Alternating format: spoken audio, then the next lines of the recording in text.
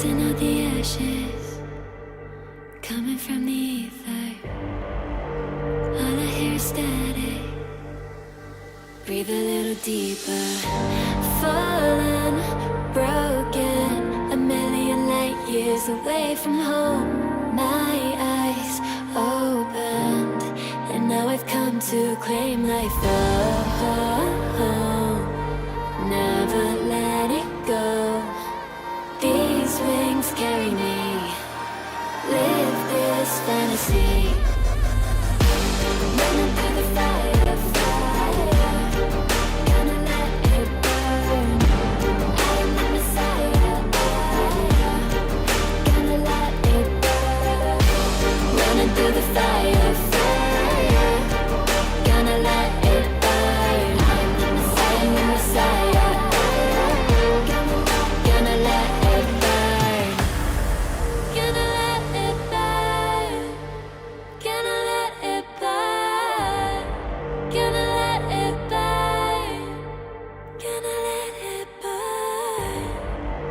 Found me in the darkness. Now they see me shining. Calling me a goddess. Thunder and the lightning. I'm falling, I'm faster.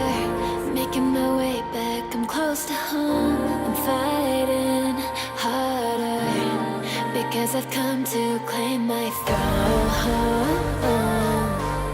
Never let it go.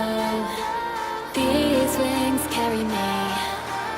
Live this fantasy. Running through the fire, fire.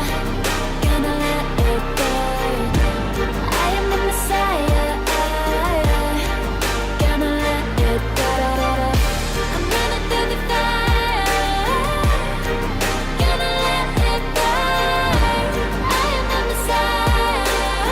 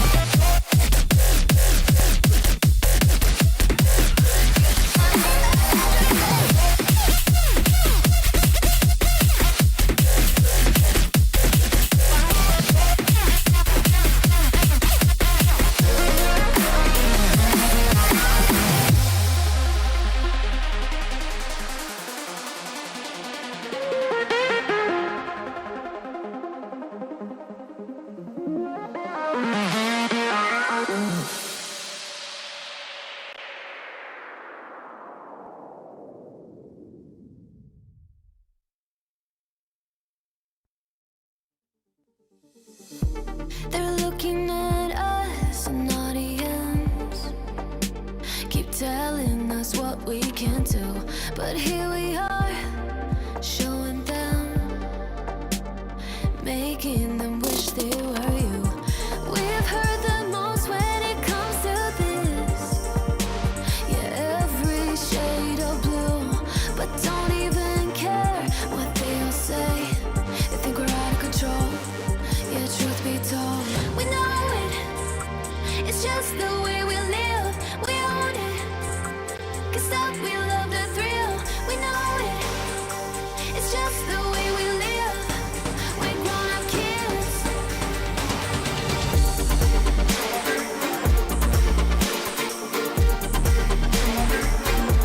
We love the thrill.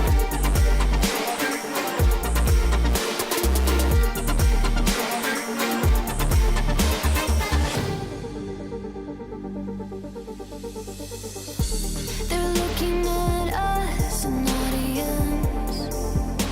Keep telling us what we can do. But here we are, showing them, making them wish they were you. We've heard the most when it comes to this. Yeah, every shade of blue, but don't even care what they'll say. They think we're out of control. Yeah, truth be told, we know it. It's just the way we live. We own it. 'Cause that we love the thrill. We know it. It's just the way we live. We're grown-up kids.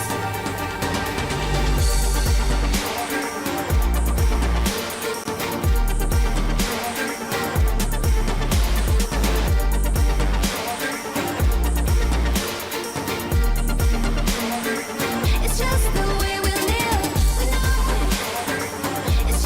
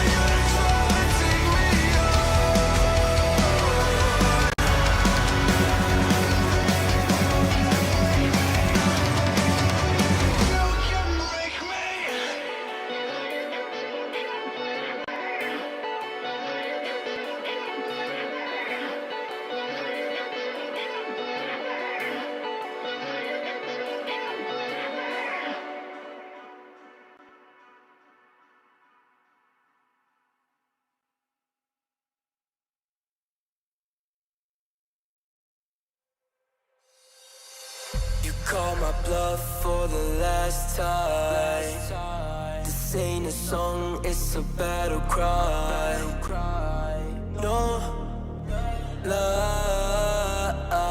I see the clue between the strobe lights. I'm haunted, black face, hey, follow me around, okay, black face, hey, follow me around, okay, used to want it bad, used to want it bad, but I can't taste it, I can't help you now, okay, follow me around, okay, black face, hey, follow me around, okay, get push, follow me around, okay, black face, hey, follow me around, okay, get push.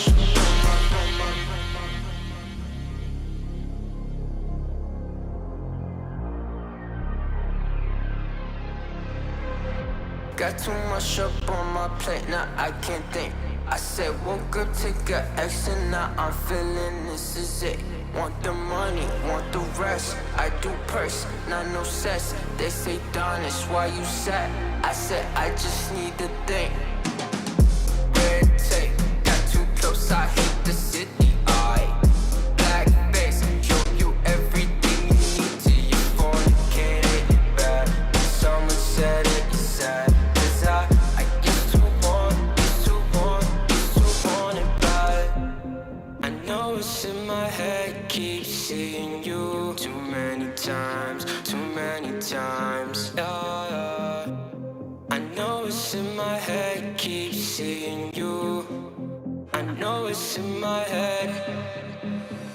Follow me around, okay, black face, hey, follow me around, okay, got too much up on my follow me around, okay, black face, hey, follow me around, okay, got too much up on my follow me around, okay, black face, hey, follow me around, okay, got too much up on my follow me around, okay, black face, hey, follow me around, okay, got too much up on my follow me around, okay, black face, hey, follow me around, okay, got too much up on my follow me around, okay, black face, hey, follow me around, okay, got too much up on my.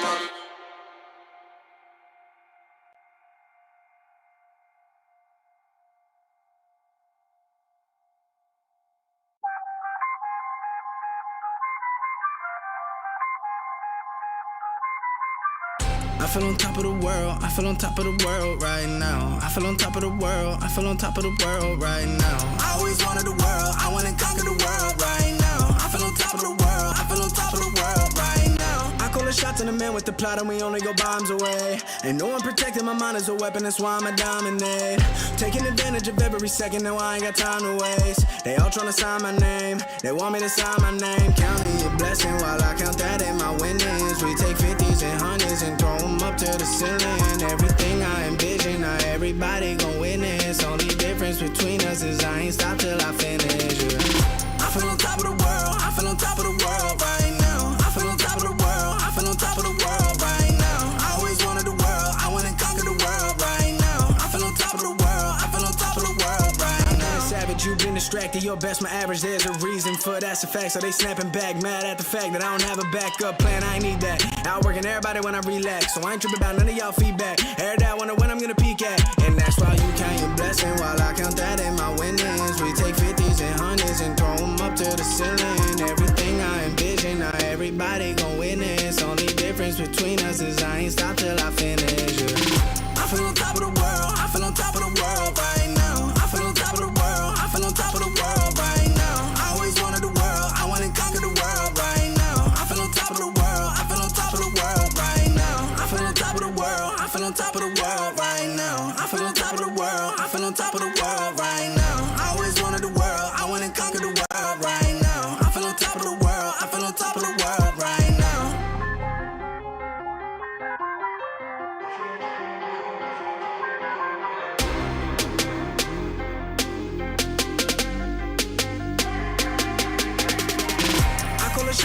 with the plot and we only go bombs away. Ain't no one protecting my mind as a weapon, that's why I'm a dominate.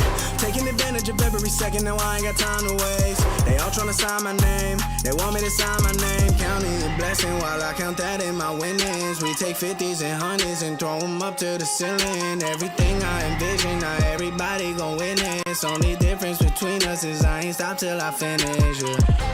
I feel on top of the world, I feel on top of the world right now. I feel on top of the world, I feel on top of the world right now. I always wanted the world, I wanna conquer the world right now. I feel on top of the world, I feel on top of the world right now.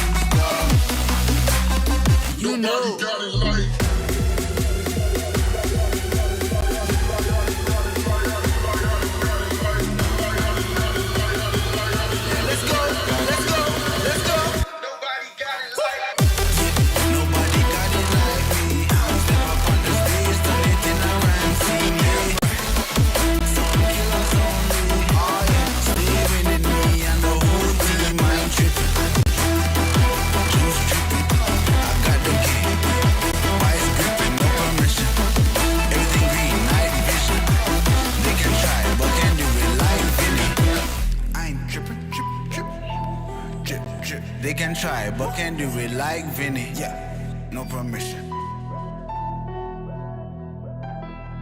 I got it.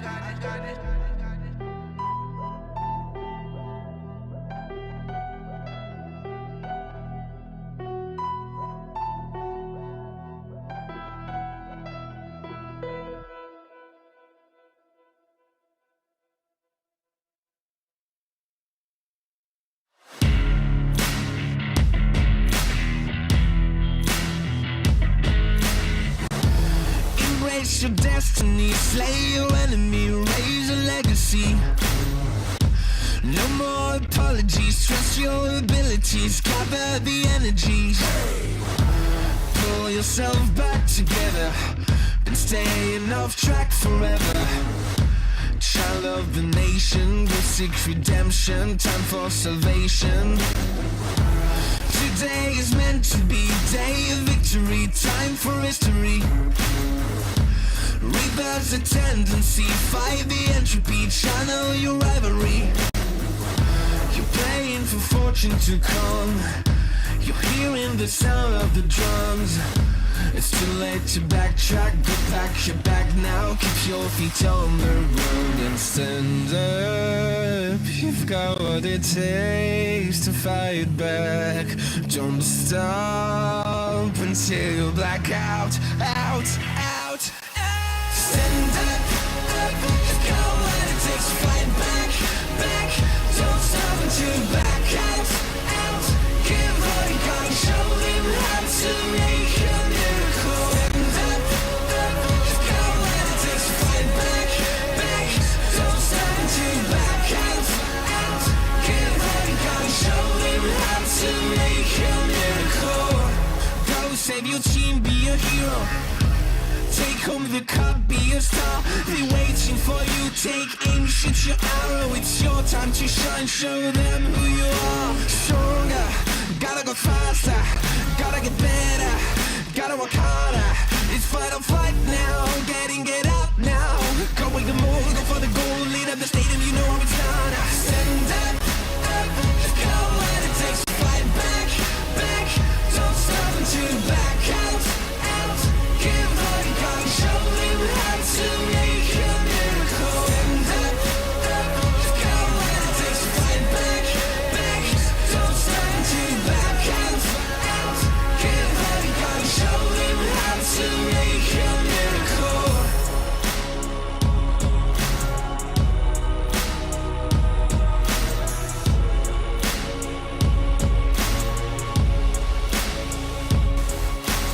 Stand up, you've got what it takes to fight back. Don't stop until you black out. Stand up, you've got what it takes to fight back. Don't stop until you back out. Give all you got, show them how to make a miracle. Stand up, you've got what it takes to fight back.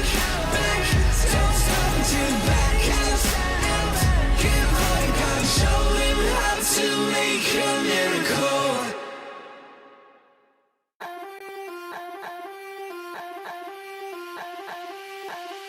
Don't you know I'm a bad little mama? I got moves like Madonna. Don't tell me cause I move when I'm gonna. I'm not afraid to lose, I am a prima donna. Don't you see I'm a winner, I'm a queen. I cause no scene if you work with me. Don't stop me cause I fight when I wanna. I'm not afraid to lose, I am a prima donna. Step out as a motivator, let them know that the weight's up. That's how we know when we level up. Hey, that's how we know when we level up. Level up. All we know about is level up. Are we ready not to level up? You know we fall and we get up. Level up. All we know about is level up. Are we ready not to level up? It's time, get up. Back against the wall, still I'm standing tall. Know about the ball, I got my fan with me.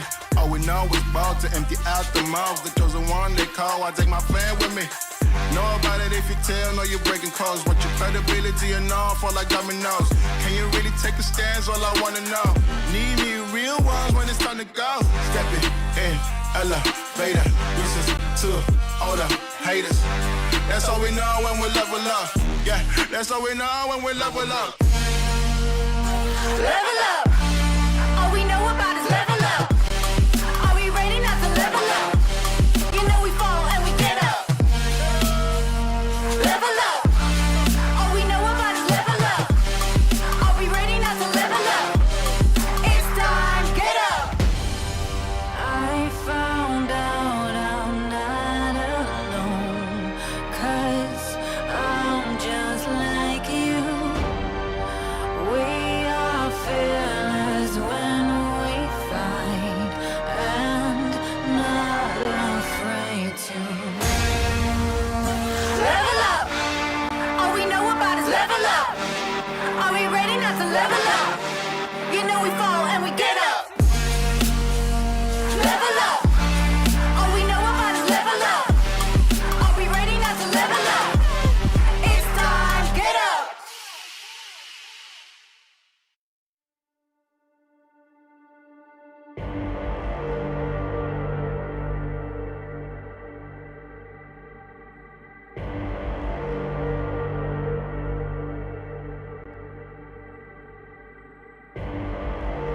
Rising out the ashes, coming from the ether.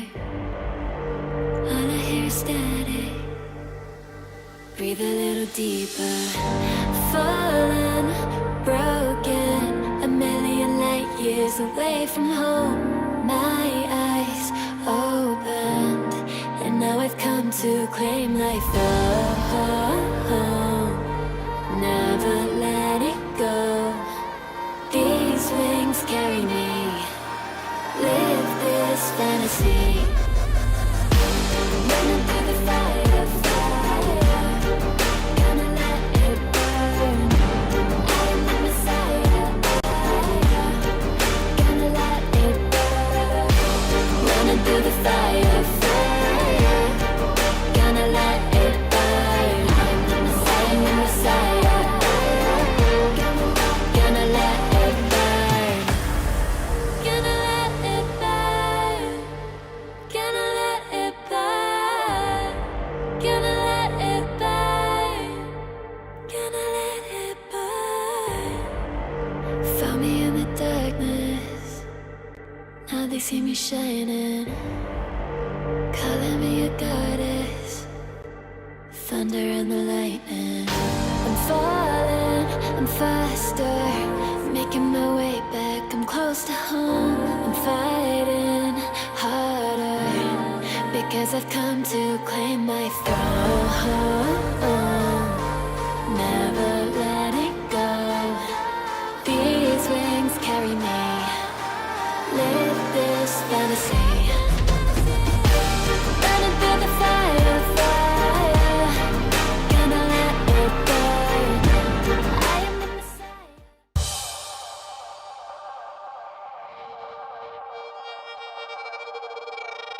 Came from the darkest regions, wrapped in a cloak of light. Minus the focus heights, I'm trying to get my opens right. Throw my doubts aside, I climb the mountainside. And when I reach the peak, the view I see will not be fly.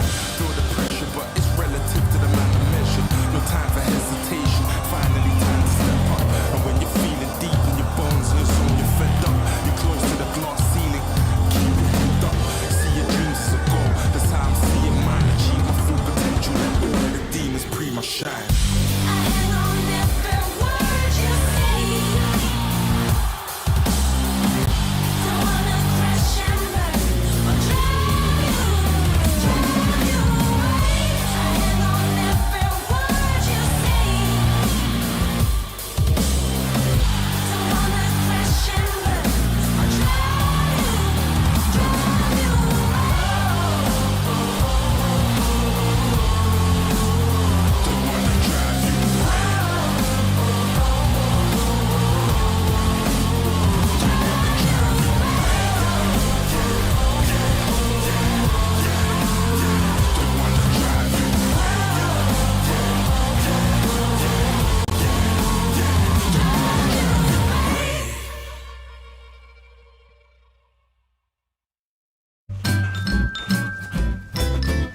You ready? Huh? Hey, he's a good boy, huh? You ready? Huh?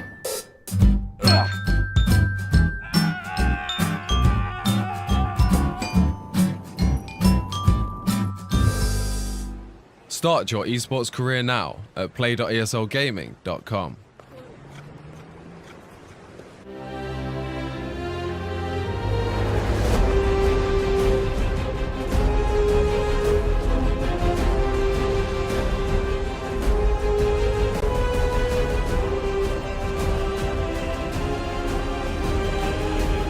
That's not the right trade-off in ES for an ES. He can't even find the kill. But the sniper, that's the big one. Falls up 1 and 2 in the back. 3 men back in the ball.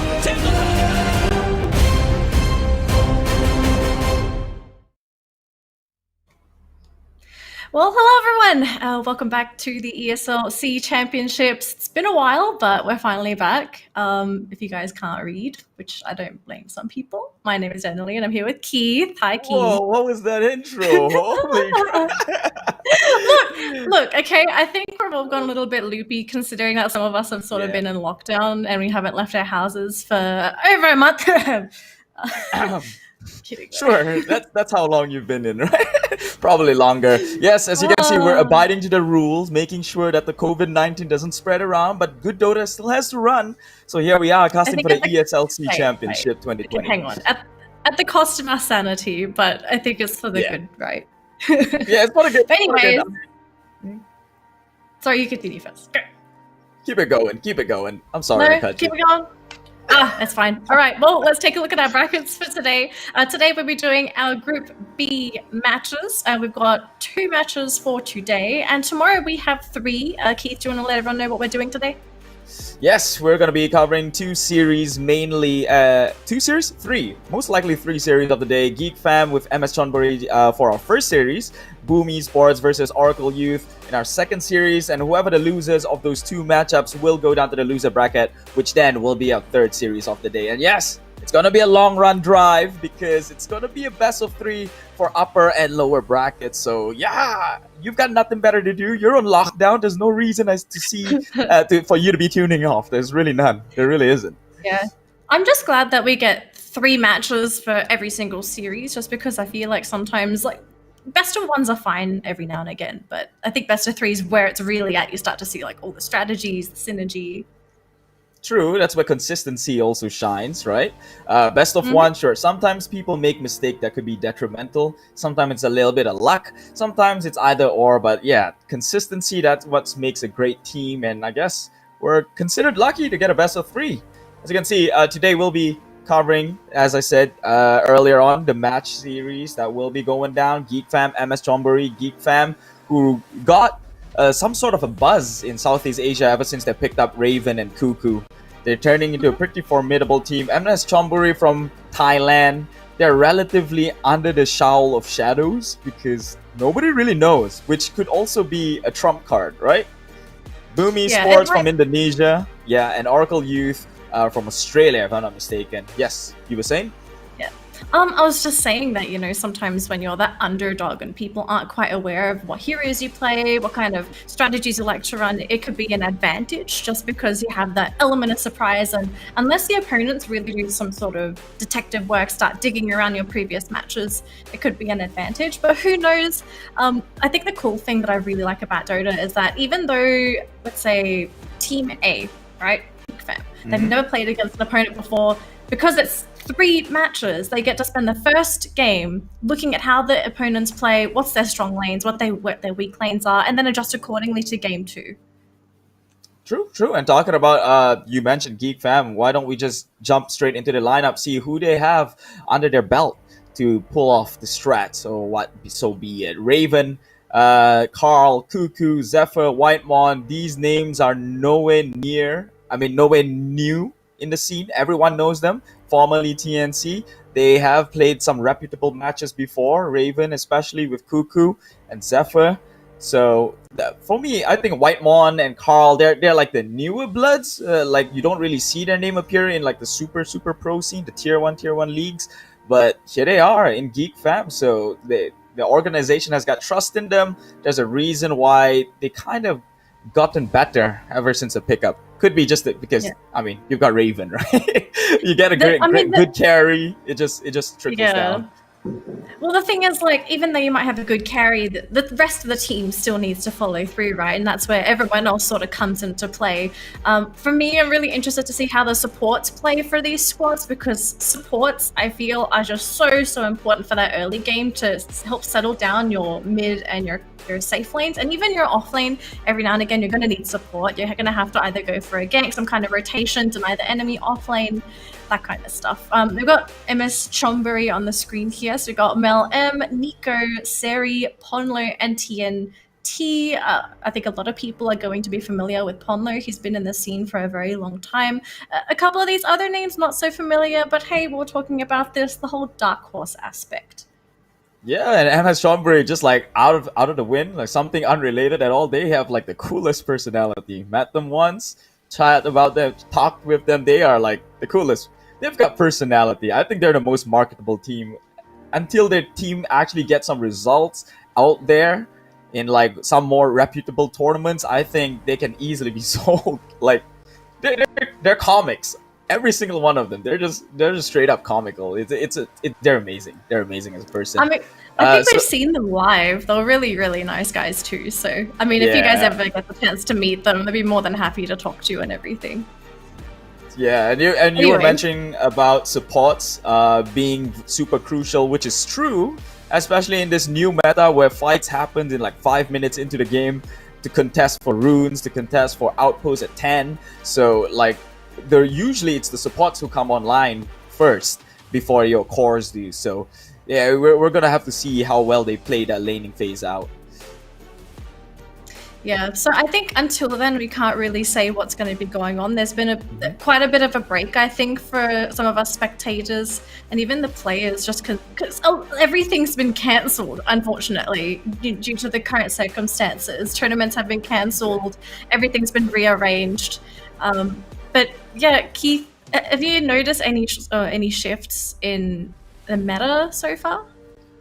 I remember, I think there was a new patch now, like it just recently updated. I saw it somewhere, could be false memory, but I haven't read about that one just yet, if I'm being honest. I think it came out yesterday. We'll get into that now, but soon enough. But for now, shift in meta, I think games have just gotten way faster. I think action, or at least more action-packed, right? They buff the tower HP, but they actually incentivize all these early engagement to give like an XP bonus or a gold bonus. So things are definitely way more entertaining to watch now than it was at least 5 years ago, where people just pick an AM or a Naga and just disappears in a farm for at least the next 45 minutes. So I'm pretty thankful for that. As a spectator, as a commentator, there's just more happening in a map at a time. Yeah, what's the biggest difference you saw? I think I actually agree with you on the whole aspect of games just becoming faster. We're not seeing those 50-minute games anymore. It's just been those. We've even seen games finish pre-20 minutes. And it's because teams are abusing the fact that they can pick up these really strong pushes, these really strong fighting heroes. And I think in particular, the teams that sort of excel the most are the ones that pick up massive AoE teamfight control lineups, because how do you stop a snowball unless you have an equally comparable snowball to your opponent? And there always erupts in team fights, and because every lineup's picking some kind of push hero, that the game's ending after 1 or 2 major team fights, especially with Roshan as well. When you add Rosh into a team fight lineup, all of a sudden you've got to kill someone twice. I like that you bring the push thing up, because it's pretty meta now. If you watch the recent ESL LA Major, Lycan seems to be a very hot contested pick. Like he just runs down tower. So you're a fan of Lycan. I think I was with Osimo earlier today, and he's a bit of a hater for Lycan. I'm not 100% sure if that's what he meant, but I remember him sort of just giving Lycan a little bit of shade. And I'll ask him tomorrow, because it's quite interesting that you thought Lycan was alright. I mean, I'm a bit neutral. Lycan just does what Lycan does. I'm pretty neutral about it. I'm just saying it's hotly contested in the LA Major. People just want Lycan on their team, especially with the new ultimate that lasts for like 30 seconds now in feral form. Even No Tail, the man himself, said it's broken. It's pretty broken. Like, it's disgustingly broken. Obviously, it's easily handled when you have good controls on your side. He's not the tankiest of heroes, but he does end the game relatively fast, is what I'm saying. Yeah, I mean that goes back to the whole pushing aspect. Everyone's just picking all of these pushing heroes. We'll have to see what happens today if we're gonna still see that very push-oriented lineup plus AoE teamfight control, or if we could see something a bit different. Because in Southeast Asia, we love teamfight here. I think that's just an unspoken rule. You're not a Southeast Asian team unless you pick some kind of teamfight lineup. But every now and again, I think we've noticed some teams sprinkling in some split push. I think in particular, I don't know why we tend to get this hero. We get some Arc Warden in Southeast Asia, which I'm a big fan of Arc Warden because he just seems to turn the game on its head. Of course, we get Meepo's here as well, but I feel like in Southeast Asia, teams utilize Meepo more for team fight rather than trying to go for that split pushy style where you see for Tinkers and even Storm Spirit, you don't really want to be team fighting unless you've got a solid backline that can protect you. Yeah, but like, it is what it is, right? You're true about that fact. There is a trend in Southeast Asia, and maybe it's part of the saltiness nature, but they really love team fights. In fact, if you take a look at Geek Fam's most played hero, none of them are split pushes. They're like fighting, they're straight up just head-on fighting style heroes. You've got the Rubik, the Puck, the Juggernaut, Vengeful Spirit, Slaughter, ES, Ogre Magi, and OD. Those are one of the top pick for a Geek Fam at least, so like it tells you a lot on how they're playing, and they're not going for the split push. They're trying to get some highlight reels. Well, what about MS Chonburi? Because they could be the team that actually has that very sneaky split push hero. Because I feel that teams that normally get trumped by split push are team fight lineups that need to be together as 5. If you have to send someone back to deal with split push, you're not fighting as 5, right? So could we maybe Chonburi has a reputation of Chonburi has got a reputation of team fights as well, right? Like we've seen them play. They pick they like the Wyvern, they like the Rubik, they like the PL. If I'm not mistaken, I think one of Chonburi's most memorable matches for me was when they had a split pusher. I forgot what hero it was, but I think they won because of that split pusher. Well, let's just hope they pull something new into the table then. I'm just hoping I'm remembering it correctly because I've been locked up at home for a month. I haven't been outside. What is day? What is night? Is it vitamin D? What is it like outside?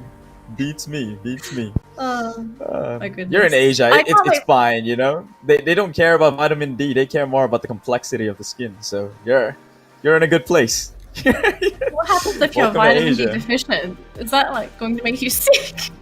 I couldn't even bother looking. Let's stop there anyway. So in case you guys don't know, or if you think it's an issue that we're talking over each other, it's not our fault. Again, we have to be in quarantine right now, so there's going to be a little bit of delay on play, but all chill. I think it's nevertheless still going to be running smoothly. I think at some point we'll get used to it, right? Like there'll be a little bit of delay, but we'll get used to it. So don't worry, we'll be fine for now. Hopefully you guys at home who's watching through the stream on Facebook, Twitch, what other platforms are YouTube? If you're watching this stream on those platforms, drop a comment down below. From time to time, I'll be looking downwards just to read your comments and give you some acknowledgement, because I know everybody's a little bit insecure on the inside and they need some sort of approval. Okay, hang on, Keith. I think you need to calm down. The draft's ready, so let's just go into the draft. Oh my goodness. Are you telling me you have 3 tabs open? I do. No, actually I have one. Oh I have one on Facebook. Okay. Okay. Alright, as we can see, MST.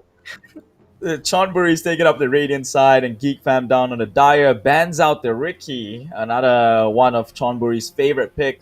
But it's a bit out in the wind to say that because a lot of teams pick Ricky nowadays. It could be just a meta thing. Yeah. Also for pick order, it looks like last pick is going to be MS Chonburi. Is that pick?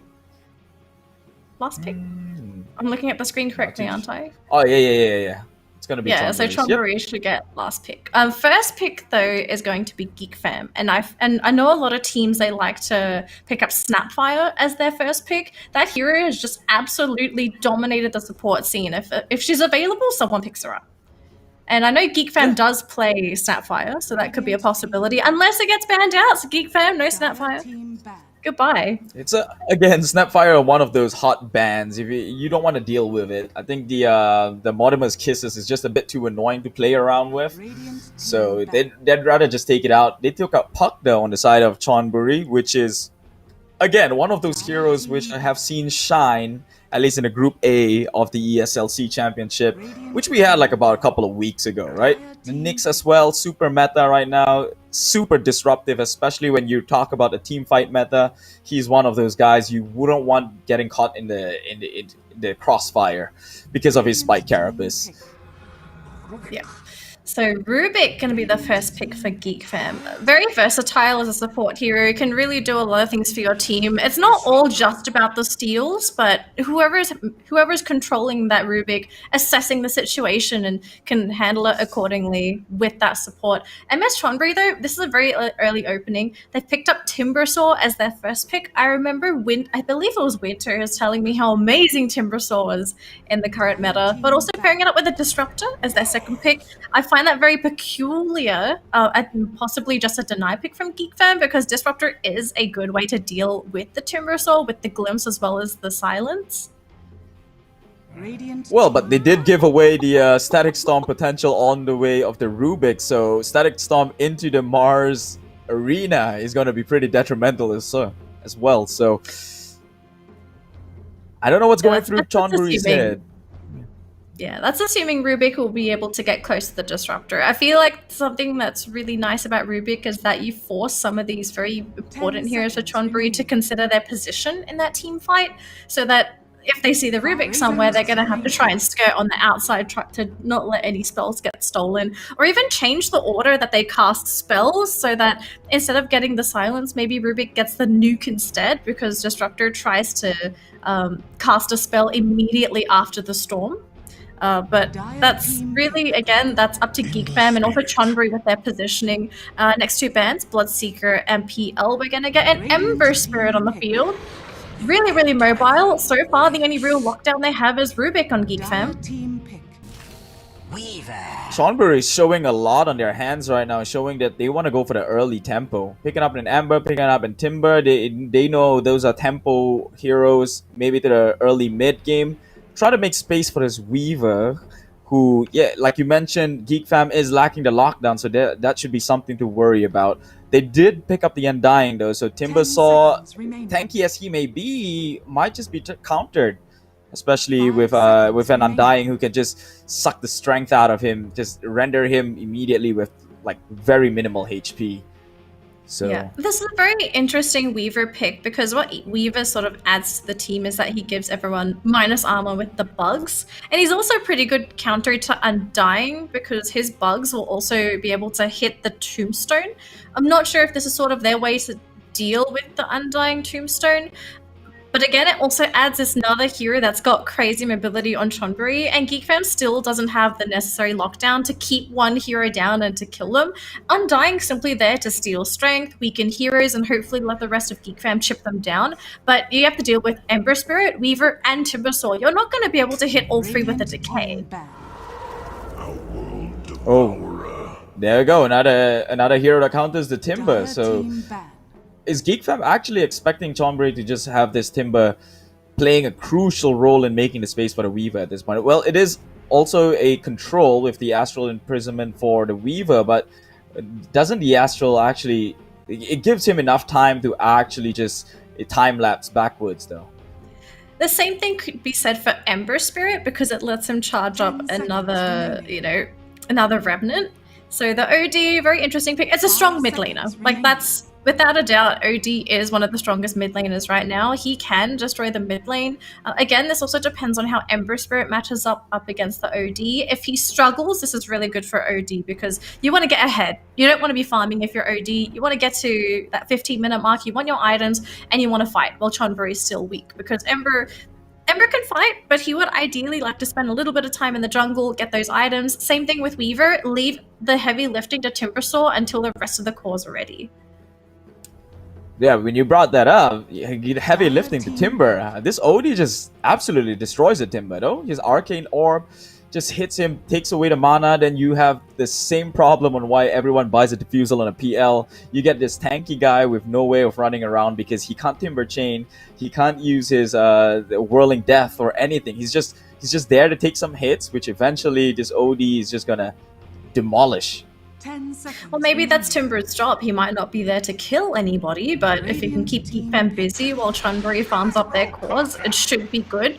I think Geek Fam, they're realizing what's going on here, and they say, let's pick up an early team fight lineup. Gyrocopter, amazing early game team fight carry. He just needs to get those early levels, and he can just start blowing heroes up. Again, the only thing I'm worried about is this lockdown. How are you going to be able to keep someone in place to kill them with, with the cooldown? They don't really have that, do they? Well, I'm not worried about the Weaver, honestly, with the Gyrocopter pickup. Low cooldown spells, Flak Cannon, the Missile Barrage. Ember. That's true, but in the late game scenario, I feel Gyro just dish way more damage than they ever could. So even if Weaver time-lapse out of this, he's just running in again to the same combination of Flak Cannons and the Rocket Barrage. So it's just quite difficult to go against when he has like an AoE sort of damage output ability. Yeah, I really want to see how they build up this Gyrocopter, if he's going to be aiming for that late game situation, or if he maybe builds a little bit earlier and maybe they try to finish the game early. I'm a bit worried because they don't have the best push, so even if they win these team fights, they're not going to demolish towers. It's not like they're running a troll warlord. They don't have that Lycan either. So this could be maybe a boon to Chonburi, seeing that we might not win these team fights. I think as long as we can delay it for as long as possible, get that Ember and the Weaver fat, I actually don't think Geek Fam will be able to kill them. And if they do kill one, it might only be one of those cores. MS Chonburi, what would he pick in the last minute? Here they have into their reserve time. They got to make this one good. So far, squishy, Timber's out of the picture. Support. I actually think this Weaver is a support. A support Weaver? It has happened before. It has been experimented on at least. Any heroes can theoretically fill in any role, right? But like, wow, that's actually pretty risky. I mean, it's a best of 3. They can risk it if they want to. Yeah, but they could possibly go for the minus armor. They've gone for Arcwarden! There you go! Oh no! It's happening. Is it a support Weaver? It looks like it. Yeah, I think so. Unless it's maybe I doubt it's support Arcwarden. It would be a little bit crazy, but they actually picked the Arcwarden. This is literally the counter, I believe, to Geek Fam's lineup, because Geek Fam needs to fight together. They don't want to be going in by themselves. The only hero I could see that might be able to kill Arcwarden is the OD by himself, but other than that, Arcwarden is just going to have an absolutely free map. It's a split push, man. That's gonna be a problem. The Geek Fan probably didn't see that one coming, especially with the first 4 pick. It just seems like they want to come in for the fight, or at least a pick off with the Weaver. But now that Arcwarden's in a picture, they have another hole to cover. They don't look like the best at it. Yeah. I have to confess, I've never seen an Arcwarden lineup lose. Oh, well, I've seen one. It was a 65-minute game and they still lost at the end of the day. Look, Ponlo is on the Weaver, so it is a... Yeah, it's support Weaver. I had a feeling it felt like it was way too early to show a support. Sorry, a support. It was too early to show a carry Weaver. I had the feeling that it might be support. It's likely going to be the minus armor Weaver that we normally see. Pick up an early medallion, and then you combo up the bugs with the minus armor, and you can just shred heroes. I think Nico's the mid, right? If I'm not mistaken, Nico plays the mid. Normally, Arcwarden is mid, although every now and again we have seen him in that safe lane. They might just want to take a look and see what the matchups are. I do think Arcwarden will do better just because he's a ranged hero and doesn't have to expose himself, for example, like the Ember Spirit who has to get into melee range. It could go either. I'm really excited though. They pulled out the Arcwarden so early. Nah, I'm excited for the support Weaver. I want to see that one happen. Especially in a tournament like this. Yeah. Hold on. If it works, does that mean you're going to start playing support Weaver? No, hell no. I don't have the mechanical skills they do for that. but I'd like Looks to see like them it's mid. try. So it is a mid mid Nico. mid Arc Warden with Nico playing his comfort position there. Oh, this is going to be an exciting match. And it's first. It's the first game of the day as well. It's not even the third game. It's the first game. We've just started. It's 6 o'clock. It's too early. I don't have enough. Yeah, we're looking at a potentially 9 games here at the maximum. So we're probably gonna be up till 1 a.m. in the morning if that would happen. Oh, yeah. Yep. Raven's already up top. Has 2 in the area though, with Ponlo dropping down the deep ward, scouting things out just to make sure it doesn't get the pull off. I guess can come in ever so slightly to disrupt it. Meanwhile, down the bottom, Cuckoo's taking the lane. I mean, taking the whole jungle. It's not the guy you want to contest, at least in minute 0. It's just tanky in general. Has the bulwark really already up. Yeah, Disruptor can't really do anything to a Mars. Unfortunately for Disruptor, he's very weak at level 1. You want to get your Disruptor to at least level 3 when he has access to several skills. Super easy to cash out if he's not careful. And also doesn't really have any way to protect himself unless he goes for level 1 kinetic field, which is really unideal. Oh, but with the Spark Wave though, that one hits pretty hard. They will actually contest the bottom rune and take it. They're probably so top, worried about trying to go for it. Rune. So far, it's a 2-on-1. It's a 2-for-2 for sure. Raven just harassing Ponlo out, trying to punish him for going for it. Nevertheless, 2-for-2 is the bounty runes. All good this way. So the mid matchup, Nico versus the OD. Who do you not see the OD coming up on this one? Especially with his Arcane Orb? Well, the biggest thing is it depends on the mid's positioning because let's be real, okay? In Southeast Asia, we get very bloodthirsty. I've seen mids get incredibly greedy even though they are the stronger mid laner and then they just fall behind because they missed out on first blood. So it really depends on how Carl deals with this mid lane, if he either plays really safely or is very calculated and he gets those kills that he's looking for. So far, yeah, like hold that thought. Look at that. Immediately, Suri out of the lane because of the Undying and his decay stacks. He just isn't the tanky guy we were hoping to be in, to create the space in the lane or at least just disrupt the laning stage. It's going to be a hard lane for him up top. Hopefully down at bottom, Mel can still come up with the farm. Sleight of fist. Just harassing him down. Cuckoo is down pretty low, but Zephyr in the area with the lift, I don't think they can actually go for any sort of potential kills right now. Oh, look at top lane though, real deep. Diving in deep inwards. Whitemon actually cuts out Ponlo, trying to pull the wave, trying to get the second. Oh, but he snipes out the courier. Oh, poor chicken. He was just trying to do his job. Ponlo runs into Whitemon. Security. Nearly gets it. The mind games. The Dukes. Will be free. Oh, hold on. There's another courier coming down mid. He might catch it. So he's just gonna that's his entire role. He's just the mobile. Oh, is he gonna see it mid? Can we go mid? He's gonna get it. He's gonna get it in mid. No. Oh, no. He knows we'll come back. He knows it will come. Oh, there's pings though. They see him. So a pseudo bounty hunter courier sniping Weaver? I guess. Well, Whitemon is still in the area though. He might look to commit on him. Ponlo's got to be careful. The Astral is there just to catch him out. Here comes the courier chicken. Another kill. That's 2 minutes down again on the item progression, and that's big for a mid laner because they need a sustain to keep themselves in the lane. So 2 minutes down. If they were to make a rotation now, they might not get a kill, but then he has to walk all the way back. Yep. Just to get those regen. Yeah. The other advantage is that they also opened up that top lane for Timbersaw because without Undying there, you're not really going to be receiving any pressure. And look at Timbersaw CS. He's top of the CS charts because there was no Undying to pressure him. Really playing some 100 IQ plays so far. And so far, mid matchup, looking great for Arc Warden as well. He's tied with the ODs. No one's really stepping up in that matchup yet. Oh, Sari. Okay. Nico having the time of his life, all thanks to Ponlo just making all these plays across the map. He knows he was going to be uncontested. He knew that they needed 2 to commit up in the top lane, so he's just going out around. Or there's 2 courier snipes though. If he actually could get 2 up in the top lane. Astral in the mid. Yeah, not gonna get it. Unfortunately, that would have been epic though. That would have been memeable if he got 2 couriers. You know what he has done though? Up top, both couriers have actually been stopped. They're not back at base, so if anyone wants to use them, they will get delayed.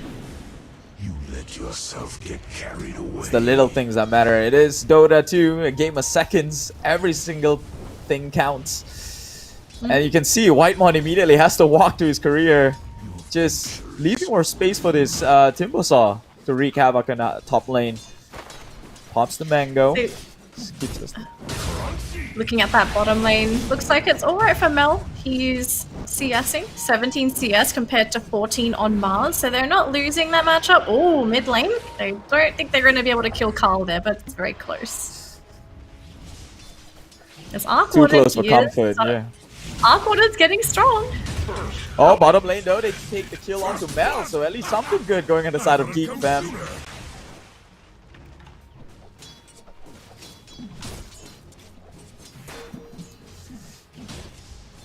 Actually got the kill onto Mel, so not all is lost. Despite the pressure up in the top lane, they do get the hard carry on the side of Chonburi, but Ponlo immediately tries to move forward and commit onto Raven, but it's a pulse for Weaver, so damage is probably not going to be an issue on his part just yet. Immediately moves forward. Sari comes in with the Timber Chain, but he turns around. Raven with the Homing Missile, but the damage is not enough. Not without the Undying. Looks like it's rune time. We're going to be seeing Rubik pick up the first one. Ponlo, so we've got a couple of runes to pick up. Has been killed. Oh, another courier. More couriers going down. This guy. Cuckoo. My goodness. Ponlo's just showing up, man. This guy. Yeah. There's an Invis rune in the river if anyone wants to consider picking that up. That'd be such a good ganking rune. I think so far the only team that has vision is... Yeah, so Chonburi, they do have vision of the Invis. Might look to commit onto this OD though. He's got a bunch of Spark Wave down and they know he's out of mana. K getting blocked by his own creeps. All they need is right clicks. Nico could not seal the deal. But that was close. The OD's struggling. He's CSing better now, 29 compared to 21, but look at this. Disruptor is going to kill him off. Immediately Kinetic Fill and the Thunderclap already on him. The rotations are coming in, but would it be enough? Zephyr in the area will zone them out. Close. Real close, trying to look to turn this one around. He's got a salve on him, drops the Spark Wave, cannot pursue any further. That was very close. I needed Nico to get the right clicks in, but Carl, very fast fingers, manages to preserve his own life. The Disruptor comes back, but now he's right next to Carl. He's probably going to die here. What is this play? They knew that Nico had no mana to play around with. The Kinetic Field is out, but it should close the deal, close the gap, and they do, but they might just take K in return. Oh, with the influx and, well, that's enough damage, especially with the clone already out. The biggest bait, if I ever saw one. Disruptor taunting the OD, and with that, just overextends, gets a free kill to Nico, which I feel like is huge. You know, you support kill, but you're trading your life as a mid for a support. Not the best trade. Hashtag worth. Sari is now on his own in the lane. He knows he can take it. Ponlo, on the other hand, is he actually taking out the outpost real soon? Just forcing the rotation by Whitemon out. But the homing missile already connects. They've got the decay stack. Whitemon's in the area. They might look to commit, but he is on the tower. Missile barrage. Will it be enough? No. He's a tanky guy. Yeah, it's tough. He's got lots of health regen behind him. So it'll be very difficult for those two to kill the Timber. Maybe if they had the Rubik there as well with the lift, then they would have enough time to finish him off. But Ponlo looking to just put some harassment onto Raven. Whitemon just trying to get some decay stacks up. Soul Rips heals up Raven for a bit, but look at mid lane again. K in a lot of trouble. Trying to overcommit there, but yeah, the Spark Wave, it really adds up. Oh, he's gonna be careful. He's pretty much out of position right now. Drops on the Spark Wave, has the Tempest double. Such an insane hero, and it catches a lot of people off guard. If you're not expecting the Arc Warden as that last pick, it could really throw off your mid lane. Looks like Mel. Ooh, next to two heroes, no HP. Yep, you could potentially get them both if they were to... Okay, they don't stick around, which is a good thing, because that all he needed was a Remnant in, probably Sleight of Fist and Searing Chains, and with that armor, yeah, it's gonna take them down. Yep. considering how we're looking at these lanes, lots of heroes on the side of Geek Fam are escaping these situations, but they're at low health, and this is where TNT is going to be very useful when we transition into this mid game. Glimpse on the Disruptor will kill anyone that gets pulled back. So Geek Fam, they're going to have to understand that reality and figure out how do we deal with this Disruptor. We need to win these fights. That's the only way you play against the Disruptor. You have to win those fights so that no one gets caught out by that Glimpse while retreating. Because Disruptor will always glimpse back the most valuable target. I don't think they can win any fights. It seems as though they're running from it. In fact, down in the bottom lane, even Cuckoo gets glimpsed back into the kinetic field. You'd have the damage for it. Just right-clicking, he commits the Arena of Blood. Just trying to go for the TP away. The Remnant comes in. Searing Chain, Sleight of Fist will make sure he does not get out alive. They do get the Tempest double though, so that's sort of goals going their way, but not the best case scenario. Raven has now got the homing missile locked on. Can actually get him on time. Ponlo is in the area. It stuns him in place. Drops down the tomb. The zombie's doing a lot of work, but he still has the mana to get out. He just needs one more. He's closing in the gap. Raven does get the kill with the Rocket Barrage. Ponlo did kill off the Tombstone though, so we got some nice Tombstone gold. It really feels like Ponlo is just there to counter the Undying, to get rid of the zombies, get rid of the Tombstones, just cause a lot of backline craziness. It wasn't enough to save the Timbersaw, but we're starting to see how this Weaver is playing out, and as the game gets longer and longer, when Ponlo gets those levels, he will be a nuisance. As you say that, he just died, so maybe a slight change in plans for a little bit, delays him for at least the next 10 seconds. Glimpse saves himself with the Astral. They could actually defend this one. Whitemon is in. Recognizing that Nico is just going to back away, just do Arc Warden things and probably hit the farm. Yep. So it's just farming time here for Geek Fam. They need to hit their timings and get these items first, which is the reason why we're not really seeing them move around on the map. No one's really ready to try and go for these small pickups on MS Chonburi. So this might be the opening for Chonburi to make the move themselves. We have seen them be a little aggressive with their movements to try and pick up some of these smaller kills, but they still need to farm up on the Ember. Mel's not 100% ready. We have seen him punished. Any hero that could probably really do anything is Timbersaw, but even he has been struggling in that top lane. And Arc Warden, you really want to go late game with that hero. You don't want to be moving around too early with that Arc Warden because you just lose out on farming time. And Sari missing his Timber chain there. Yeah, the rotation's coming in. It's all three from the side of Geek Fam. If they notice, they drop the scan. It does clip. They know he's still in the area. Spots out the trees being cut down. They know deforestation can only come from one guy, and it's Sari going through the forest. Do they actually go for the chase? They're so close. Do they see him? Do they have the Astral? No, they don't. Oh, I did such a good job too. He took them through the tree lines and wasted their time. That was a rotation from OD as well. That was just free farming time in the middle lane. Yeah. Yeah, that was a lot of time gone. Yeah, a lot of space for the Arc Warden now as well. There's a regen now being picked up by Whitemon, so at least something on their side. Level 6 on the Disruptor as well. He's got access to Static Storm. It's on cooldown now, but this is when Disruptor starts to get scary. He's got 2 points into Glimpse, which is a reasonable distance. Level 3, level 4 is when things start to get really dicey for Geek Fam, if you see that. Snapper being committed on. It's all three heroes down the bottom, but Ponlo seems to be enough to actually make damage. And Sari just in to ensure the kill. All three heroes now at the top lane. Nico just playing this Arc Warden superbly fast, actually. Drops down the bubble. Will try and chip off the tower as he could. They will force the glyph. Yeah, I love this emphasis on push so far from MS Chonburi because every tower that they get benefits their entire team, and especially the Ember Spirit, because he'll be able to come online much sooner than he normally would without all of this tower gold. And obviously, hold that thought. Arena of Blood has been committed. Nico gets caught inside, and the call down, its magical damage just pierces through those bubble. And now Sari, the next target in line, is trying to timber chain his way away. The homing missile does connect. Disruptor's down at bottom.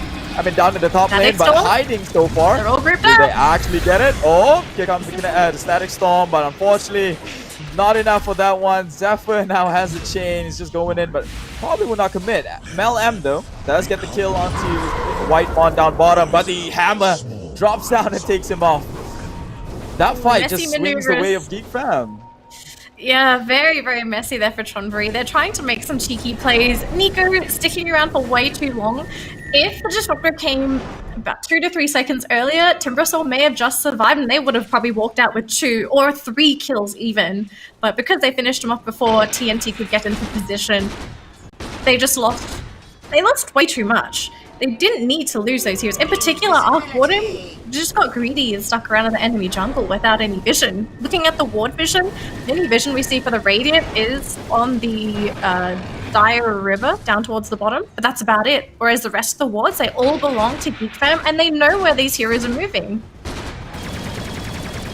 So they are trying to flash farm with the Ancient stack. So far, Raven is their late game potential. I think they're banking on that. They gave him a better lane than it was down in bottom. But Zephyr, I'm going to hold my thought because he's been committed on here. They did catch him for a bit, but the Astral Imprisonment will save him for a bit. The call down comes down. It is all 3 finally revealed. Do they actually want to commit? Raven goes straight for TNT. Black Cannon is out. Unfortunately, they do not have the control, as you said, was going to be an issue. Immediately, Zephyr Timber chains away. Oh, but Ponlo comes in at the back. They forgot about this guy. He is such a nuisance. With He's the lack giving of the control, vision. yeah, they are just going to pick them off one after another. Astral Imprisonment to save himself. Raven, he has to turn into save. Will he not? Black Cannons from the distance. They do drop the Arena of Blood to disengage. So it's a defensive arena. But they have already lost their OD at that point. Ponlo still trying to go for it. And that's sort of the situation that we were talking about earlier. You need to convincingly win these team fights. Because the moment you start retreating, if that Disruptor is not dead, he will catch you with the glimpse. And if it's not Disruptor, it's Ponlo. Ponlo did a fantastic job there. When he saw Geek Fam retreating, he decided, I'm going to go to Takuchi. I won't attack. I'll give my team vision so that we know where Geek Fam is trying to juke us, and we'll catch them out on the other side. Brilliant plays coming in by Chonburi. They're utilizing every aspect of their team. Geek Fam's honestly doing their best as well. It just seems like positioning-wise, they couldn't quite get the angles that they were looking for. What we said earlier, they just don't have the catch to finish off those heroes. And it's really showing. It's super detrimental on their side of Geek Fam now that their hope to get the farm onto Raven has gotten slimmer by the second as they clear up their jungle. Earlier on, they have to try and get some space back on their side. Geek Fam, what would they do? They know they have to get this Raven fat before they could do anything. But if the pressure keeps coming in like this, with Nico just pushing towers after towers, I don't know how much time you have. Yeah, they're down to their tier 2 towers, which are looking still pretty healthy, but with the Arc Warden on the map, unless you have someone. Yeah, 60 minutes. If the thing is, if the towers are down, that's a huge chunk of gold going in the way of Chonburi, whereas you look at Geek Fam, they have pushed nothing. They are down 3, they're behind 3 towers worth of gold. Oh look, they're not giving any breathing room for Geek Fam. Already smoked up. TNT drops the sentry. Does scouts it out, so they know someone's in the area at the very least. But they do not see the observer. Yeah, they don't catch that one. So that could be a problem. They found a mango tree. No. Aww. Well, that's no more sustain in the jungle. You probably ditched the top one now. Go down to the bottom. They are hurled up. Do they look to try and make some desperate plays here just to get some sort of lead? Ponlo in the area gets Astral up, but with the lack of stuns, I don't think they can go for it. Immediately drop down the Static Storm, so all they can do is right click onto Ponlo. They did force the big ultimate from the Disruptor though, but Cuckoo, if they actually get the kill onto him, it's gotta be well worth it. Oh, the Spear does catch him on the tree with the Fate Bolt, will finish the job. So Cuckoo, he was pretty lucky at that point. Baited right into a sentry ward as well. And while that's happening, got Nico pushing top lane again, all by himself. Dire's top tower is under attack. He's just playing his own game. Yeah, this is a really tough game for Geek Fam because they need to set themselves up to win. The Blink Dagger picked up on the Mars will be very key because if he can catch out 3 heroes in his Arena of Blood, that should be enough for them to sort of take the victory in that team fight, because a lot of heroes on the side of Chonburi, they are pretty squishy. So if they can catch out, for example, Nico, where he's vulnerable, even Ponlo, if they can catch him out too. OD. As you said, getting catched out. It's K from Geek Fam again going down in the mid lane, just being ganked on. He's got the axe, so some sort of a plus point here. They see the disruptor, they want to go for it. TNT though, even TNT is just baiting them all out. They caught on to Ponlo. Ponlo gets the time lapse off, so he does not die just yet. Has the BKB, Raven has to pop it with the flat cannon, trying to go ham, but is being baited by the Timbersaw on the back lines. Meanwhile, they just wipe off all the supports. And now Ponlo in the area. The glimpse catches onto Raven. Raven back into the heat. Will go down. Mega kill streak now onto the side of Mel M. Oh, this Disruptor Weaver combo is deadly. Geek Fam, they got debated so hard by the Weaver, they thought, okay, we should be able to blow this bug up. No, just time lapses everything off, all their spells for absolutely nothing, and they were down 2 heroes. They were fighting 3 versus 5. You have to be very desperate and feel that you're in a situation where you just cannot win if you're actually fighting 3 heroes versus 5. MS Chonburi, they're doing such a good job at controlling the map, getting these pickoffs, and even coordinating the team fight so that they know where to cast their spells, who are they targeting, can they blow this other hero up. It's really, really nice to see how Chonburi's playing. It's just absolutely perfect. They're meeting every criteria that they need to make their lineup work, whereas for Geek Fam, they're getting slowly disassembled. It's not over, they just need a good team fight and to start picking up that goal for their cause, because they can go for it again. Yep, they're going for it again. There was a fight down at bottom near the rune area. Cuckoo came in with the initiation, but unfortunately he does not get the chance to actually kill Mel M off before he remnants away. In fact, he sees Zephyr. Zephyr gets glimpsed back now into the static storm with the kinetic field, will hold him in place. And all they have to do is just 3-man up on 1, and that was pretty brutal to watch. Yep. If you're running, the war is already lost. It's really not a good feeling here. They're just getting picked off left, right, and center. If you're Geek Fam, you have to sort of sit back and reevaluate the situation, because they thought that they'd be able to win these fights through pure aggression, but after seeing how things have been going so far, they might have to tone it back a little bit, play more defensive, be more calculating, because so far they've just been going for kills if they think they can get it. And well, as you say, defensive, they're going straight for the Roche pit. They feel that they know and they want to take this. Drops down the tombstone, but unfortunately they already took the Aegis. They gotta back out just now. Cuckoo, yeah, there's no point of you coming in to contest because it's all over. They took the Aegis of Immortal, and now you just gotta get out of here. K, once again, giving the vision that's necessary. Do they get the glimpse though? That's the bigger problem here. Spark right down, does not at least proc, so he wouldn't be slowed down. Oh, Cuckoo gets killed down in the mid lane in the jungle, but they finally do get the glimpse, but unfortunately not far enough. K will get out, but they lost Cuckoo and they lost Whitemon in the process.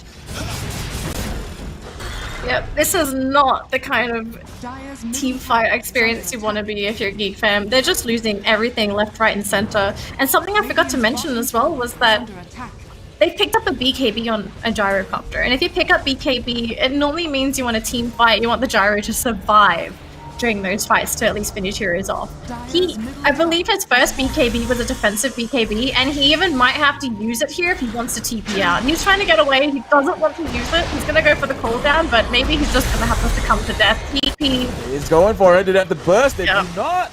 They got the control. Yep, they got the glimpse to cancel it.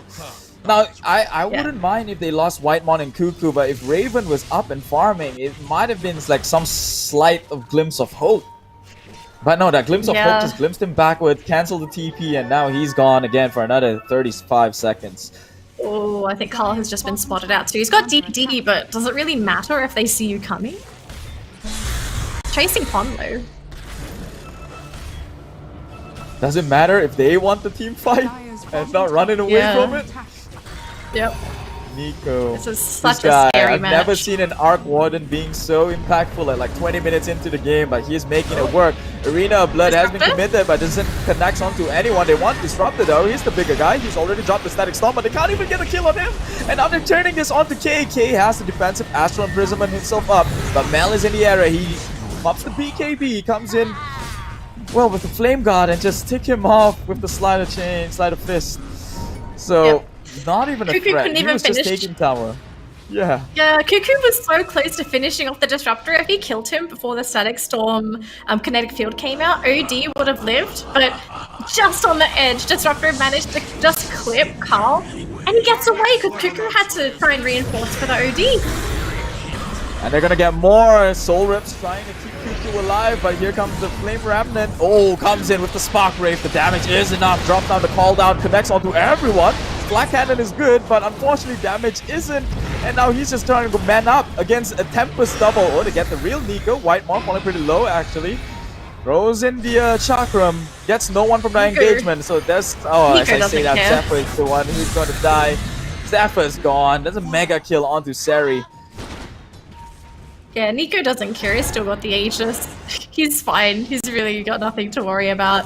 Geek Fam, they're pinned in their base. No towers left. Likely a high ground attempt in a minute here for Chonburi, but Geek Fam, they've already got one chance left.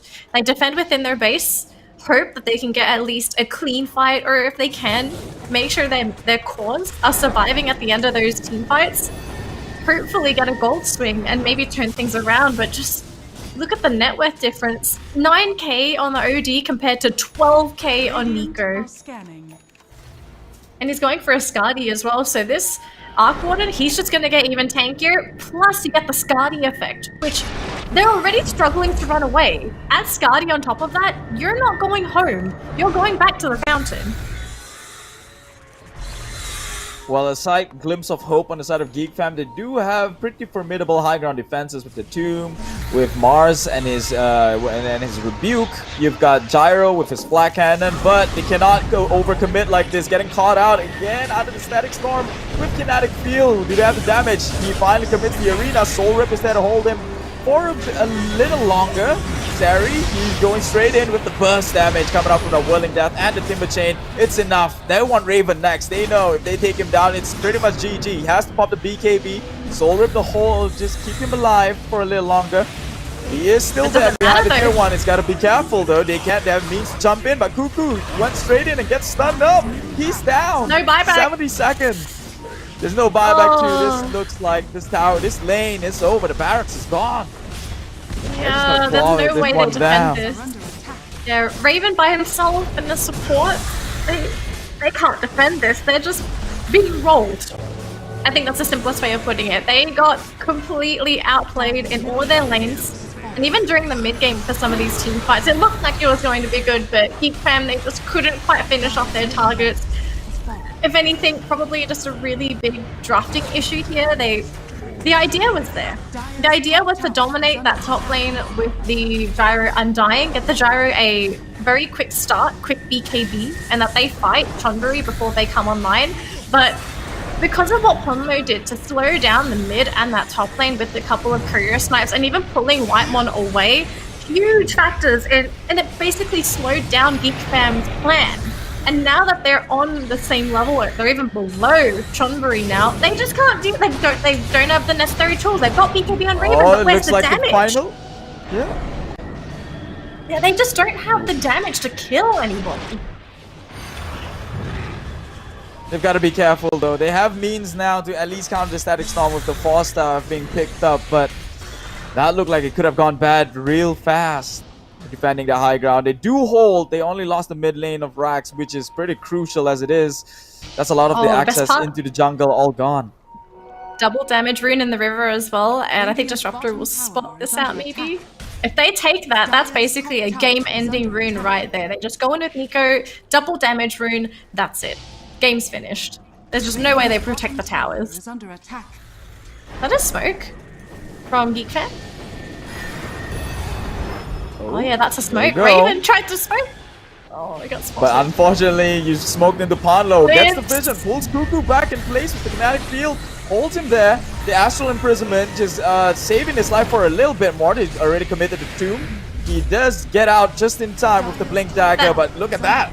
The Skadi picked up on Nico. He's just doing damage from inside the bubble. Whitemon now to fall. The cooldown is there, but the damage isn't. He's coming in with the Black Cannons, but how long Can you actually hold before you actually take him down? Mel M just roots him up and walk away right in front of him. The Chakram though, look at that damage. Has to pop the BKB. Raven now goes all the way back into the fountain with a BKB. God knows how many seconds is left. The spear doesn't even connect. This isn't their luck. Cuckoo tries to timber chain away, but the Sleight of Fist will take him down. The damage is enough. Sari, monster kill streak on this guy. Nico's Tempest double has been doing so much work. It is so fat. He was able to zone the whole of Geek Fam while they were trying to kill Cuckoo. It's when your illusion, technically it's a copy. When your copy is just as threatening as the main hero, you know you're in trouble. And Raven's trying to farm and he just gets caught out. Yeah, his BKB got used earlier too. That was a desperate play like right there. You might as well just hit the GG at this point. That's 50 seconds disconnected. Yep. It was a GG. A What an 30-minute opening game. match. Yeah, what a way. Oh my gosh, Chonburi played so well. So well. Who would have thought it was the team under the Shroud of Shadows who took game 1 away from a team like Geek Fam in this ESLC Championship 2020. Let's be fair. They did pick up the Arc Warden as their last pick, and they did have last pick for that draft as well. Completely changes the whole dynamic of the game because all of a sudden it's not just team fight versus team fight, because that's the typical strat nowadays. It's a team fight lineup against team fight with the side of split push. And it's not just any kind of split push, it's Arc Warden split push. Their lineup just wasn't ready. And Arc Warden's lane did so well. I think some people you would expect that OD to normally win because he's just got insane right-click damage, but he abused his spark rates on those early levels just to harass the OD, so that eventually they tied in CS. I think at some point Nico did eclipse the OD, but OD caught back up. But it really didn't matter because he was going into the jungle. Nico was finding farm everywhere, whereas OD, he had to try and go for rotation because he was the one that was responsible to keep the team in the game while Strider was farming. He couldn't do that. He got basically baited by Ponway. I think it was a couple times. It was the Timbersaw. I remember that gank. There was Ponway a couple times. I think they did end up killing him one or twice, but it just. But he did what he had to do. Yeah, I mean he tried, right? But the OD, it's hard to say what they could have done there. It was really just a drafting issue. Lockdown. I'm very much lacking in lockdown. I think that was the biggest thing for me because they had the damage, but they could just not kill anybody. They would get them down to maybe 10% health left, and then all of a sudden, just they would escape. You gotta look at Ponlo 2-3-13, but it feels like his impact is way beyond the stacks at that point. Those courier snipes just gave a lot of the laning phase into their way. Sari had the lane of his life, being left alone. White Mon trying to, the slow little zombie just trying to chase the little cockroach, which doesn't end well for him. And Sari just racks havoc the entire game, together with Melem, who had a rough start but eventually caught up because of all the space given. It was insane. Yeah. They forced their rotation by Geek Fam a couple of times, and they just wasted those rotations. I remember Sari going up in the top lane, just going through the tree lines, and all those rotations, rotating 3 up top, they made space down at bottom for Melem to just get the pick off onto Cuckoo. Yeah. The objectives 11-0. It was very telling. I think we talked about this during the draft. You really didn't have much push on Geek Fam. Even if you won a team fight or you found an opening, you'd probably get maybe 1 tower at most. Whereas like you take a look at what Chonburi did, they would take tower after tower after tower because they just had the perfect hero to do it. Geek Fam gonna have to go back to the drawing board. They got some good heroes. It just felt like they didn't quite mesh with what they needed to do. The Undying pick, it made sense to a certain degree, but it just, once the whole lineup formed, it just felt like it was a bit of an odd one out. Because normally when you run an Undying, you have someone to help set up for the Undying so that you can really abuse the zombies, you can abuse the DK.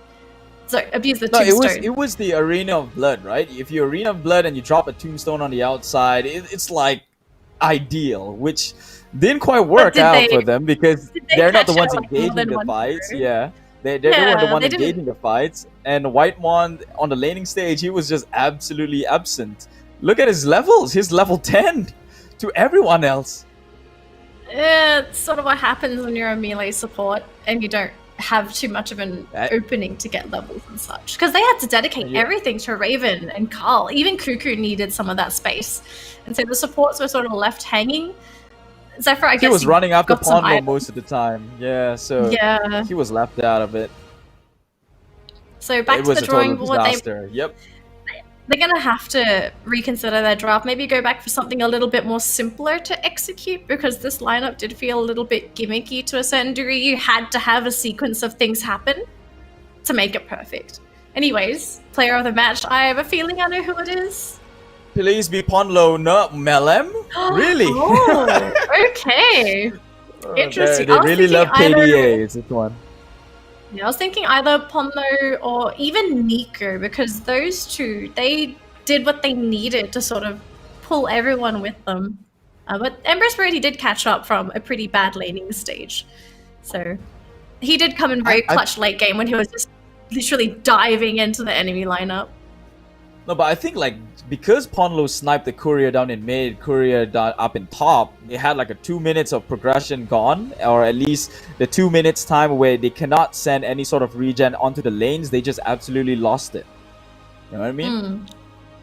Yeah. So I would have given it to Ponlo, but the KDA sees differently, so Melem it is. Well, this is a very tough match to swallow if you're Geek Fam. It's the first one of a best-of-3 series, and you get knocked down like this. Game 2 is when it's going to get a little bit tricky, because I get the feeling that Chonburi is still going to have a couple of tricks up their sleeve. But then, if you're Geek Fam, you're now pinned against the wall. What do you do? Back to the drawing board, and as you said it, it's not over just yet. It is a best out of 3, which means Geek Fam probably don't want to underestimate their opponents. Try and come in stronger in the second game, tie the series and go into a third, or just lose this one and, well, drop into the lowest bracket. Either ways, both teams will still be in the run-up, in the running to get a seat into the close qualifiers. We're going to get into a quick break. My name is Keith, and together with me, Danelie. We'll see you in just a bit.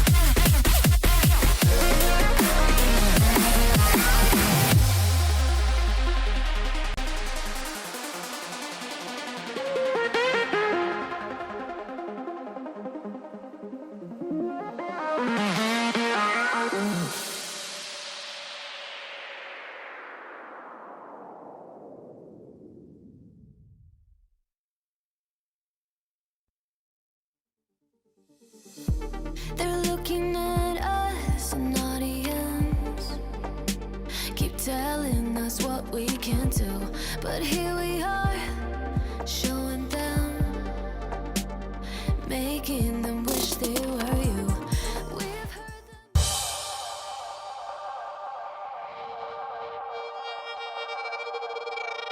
Came from the darkest regions, wrapped in a cloak of light. Minus the focus heights, I'm trying to get my opals right. Throw my doubts aside, I climb the mountainside. And when I reach the peak, the view I see will not be fly. Feel the pressure, but it's relative to the man I measured. No time for hesitation, finally time to step up. And when you're feeling deep in your bones and your soul, you're fed up. You're close to the glass ceiling, keep it hooked up. See your dreams as a goal, that's how I'm seeing mine. Achieve my full potential, let all of the demons pre my shine.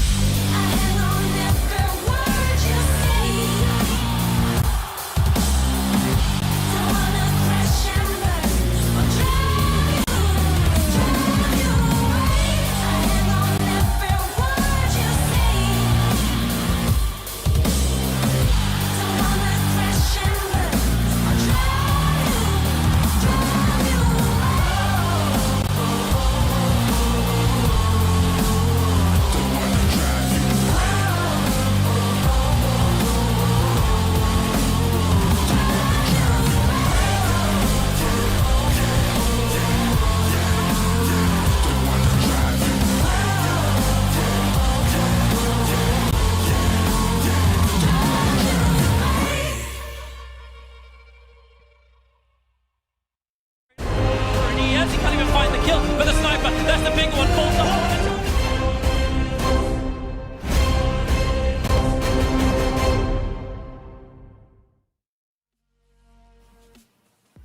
Hey guys, welcome back to the ESL Championship. We are actually ready to jump into game 2 between Chonburi versus Geek Fam, so let's do that right now, shall we?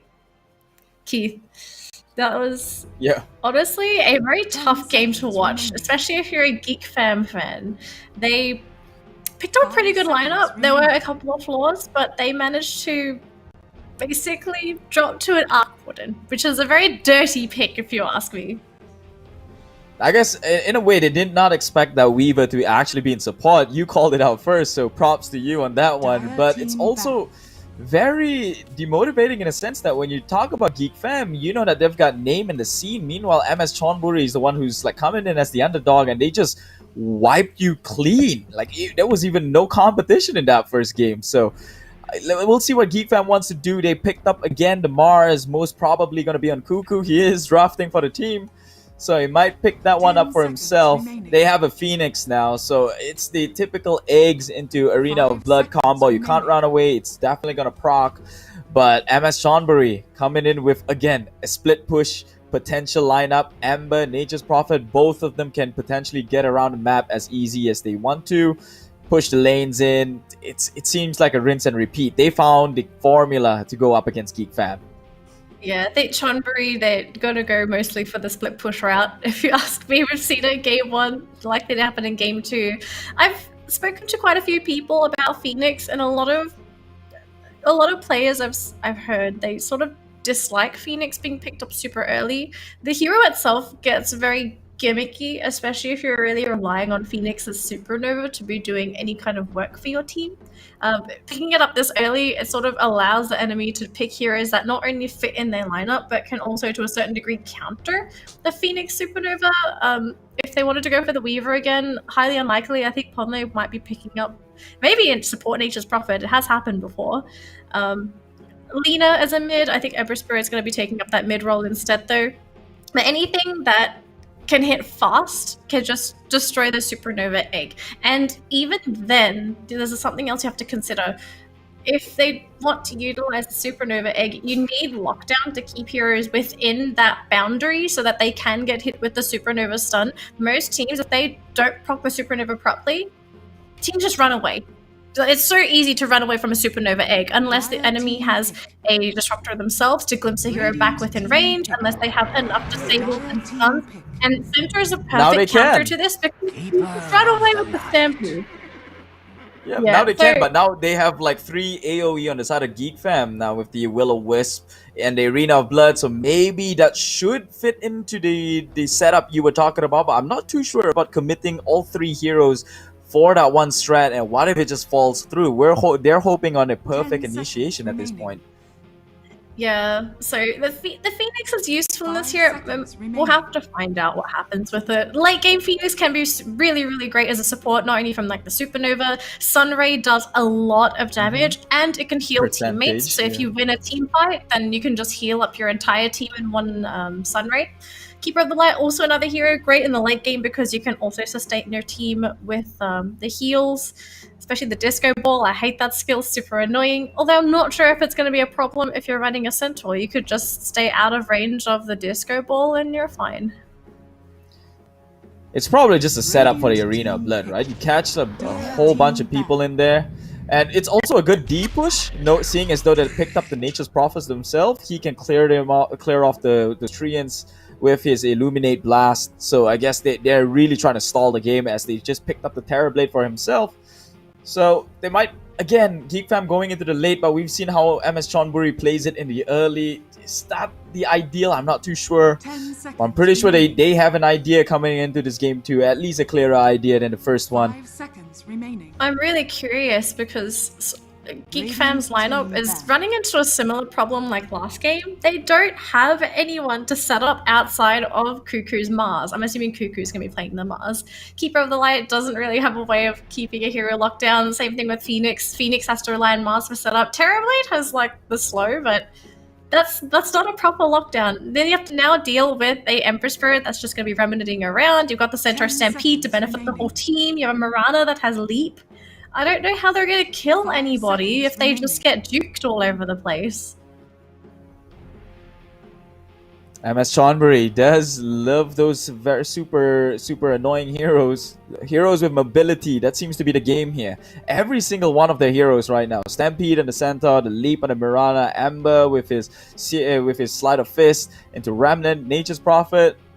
They just go everywhere at this point with his teleport. So they really like to play it super mobile. And Geek Fam, oh, there you go. You've got a Storm Spirit, but do you have a reliable lockdown for all of them? That's the bigger question.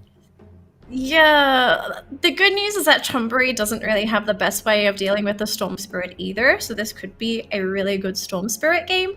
I'm just a bit worried though because Storm Spirit is on the greedy end of the spectrum when it comes to mids. Terrorblade, very, very farm hungry. He doesn't really benefit the team outside of pushing with his Metamorphosis. And they've got a very interesting support duo, which it's actually better at counter pushing than it is from pushing themselves. So maybe what they're going to do here is they're going to set up for the late game situation where Storm Spirit and Terrorblade get super fat because Chonburi can't push. Choose your hero. Ooh, we got the Void Recognizing Spirit coming in the as lack our of stun. Yep, he knows that he can play a free Void game. There's no stuns coming out from the side of Geek Fam beside those big bad ultimates. It does have the static Remnant and the Vortex to pull them in, but that's about it. Not as reliable as we would think though. So we'll see what MS Chonburi can do with it. The Storm does counter the Nature's Prophet, so maybe pushing on his own is going to be somewhat feeding to him if he ever reaches to a point where he gets super fat with that. But it looks like it's a stalemate at this point. Like MS Chonburi, they can split push, but Geek Fam has the anti-push. They can clear waves super easy with the Fire Spirits, with the Illuminate, with Terrorblade and his illusions. They do that really easily. So it's I don't know. Be on. It's on Chonburi to make the move here, because if you want to go super late against a Terrorblade, I don't see them being able to overpower both Raven and Carl, because they're in very, very strong late game heroes. Storm Spirit, insane mobility. You don't have anyone like a Rubik or a Disruptor to catch the Storm Spirit this game. So their only real option here is to try and push the lanes early like they did in game 1.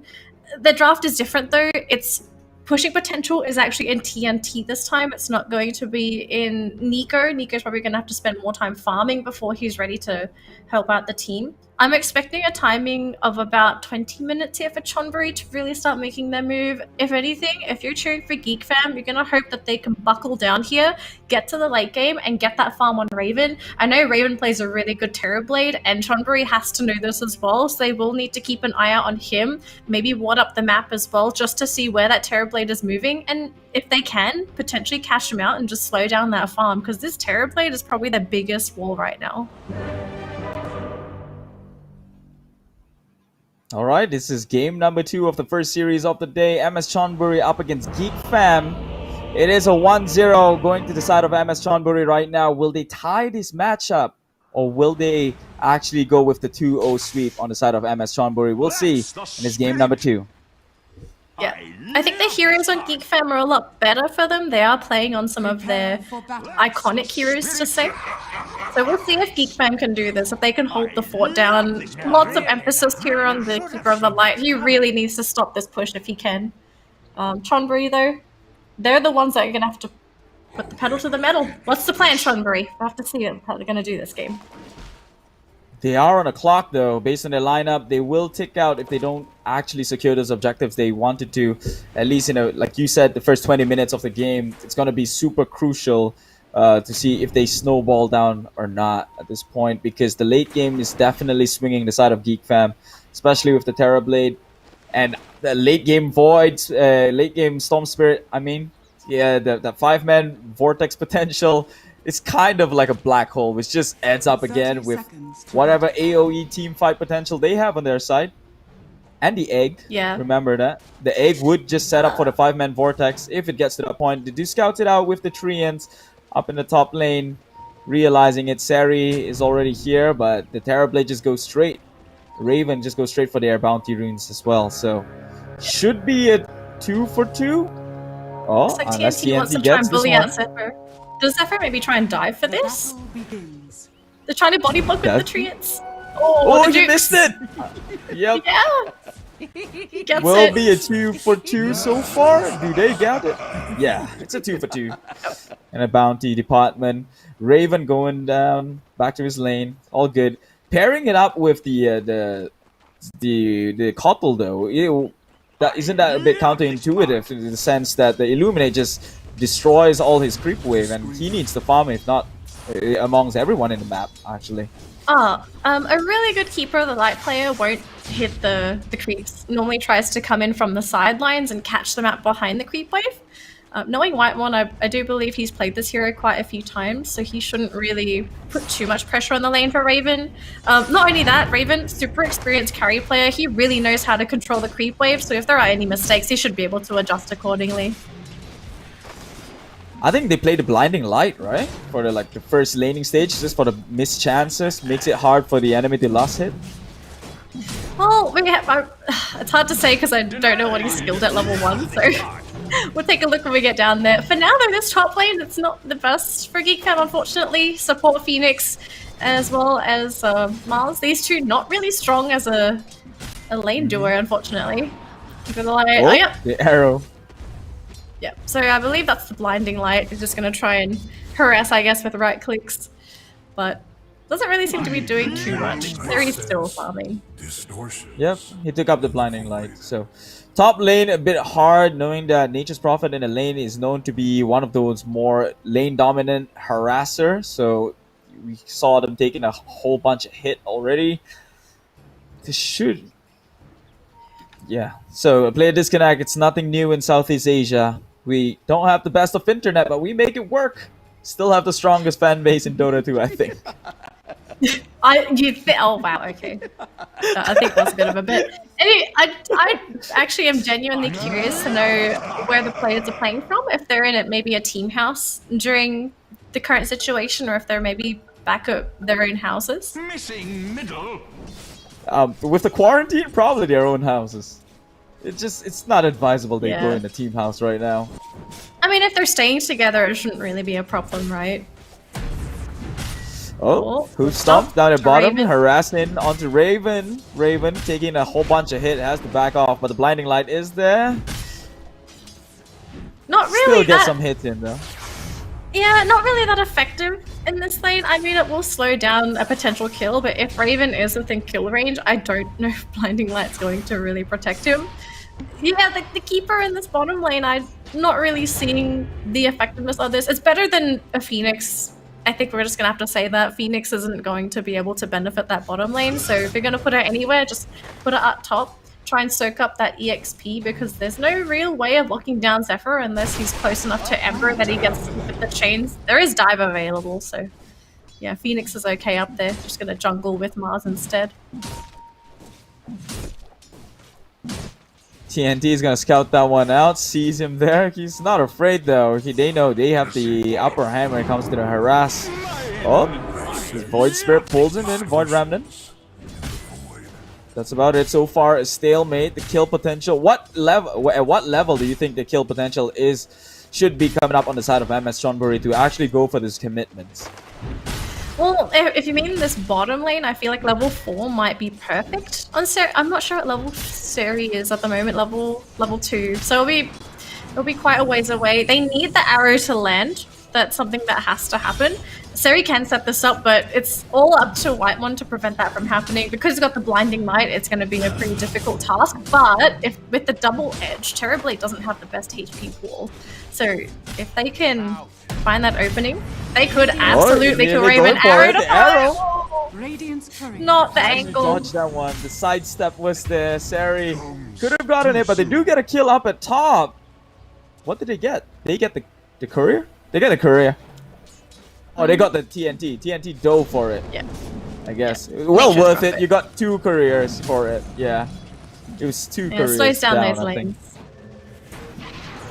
Mid lane looks like TNT. Oh, looks like he's going to do the bottle. The bottle refill for Nico, so he has the regen. And they're pulling Storm back. He's going in though.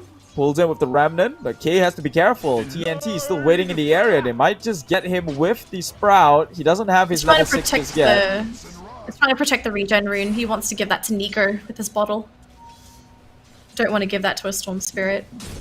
And so I really like the way that Chonburi, they've been handling their games so far in these 2 matches. They've been very disciplined in making sure that these lanes are at least working to a certain degree. Especially the supports, I have to say, really big props to Chonburi. Their supports are incredibly active during the early phase. That they're helping to set up not only the lanes, but also kills for the rest of their teammates. Carl needs help though. Geek Fam supports, they're so stuck in these side lanes that, yeah, look at the Storm Spirit. Oh, hold it, the Remnant. Gets him in. Look at what happens immediately when you with have the a Revenant Pulse. Yeah. Yeah. Did you have a Keeper on the line, Phoenix? A bit passive. It's They have to. it's a support. Yeah, they have right? to. They can't do anything. Support choices. Not brave enough there, Keeper. Like, he thought about it. He was thinking, can I maybe take that rune with the Blinding Light? No, not today. Maybe another day. So far, CS, though, is looking pretty good for the Radiant side. Geek Fam, they are winning the CS war. Mid-game, what's going to happen then? Kills are still even across the map, but that's not what MS Chonburi is worried about. They want to push after a certain timing here, especially with the Nature's Prophet. Oh, look at the mid lane, though, coming in from the back, behind the tower. He drops a Deep Observer. Again, in trouble. The arrow actually connects. He was hold there for at least forever. And he will go down just before he hits his 6. Or has he already? Not too sure. Those about arrow that one, setups are going to be lethal. Radiant's courier has been killed. Oh, there's another courier. Radiant's bottom tower is under attack. Pondlo, man. This guy, again, just doing a lot of movements across the map, and it's working out. He loves couriers, I'm going to say that. He sees one, he takes it. As some people like to say, Carpe Diem. Seize, was that seize the day? Yeah. We need to figure out what the word courier is in Latin, and we can come up with a phrase. It's a dead language. I don't even know what it meant. Raven now getting committed upon. Seri can tank a hit. It comes in with the double edge. Will finish the job. And now Whitemon tries to push him back a little bit. But Seri, even with the low HP, he wants to go in. He knows it's 3 against 1 here. And it's a single Keeper of the Light. Force the rotation out of Zephyr. Which means top lane, they might look to commit if they want to. He's on his own. Cuckoo, low in mana. But they are still pretty deep in here. Will he actually uses an arrow? Pondlo.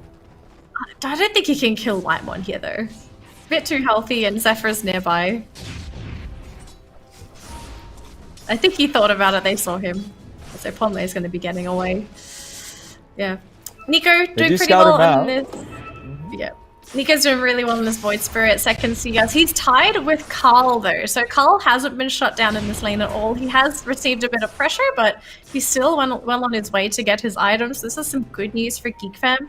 Carl maybe looking to try and start some ganks with this team, likely to pair up with Cuckoo, because without Cuckoo, they don't really have a way to lock down some of these heroes. There are some really squishy heroes on MS Chonburi. Nature's Prophet being the easiest target to kill. Mirana, you have to put a little bit of more effort in to kill her, but ideally, if they could, they'd like to get TNT. Oh.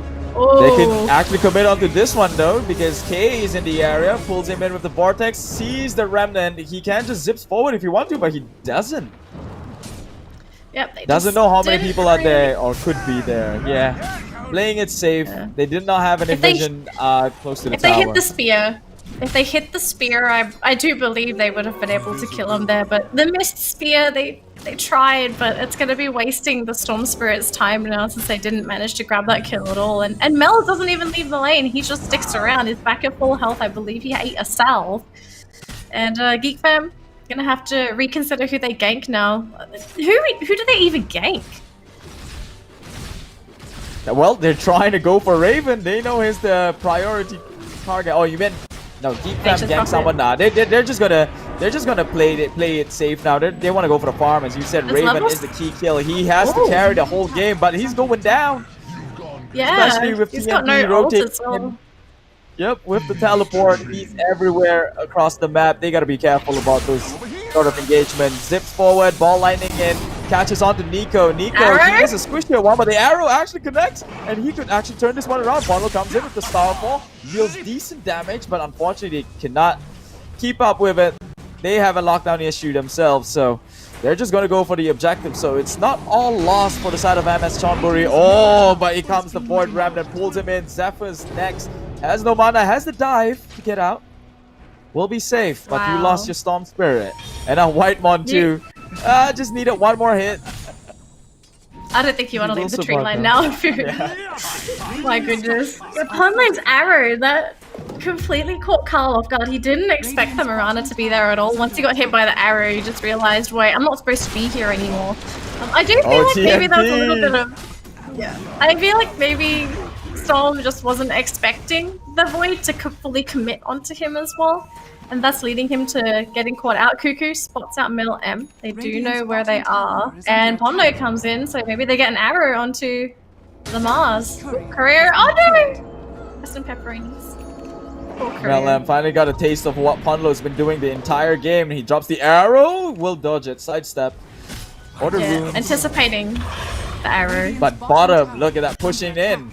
You said the 20-minute mark was it. Well, they're taking towers already, so they are on the right path right now. MSC Chonburi, they know their winning conditions, and they are trying to take it as fast as possible, at least before Raven comes online. Yeah, they have to do it before that Terrorblade starts to buck up and actually join in these team fights. Because for now, he's too squishy to really contribute to the team. I really want to know what's going to happen with Carl, though. What's the Storm Spirit's objective? Does he go back into a more passive style of play and continue farming? Because if both the Terrorblade and the Storm Spirit do this, they basically have no one on the front lines to maintain the tempo of the game, and it's all up to MS Chonburi to make all the moves. Dire's top tower is under Raven attack. doing a split push off his own, already committed the Metamorphosis, trying to take down the towers, but the rotations are coming in. Void Spirit is here. Oh, look at that damage. Immediately comes in, takes off Cuckoo, and the front lines actually stepping in a little bit too deep, but TNT scouts them out. Raven has to try and go backwards. TNT is baiting them into the jungle. I think so. Here comes the Disco Ball, catches two, but all they got was, well, all you got was TNT and a Nature's Prophet. So overall, still a win on the side of MSC Chonburi. They hold their tier 1 and got the kill onto Cuckoo. Yeah, support kill. No, ideally you would have loved to get someone else that had a little bit more net worth on their head, but I guess that's the best that they could do. Just grab the best, the biggest kill. They actually caught him once again. My goodness. Comes in with the, Immediately takes him down. The astral step, the damage was disgustingly high. I don't think disgusting is the right word. I think we need something a bit more emphasis. I don't. Disgusting's not enough. Massacre. The astral step just massacred the guy. Yeah. Probably a little bit better there. These towers are going down though. I wonder if MS Chonburi consider going for Roshan at some point. This will push them forward when they want to take objectives because they can fall back to the safety of the Aegis. Cuckoo likely gonna go down again. Yep, commits in. Ponlo actually jumps in with the Starfall, but it's the ultimate coming up from the Nature's Prophets to finish it all off. Wrath of Nature. I heard they buffed that thing, right? Wrath of yeah, they did. Not by much though. I wouldn't say it's like game breaking, but it does help with the push. Like the damage is directly proportional to the number of treants you have, if I'm not mistaken. Ice Frog just doing Ice Frog things. Don't question his judgment. Apparently it's correct. Oh, Nico again. He's got a DD this time round, so he's got to be careful. The Astral Step. He might not survive that one. Oh, with the arrow! Ponlo, what's that? Nico, Astral steps in, Resonance Pulse, it's enough. I was the first of us. If Ponlo isn't MVP at the end of this game, I don't know what it takes to be MVP. Yeah, apparently a good KDA, that's what. A good Wow. KDA is what sets you up. Oh, they're going in, they're committing straight up with the egg. Phoenix Egg's already committed, but the Stampede just get out of the range, and this is it. They don't have the lockdown. Did they not commit the Arena of Blood or something? Why wouldn't they? Is it on cooldown? Maybe they're hoping to get more. Maybe thinking MS Chonburi might turn around after the Supernova Egg. They most likely will, but like Baggett can't be choosers at this point, no? Yeah, well the thing is, like, if Arena of Blood goes on cooldown, then MS Chonburi can just go ham and look for these kills because they know that they don't have to worry about it and get caught inside the arena. Oh, up spot. Oh no, it's fine. Wait, that's he's trying to get out of that that TNT. Sees him. Yeah. No he way doesn't to have a hex cancel. just yet, so No hex. sooner No or later Yule. they might. Any disable. Oh, They do scout them Sari. out though. They They see don't- him. Yeah, they know. They know. Sari's just gonna throw himself in. There's no reason why he gotta play shy about it. In fact, there you go. They're the ones committing straight up.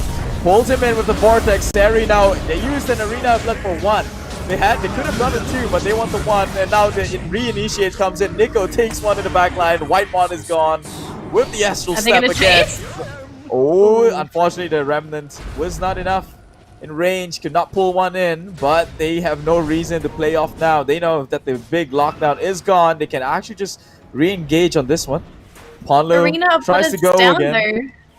though. Arena of Blood is down. Look at how aggressive Chonburi is with their movement. They realize, okay, we're free to move now because we don't have to worry about the arena. And they Just follow gotta the play enemy even jungle. more aggressive. They know that the Terrorblade has committed his Metamorphosis, so he doesn't have one up now if he were to actually take the fight. I don't think you'd really want to be fighting at all if you're Raven. You just want to farm, farm, farm. Exactly. MS Chonburi should just go jump at them, is what I meant. Yeah. They know that the Metamorphosis is down. Yeah. Manta's almost finished up on the Terrorblade, so he will start to speed his farm up with that Manta. Extra illusions help as well in case we start seeing some gimmicky things he has to get out with the Manta. But still a long way to go through that Terrorblade. You want to tank up. I get the feeling he's going to maybe go for, I guess, the Eye of Skadi, just try and bulk up as much as he can so that he can survive the initial burst and then just turn around and steal someone's health. Let's go for the swap. That's no one up there. Use the scan as well, just to double check. And Santa are going to Geek Fam, TP not the in. best. Not the best at taking towers without the TB and his Metamorphosis. So the rotations just come in, scares them off. They still hold their tier 1s. Again, on all lanes, they held. Ponlo, again, tried to go for the sneaky arrow play. Unfortunately, does not connect. He has the haste rune. Melem down bottom pushing in. With the Nature's Prophet, this tower is as good as gone. Yep, the tower push is really strong with this lineup. 16 minutes, they're going to be looking at 2 more outer towers, and then they can start sieging that high ground. So this is where Geek Fam's going to have to be very, very careful. They need to make sure that they don't lose too many heroes, because if they lose, they're big defenders, especially that Keeper of the Light. High ground defense is really rough.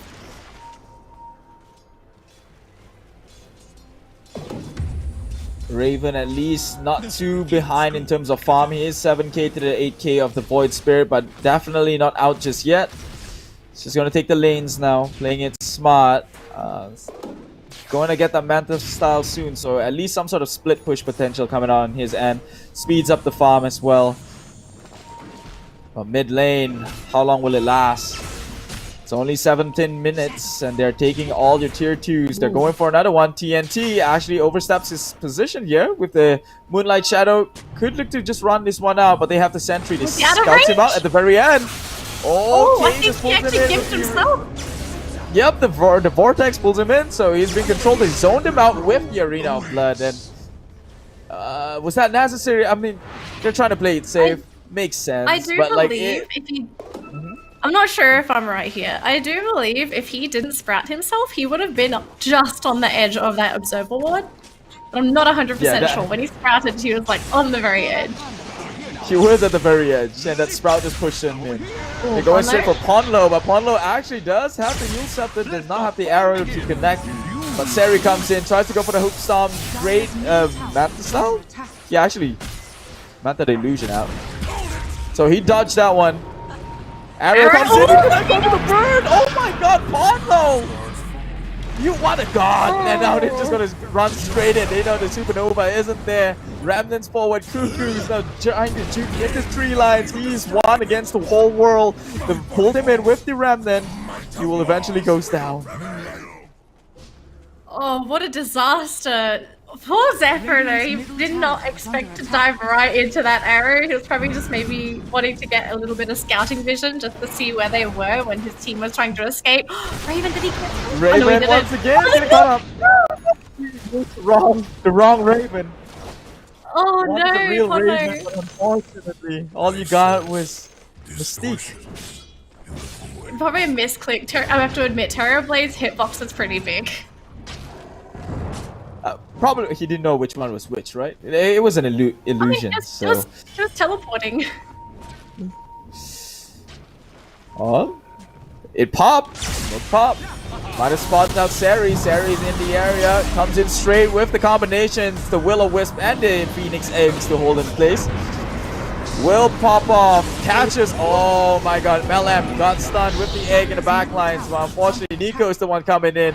He missed his Remnant, so that's a slight glimmer of hope for Zephyr. Zephyr will get out just in time. Enough space for Raven to do the damage. That's some slight hope going to the side of Geek Fam. They're under the cover of Moonlight. They will take down the Ember Spirit. Ponlo saving his teammate just about a bit here, but unfortunately, 2 has already gone down. Both cores, so some glimmer of hope going to the side of Geek Fam. Raven could be pretty happy about that one. Yeah, they almost got a kill under Zephyr, but unfortunately the Void, he actually missed the pullback on that Phoenix, so they could have gotten a little bit more. But we're starting to see Geek Fam survive these team fights. They're not being immediately blown up anymore. And that's the first step to getting this lineup to work, because their issue so far has been that once they get engaged upon, they just get blown up before they can even respond. Now that their Terrorblade has actually started to fatten up, the Storm Spirit's also starting to tank up as well, they can actually turn around and do what they need to do, which for Storm Spirit, just jump into the backlines, pick off those big heroes. The Ember Spirit pickup was huge, because that's a huge chunk of gold going towards a Storm Spirit that's been playing catch-up all game. The moment Storm doesn't have to play catch-up on the same playing field, now you've got a problem, because Chonburi doesn't have the necessary disable to keep a Storm Spirit in place, unless they build specifically for him, such as grabbing an Orchid on the Nature's Prophet, any hard lockdown. But if you're hard locking down that Storm Spirit, that means that Terrorblade's free to do what he wants. That means Cuckoo can do whatever he wants. So priorities are now going to have to be split. Ooh, that was close. Oh, he might have just overcommit himself there when he blinked and when he ball lightning all the way in. He was out of mana. Thank god for Whitemon. Gives him some mana back, restores it in place, but that could have been pretty detrimental if he were to overcommit at that point. Am I dreaming or? Okay, well, we'll see what Ponlo wants to make. I'm not 100% sure if he actually wants to make that. We'll find out. We'll leave Ponlo to his own things. Did he what? It's okay. We'll see. I want to see if Ponlo actually makes the E-Blade. Oh, for the burst with the Starfall. Yeah. Does he have a day gonna? Maybe they would just go for initiative. It was hold up for a bit, but they finally dropped the outlet and a Willow Whip, controlling them all in place. Seri is the only victim here. It's a heavy commitment, but they know both big ultimates are down. They could look to reconsider this commitment. Ponlo leaps forward, does not get anything. Maybe would drop if he drops the God Arrow once again, like we know he could. Nico just comes in with the Astral Step, catches two with the Resonant Pulse. Actually, the damage is enough. They took out both Cuckoo and the Storm Spirit. And they got more. Takes another kill onto Whitemon. Raven's the only one living. Well, Zephyr is in the base, so he's excluded from that scenario. But man, the moment those two big ultimates are down, Chonburi, they wait no further. They just come in and open wounds the entire situation.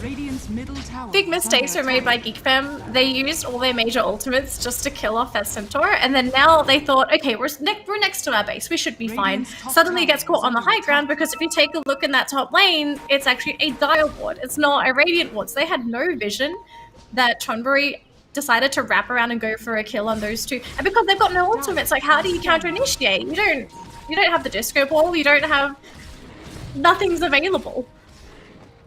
So Chonburi, they're just abusing the fact that there's just no real defensive vision outside of that jungle ward for Geek Fam, because they've got all the vision in the world and nothing's getting dewarded. I believe top lane should get dewarded now. They're gripping around it, so they will remove that vision, but that vision's already paid itself in dividends. They got 3 kills.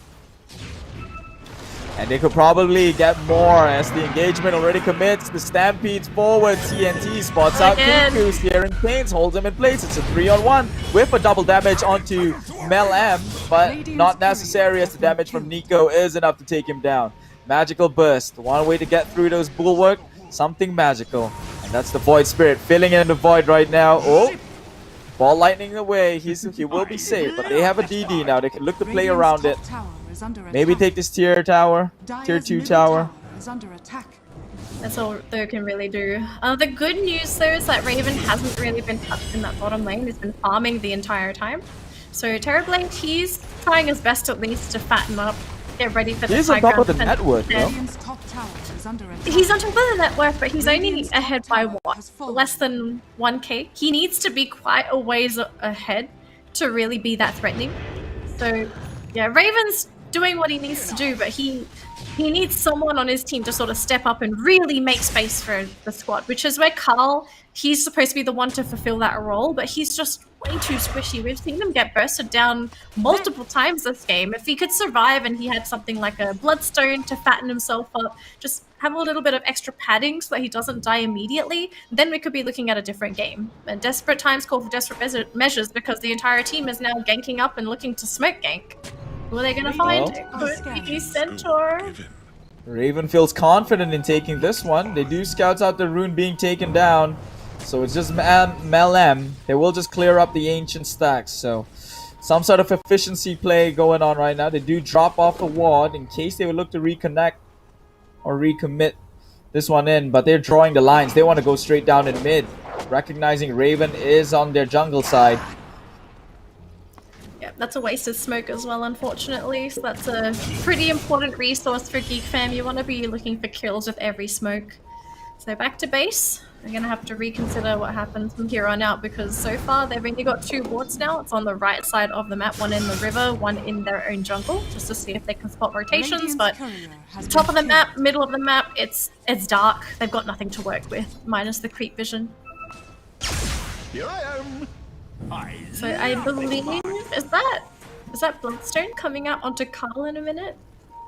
He's trying to make it at least, but... Oh, Mel M scouts him out with the illusions. They pings him out. All his friends are in the area though, so Raven's gotta be careful. Everyone just came straight in. It was the silence there, pops the BKB and Metamorphosis. They're just gonna turn this one around. Cuckoo, unfortunately, they do not have the catch. Again, the same situation they had in game number 1, and they have the lack of lockdowns. Titan. Oh, Titan sliver. So close. Taken. Oh dear. They can recommit onto this one. MSC Chonburi, they know Metamorphosis is about to go now. He's got a long duration at it, but BKB is down. Yeah, BKB so that's is a lot down. of window. I wouldn't engage there at all, though. They've still got Arena of Blood. They've also got Ultimate available on the Coddle. That combo so far has been the deadliest combo on Geek Fam. They go for Arena of Blood, Supernova into the Disco Ball. That combo, if Chonburi get caught by that, Perma stunned, they should die. So I can understand why they're playing a little bit more cautiously, because right now, any mistakes that they make will prolong the game, and the longer the game goes, the harder it gets. Because remember, we're dealing with Storm Spirit and Terrorblade, so really, really big late game monsters, and especially if they get levels, 25 Storm Spirit is terrifying. Dire's middle tower is under They were looking at it. They smoked up. Unfortunately, did not find anyone. But with the Fire Spirit being seen on a creep wave, they can assume someone's in the area. Immediately, Nico comes in. Astral steps forward. Resident Pulse pulls him in with the Void Remnant and the Starfall to finish it all off. Styling. Onload. They get one pick off. Securing the Roche for the side of MSC Chonburi. And that's going to be a free Roche as well. No contest on the side of Geek Fam. They're just going to continue to use this time to farm. Terrorblade's got to fatten up. Now leading by almost 2k, so Raven is slowly pulling ahead. No major items though, still working on that Skadi. Only BKB Manta. Once that Skadi comes online though, I suspect Chonburi to have to set their sights on getting rid of that Terrorblade, because if they just leave him to do his own thing during those fights, he's just going to shred the entire team eventually. One thing good though, Raven is holding the push really well with his Manta style illusions, is keeping the wave pushed out. So MSC again on the timer. If they cannot close this game in time, it's gonna be very hard for them to do later on into the game. 30-minute mark just about to reach in about a minute and 15 seconds now. So if you can. Geek Fam actually might look to make some sort of commitment here. They are all hurled up. Might go for the smoke play. Might not. They do drop down. They have a sentry there, so they know they can go for it if they want to. Oh, they're grouping up. They're so scared. If they separate, if you're Geek Fam, you have to play like this. If they lose anybody, that's likely high ground.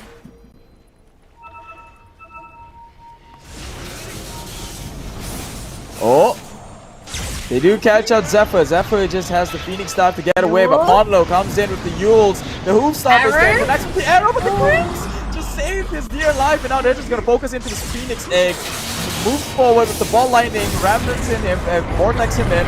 Unfortunately, he does have the Lotus Orb, and now out comes the Arena of Blood. Everyone's just fighting in, but Nico, he positioned himself well. Takes two out from the back lines, and now Raven's on his own, has to go for the BKB TP. Cuckoo.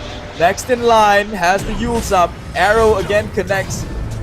That is looking rough. It looked super promising for the side of Geek Fam, but unfortunately, Nico just at the right place at the right time. Taking up the crucial targets, positioning himself so well that fight. They got blindsided there. They need vision for themselves to execute properly, but it almost seemed like a panicked supernova there by Zephyr. It seemed like he sort of pressed it. It wasn't in coordination with the rest of the team, and then everything sort of came out a little bit sloppily afterwards, and it just didn't catch anybody. And once everyone on Chonburi knew this, they realized, guys, the back line, Nico comes in, Resonant Pulse after the Escal step. Oh, does get the Sunder off though, so Nico also half HP, but Cuckoo, he's been focused on. Can they take him down? Comes in, the Storm Spirit takes down Nico at the very least. That's most of the damage dealer, has to back up now. But oh, he's not giving him a chance. Carl just moves in forward, pulls him back with Vortex, with Seri taking it like a boss, like a champ. He is a beefy boy. He's a horsey boy, actually. Yep.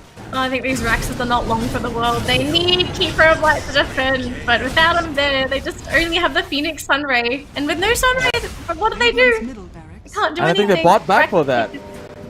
Yep, they bought back, I believe was it Phoenix and Mars? Yeah, most likely. Yeah, Phoenix and Mars. Yeah, so even buying back and not being able to defend your Axes, that's a pretty big loss, considering the amount of gold that they have to spend now to buy back. They could have used that gold for wards, for items, to try and help themselves in these fights. Everyone on Chonburi is so rich. They're leading by 23k net worth. This 20k is when things start to get very dicey. Your chances of winning are extremely low unless you get very lucky and just win a critical team fight. For example, one around the Roche pit. Things are looking bleak for the side of Geek Fam. A little glimpse of hope with Raven, but unfortunately, Dota 2 is a team fight. It's a team game. It takes 5 on 5, not a 1 on 5, which is exactly what Raven is trying to pull off here as they scouts him out inside their own jungle. Stampede committed, pops the BKB. Can they actually pierce it? No, they can't. So he will get out, but again, that's probably not the best way to spend your BKB. Down to 7 seconds. Spears Mel onto a tree, but they don't have the vision. Do they? Actually moves him forward. The tech pull him in. They actually fall him pretty low. Pops the Aegis. But Nico, if Nico's around, you just get out. Yeah. So Aegis is pop, but does it really matter? These MS Chonburi knows that they're playing with without the Aegis now, so maybe they play a bit more passively when pushing up to the high ground. It doesn't matter all that much with the lead they have, but they're going to play it respectfully, I think. If they can force out another panic team fight by Geek Fam, I feel like that's sort of their best shot here if you're Chonburi. Or they could split push as well. That's something else to consider. Considering that they've got some really strong pushers on the side of Chonburi, they could maybe do that. They got to be careful not to get caught out though, because it's plays like that that can really throw the game away if you give away unnecessary kills. We've got 2 heroes converging on the Storm Spirit down bottom. I doubt they can get him. Yeah, they're going to leave him alone. This is a really tough game though. Geek Fam, they're holding on. Their Terrorblade's still farming. That's the most important thing. Raven's still doing what Terrorblades do. Just farm, farm, farm. Even Carl's actually hanging in there as well. He's getting tanky himself. They gotta take down the TB. The TB's illusion is not making it easier to push the games forward. Whitemon now very low, but surely with TNT around and a right click, even a Remnant committed for that kill, and it is secured. So one of their anti-push heroes is down for the count. 30 seconds. Probably not long enough to pull anything off here, but hang on. Carl, it's Podlo with his arrow once again catches him. Unfortunately, the distance not enough to create a long range stun, but K going for the TP will actually take him down. No, they won't. Yeah, no Yules. They really needed the Yules, but Podlo used it earlier. Unfortunate position. If the creeps weren't there, he would have gotten a nice clean arrow, and that should have been enough to keep him locked down, but he had to double jump. Point blank arrow, which does almost nothing for stun. I think at point blank it's what, 0.5? A really short stun. Negatable, yeah. Yeah. Yes, they're hanging in there. 1 rack's down, but Geek Fam, they're not out. They have these illusions, those counter pushes. Still gonna be a nuisance to push against. As we can see, the lanes are not pushed in on both sides because they can't, because those illusions keeps going out there and cutting the creep wave. His illusions are pretty tanky themselves, so they have ways to handle it. Yeah. They just have to hold in the mid. And even the Keeper of the Light as well, just an Illuminate can usually clear a creep wave. So this is sort of what we were talking about earlier. Geek Fam holding down the fort, forcing the game for as long as possible, and hoping during that time frame that Raven is also farming himself. I like the deep vision from I like the deep vision from TNT, because if this ward is empty, chances are the team knows that Geek Fam is possibly looking for something. It's gonna teleport up to the top of that enemy base, put a ward down. Is it down? Yeah. So he's got a ward. They know they're not home. Right? Yeah. Look at Seri. Seri knows something's up. So like any item progression, they might need to get from the secret shop. It's probably not happening, TNT. but they do catch him out though. TNT, how did they find him there? Did he make a reveal on himself? Falling pretty low, has the sprout, but the Spear of Mars will just hold him in place on his very own tree. So a win going on the side of Geek Fam, starting to be the formidable force here as they find it tough to push the lanes all in. Yeah, likely either the courier flitted right over him, or he stepped within a weird angle and the tower saw him. It's hard to say what really happened there. We didn't get to see, unfortunately. Yeah, so this game, it's going longer and longer. No one's de-warding the wards in the enemy base though. So Geek Fam likely not knowing that these exist. Oh, but and he took down the Spirit has gone. That's a big kill. Immediately Remnants forward. They see Whitemon again, the guy who's been dealing with all these split pushes, dealing with the waves. They're going to commit onto Cuckoo. Astral step forward, but the guy seems to be pretty healthy. Drops the arena finally, but catches onto no one. Raven now already popped his Metamorphosis. Fortunately, Carl pulls him in with the Vortex, and the damage should be enough, but they cannot get the kill. Okay. Yeah, Carl's very scared. He had the money to go for the ball lightning, yeah, but he was trying to play it safe. He had no vision in the area. Don't know who else could it be. Could be another arrow. But he's walked into that one once, so. I think twice, Larry. I think he got arrowed twice. True. Out of the tree, so I don't blame him. Now. Yeah, paranoia kicks in when you're playing up against a Mirana. Where the arrow's coming from? I don't know where they are. Yeah. Anyways, Cuckoo seems to be able to tank all the engagement now, so some fighting chance on the side of Geek Fam and the Networth. Well, still the TB is the one keeping up. The rest of the Geek Fam squad all behind, which is expected. They were prioritizing on a Raven. Yeah, they've got to throw everything in the Raven basket. If Raven can't carry them here, then I pretty much think the game is more or less forfeit. Okay, finally comes in, attacks him in, but unfortunately he's the one who gets bursted down to bits. Maybe a bit regretful, that movement. Oh, he finally gets it. The E-Blade.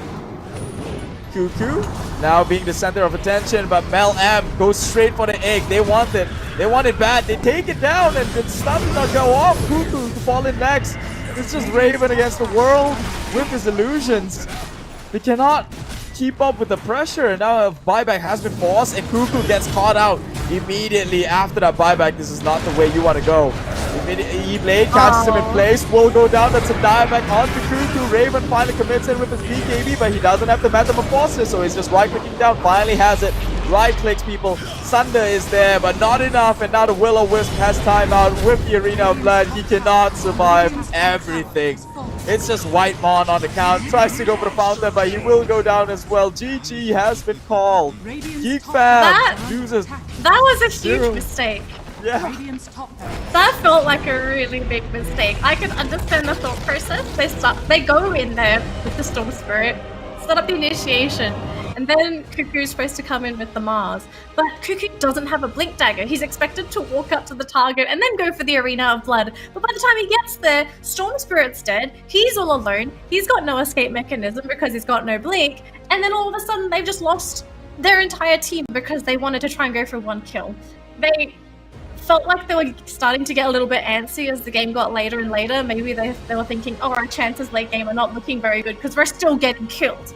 Normally, you don't expect the Storm Spirit to get killed that late into the game, but wow, Chonburi, they did everything that they needed to do. They choked them out. They had the entire map under control, and they knew their targets during those team fights. They knew who to focus. So honestly, props to Chonburi. They played really well. Geek Fam, there were a couple of times I was very questionable with some of their movements. Some of it made sense, but then there were others where you would sort of look at it and think like, oh, this doesn't really feel like Geek Fam. So we're probably having a bit of an off day today because this is not the kind of Geek Fam I'm expecting to see. I mean, it's either that, or do you think that MS Chonburi just figured Geek Fam out? Because it seems like game 1, game 2, their playstyle were the same, right? Get a super carry, hopefully hold into the late game, and they just draft these team fight lineup, but don't really have the lockdown. It's same on both game 1 and game 2. So I'm not. They're expecting to snowball from a great laning phase, but unfortunately, with Ponlo around, just doing all the rotations, it's clearly they're not getting it. Clearly, they're not the ones running down. Yeah. Maybe they weren't expecting that really annoying split pushy style, because Arcwood and split push is different to Nature's Prophet, but they still stuck around to a similar style. I think it was like Ember and Nature's Prophet, they were always together when they were pushing, so at least they had some kind of protection when they were doing it. My biggest complaint, I suppose, with Geek Fam was what was the thought process behind picking Keeper of the Light and Phoenix, the support duo, when they could have picked up something that's more standard and what some people would say more safe to guarantee your kills, rather than do the same thing that they did in game 1 and go for like a very gimmicky, everything has to go in this order for the team fight to work. I feel like I'm flaming them, but I just want them to do better, I suppose. Maybe, I think the next time they meet, they got to talk things out and just see, you know, like what was the problem? Was it the draft problem? Was it their decision making during the laning stage? Because I really want to see Geek Fam go far, but if they're like this, I don't really see them being able to go past the group stages. No, for sure. Like we mentioned earlier, how fast the game's pace has amped up, especially with the new patch now coming in, and everything's just way fast. Everything happens at like 5 minutes, 10 minutes of the game, and with like the two supports, the choices, they're pretty passive, right? Like what can they do besides stay in the back line, throw some fire spirits, throw a sunray, throw some illuminate? That's about it. They were banking in on that, on the stars to align to get that perfect ideal execution, which clearly MS Chonburi could read through it and position themselves perfectly, especially one of those fights that happened in mid where Nico just went straight for the back lines after they committed both the Egg, the Will-O-Wisp, and the Arena of Blood, and immediately they forced like 3 buybacks from that engagement alone. So Geek Fam a bit underestimating their opponents, maybe thinking that they'd get away with such high risk, high reward playstyle, but they were punished. Maybe trying to catch them off guard. To a certain degree, I think Carl was expected to pop off a bit sooner.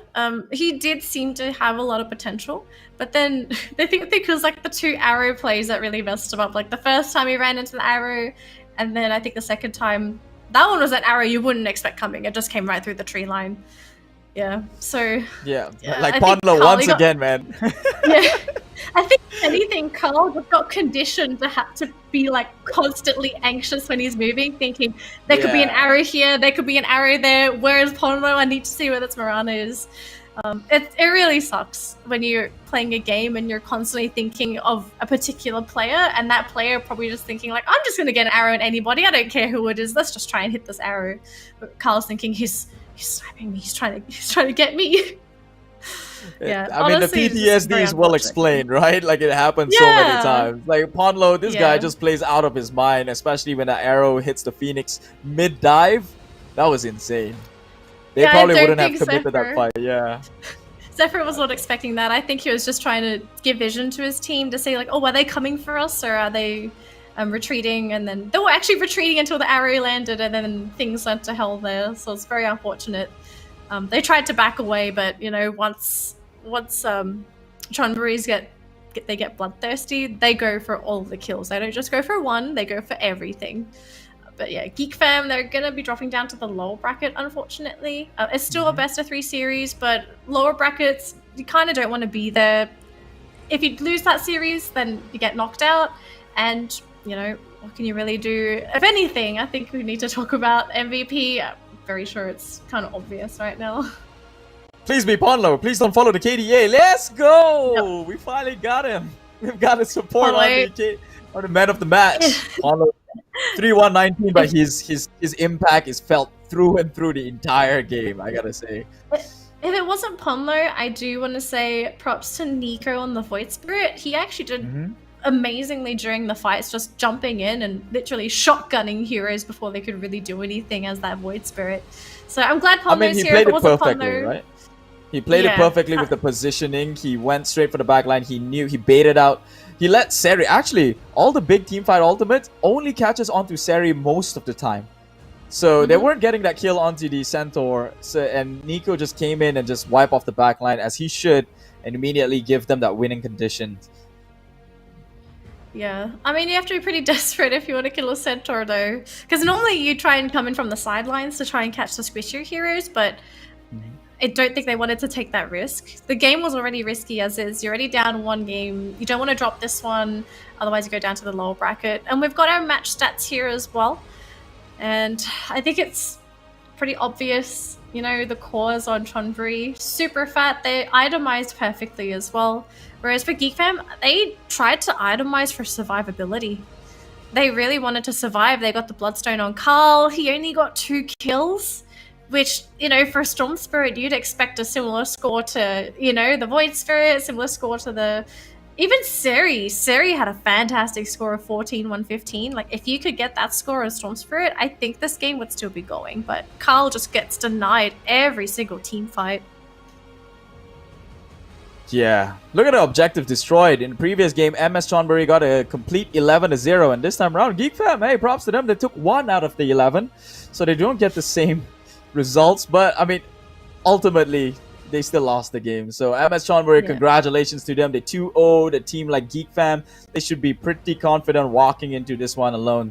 It is the ESLC Championship 2020. And remember, people who wins this gets a direct seed into the closed qualifiers of the ESL 1 Birmingham. So this is a big deal, right? Yep. So I think we're going to have to close out this match for now. So we're going to be seeing a lot more Chonburi. We'll still see Geek Fam. They're not knocked out yet, but we will be seeing them tomorrow at first. Whereas for us, we're going to go for a quick break. And then once we're back, we'll jump into our next series of the day. So thanks so much for watching. We'll see you guys after the break.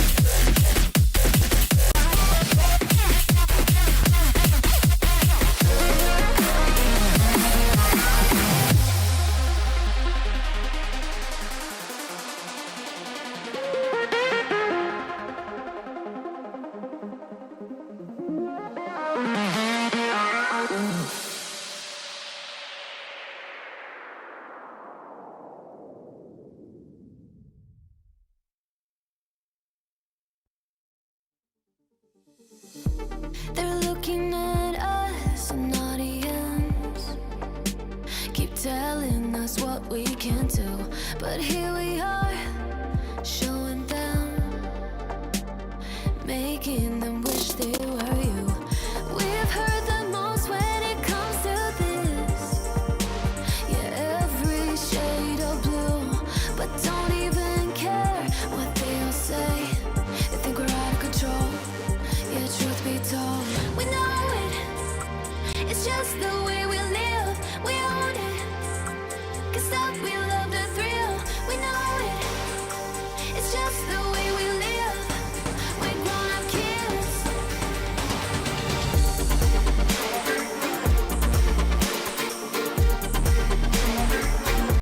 We love the thrill.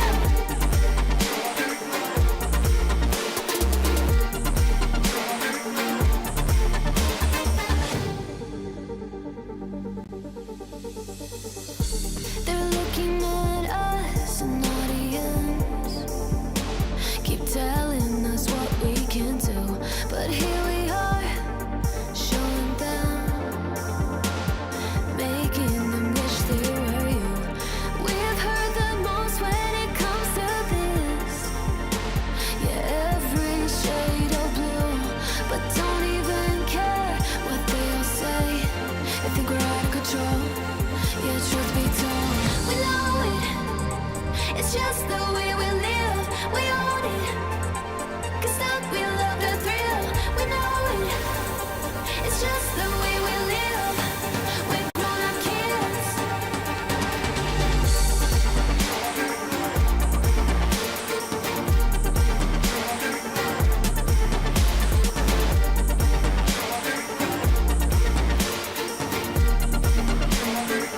It's just the way we live. We know it.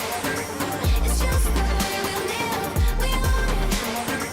'Cause us, we love the thrill. We know it. It's just the way we live. We're grown-up kids. We're grown-up kids.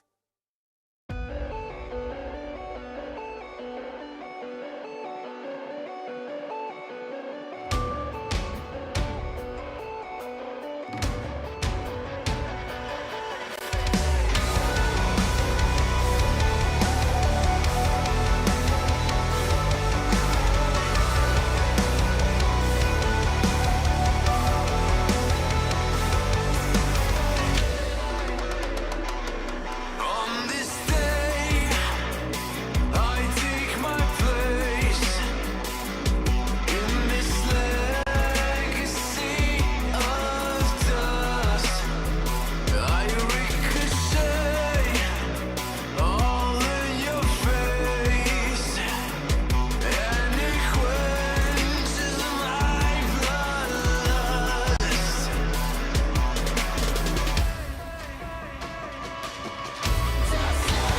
Nothing you can do can break me. I wanna move, can break me. I let you try to take me on. Nothing you can do can break me. I wanna move, can break me. I let you try to take me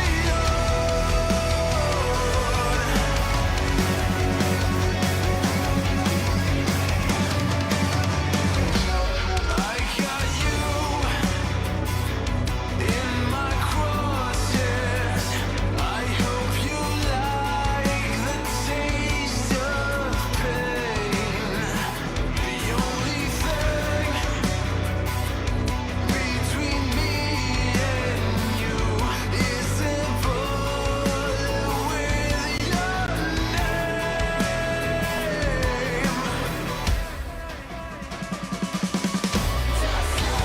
Nothing you can do can break me. I wanna move, can break me. I let you try to take me on. Nothing you can do can break me. I wanna move, can break me. I let you try to take me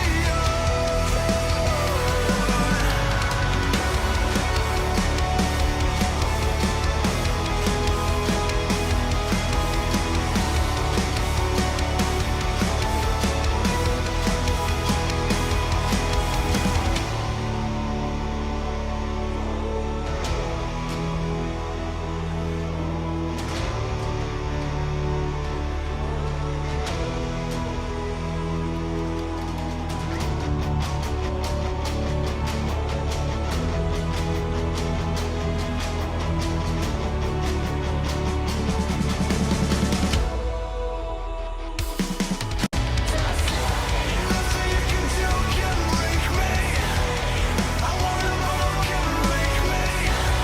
I let you try to take me on. Nothing you can do can break me. I wanna move, can break me. I let you try to take me on.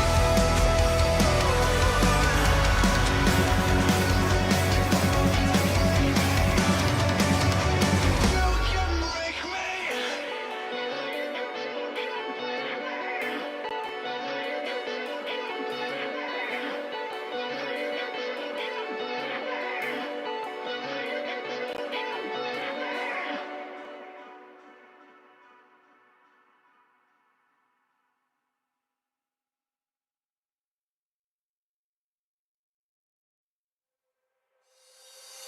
You call my bluff for the last time. This ain't a song, it's a battle cry. No lie. two between the strobe lights. I'm haunted, black face, hey, follow me around, okay, black face, hey, follow me around, okay, used to want it bad, used to want it bad, but I can't taste it, I can't help you now, okay, follow me around, okay, black face, hey, follow me around, okay, get much follow me around, okay, black face, hey, follow me around, okay, get much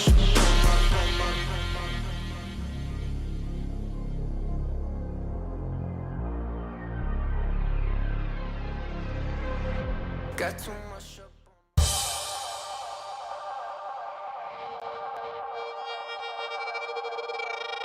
Came for the darkest regions, wrapped in a cloak of light. Minus the focus heights, I'm trying to get my opals right. Throw my doubts aside, I climb the mountainside. And when I reach the peak, the view I see will not be fly. Feel the pressure, but it's relative to the man I measured. No time for hesitation, finally time to step up. And when you're feeling deep in your bones and it's on your fed up, you're close to the glass ceiling, keep your head up. See your dreams as a goal, that's how I'm seeing mine. Achieve my full potential, let all of the demons pre my shine.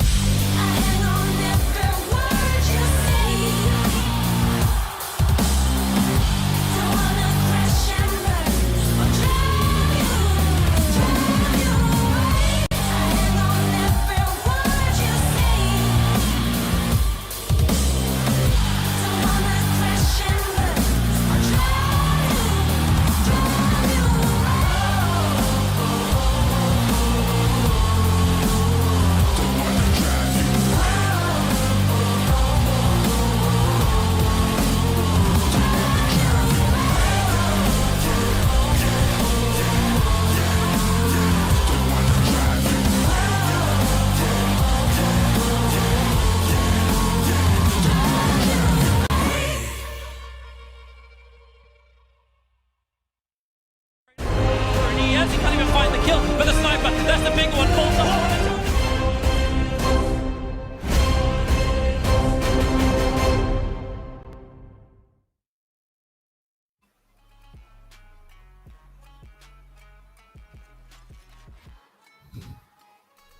I think she might have muted herself. Hey, welcome back onto the stream, guys. Yeah, she did. Welcome to the ESLC Championship 2020. Hey, it's fine, okay? We're casting from home, so we're handling the mute unmute thing. That's on us. That's on us. We mess up a little bit or two. You know, that's human nature. Welcome back onto the stream. Welcome back onto the tournament. We've got a new series up for grabs, not for grabs, up to play actually. Boom Esports versus Oracle.Youth coming in soon enough with Boom Esports, of course, the team from Indonesia. Oracle.Youth, I think, was from Australia. Danelie, you're from Australia. Can you can you confirm that? Okay, hang on. You can't ask me that question because Dota in Australia doesn't exist anymore. So I had no idea. So Boom Esports, Brimosel, a guy who was one of the top tier players in Indonesia, still is, I think. Mikoto, FBZ, Hyde, and Kezcute. Okay, finish up the roster of the entire team. They used to be formerly known as Boom ID, but now they're Boom Esports. So let's try to get that in our heads. Yep.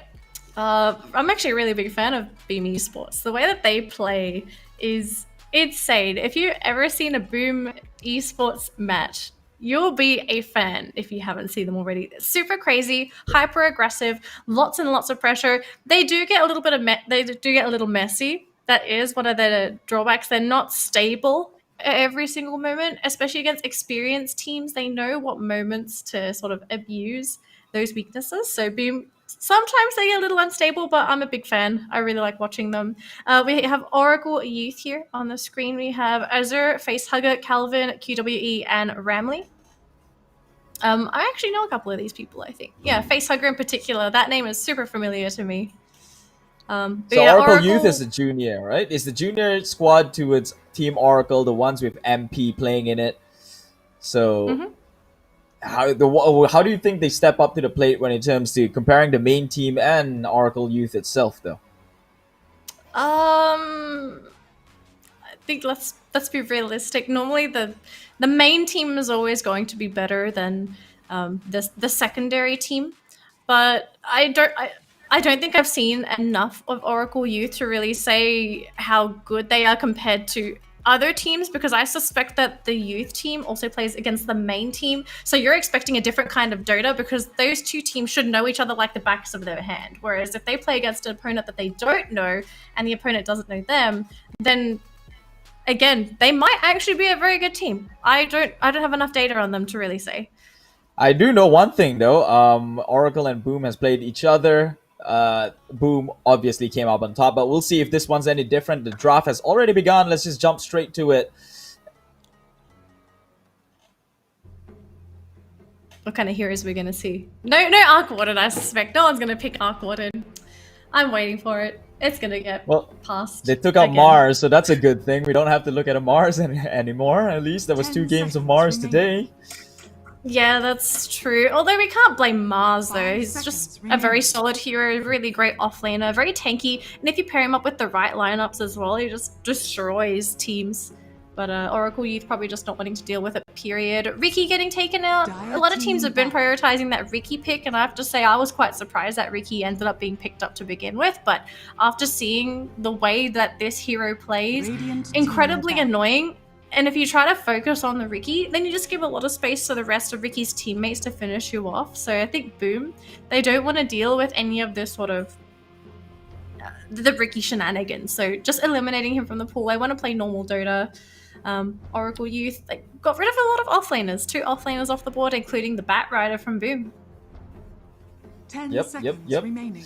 Team Oracle takes out again the Pangolier, which seem to be pretty meta nowadays. And you mentioning that Boom Esports playing that very, very high, hyper aggressive playstyle, probably not great under their hands. So just take it out from them in the options.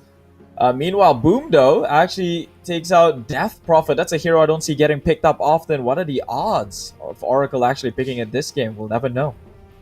Yeah, we'll never know. I've always been a big fan of Death Prophet in that her style of play, if you leave it unchecked, she's a very snowbally hero. But if you pick up a draft that can actually out teamfight a Death Prophet, out sustain her, and the Exorcism Ghosts runs out, she's actually very weak. She doesn't really do that much for a team. Another lineup is a team that has a lot of armor, especially with Sven, because a lot of Sven's armor gives it to the rest of his teammates. It just negates a lot of her exorcism damage, and it really cripples her as a hero. If you can burst her during exorcism, that's huge too, because she's the kind of hero that has to have the ultimate, because if you kill her with exorcism, it's on cooldown whether she buys back or not. So that's one of the biggest drawbacks of Death Prophet. She can't just come back to the team fight and, fight at 100% capacity. That ultimate is probably 50% of what she's supposed to output for damage. We're waiting for that last ban here for Oracle. Snapfire is still available. It got banned out in the last series, so we could see it here. Yep. Snapfire again, one of those hotly picked ban, actually. Okay. They took out Ancient the AA. I guess it makes sense. Okay, hang on. Is this potentially Morphling pickup on Oracle? Because a lot of teams only ban AA if they're dealing with if they want to have a Morphling or an Alchemist. Oh, but the Earthshaker's on the side of Boom, so maybe Boom would like to pick that one up instead. Likely. And Morphling is... I think Morphling is one of the only carries that teams would consider picking up early if they're going to pair it up with a Shaker.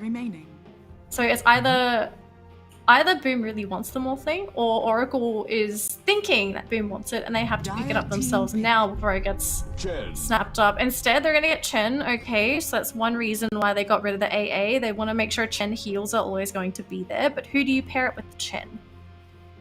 Snapfire is available. I'm surprised they went for Chen. It's not a hero that you normally expect.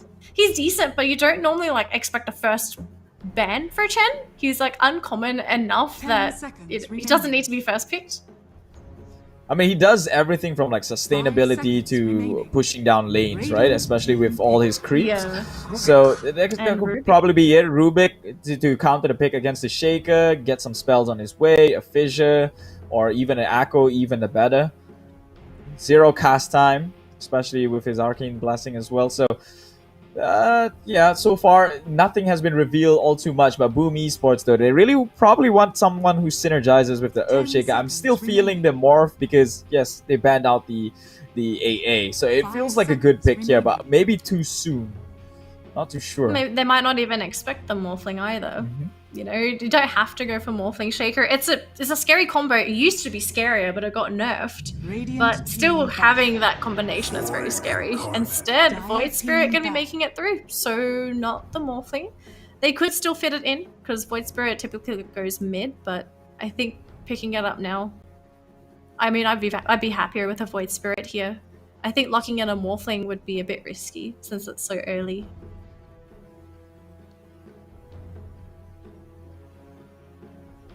So, oh my god, that was a very fast Ember Spirit ban coming in from Beam Esports. They say, we don't want him to deal with his brother in the mid lane. No, you have to pick something else. We want to make sure that Void Spirit gets a good laning stage.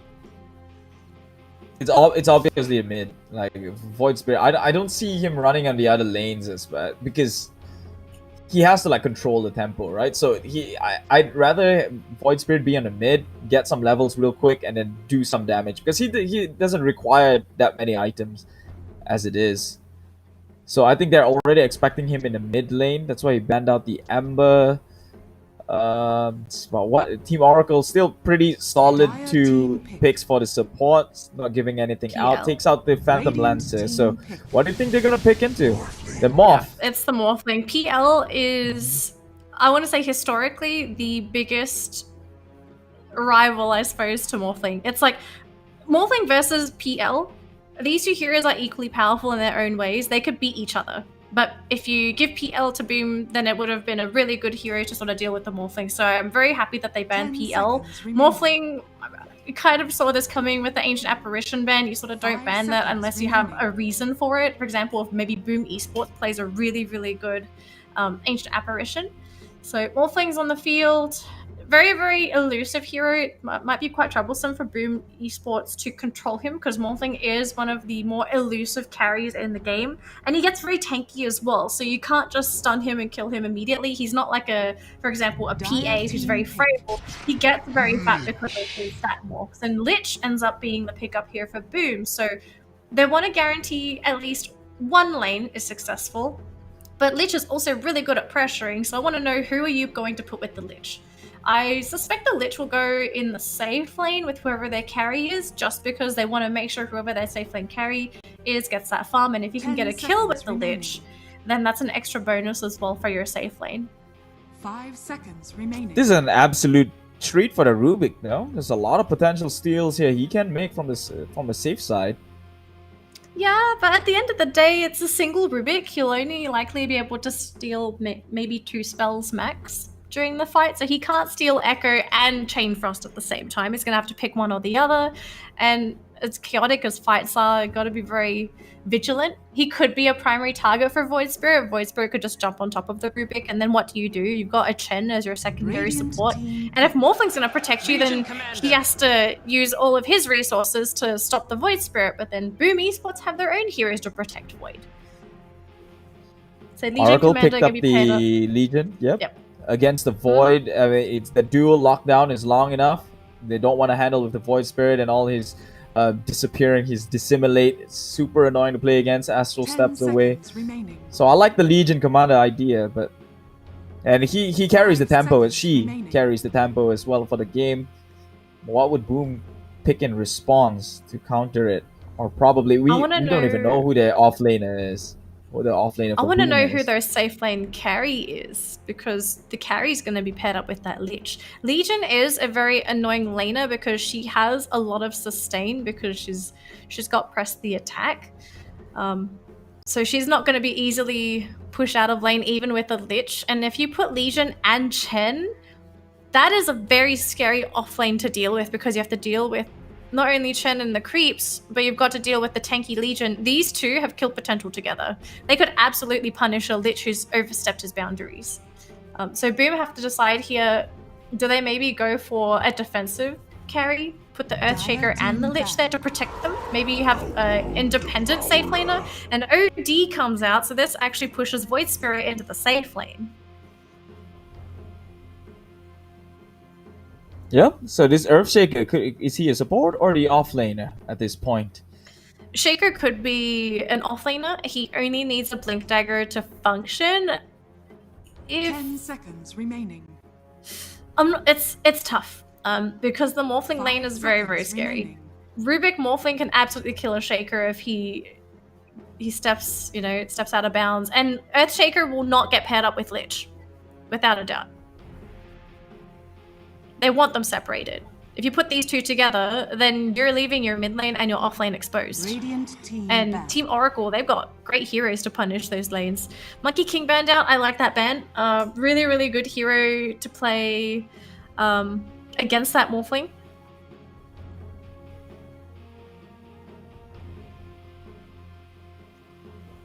People are saying in the chat that that Void is going to be played by FBZ. It's an FBZ you think it's Void. FBZ? Ooh, No, that's what the chat thinks. That's what the chat thinks. That's what the chat thinks. Hang on, we'll see. Yeah, We'll see. It could be. Chat. It could be. I mean, it's Boom Esports. They've done some crazy things before. I mean, if we've seen a Weaver in a Pulse 4, I don't see why Void Spirit wouldn't. Yeah? Yeah, I mean, the Weaver position 4 has been around for ages, though. Lately in the meta, I haven't seen it. But they made it work. MS Chonburi made it work, so it's good to play devil's advocate, I guess, in situations such as this. I'd be pretty keen though if it's gonna be Void Spirit off lane, because he's not that easy to pick off.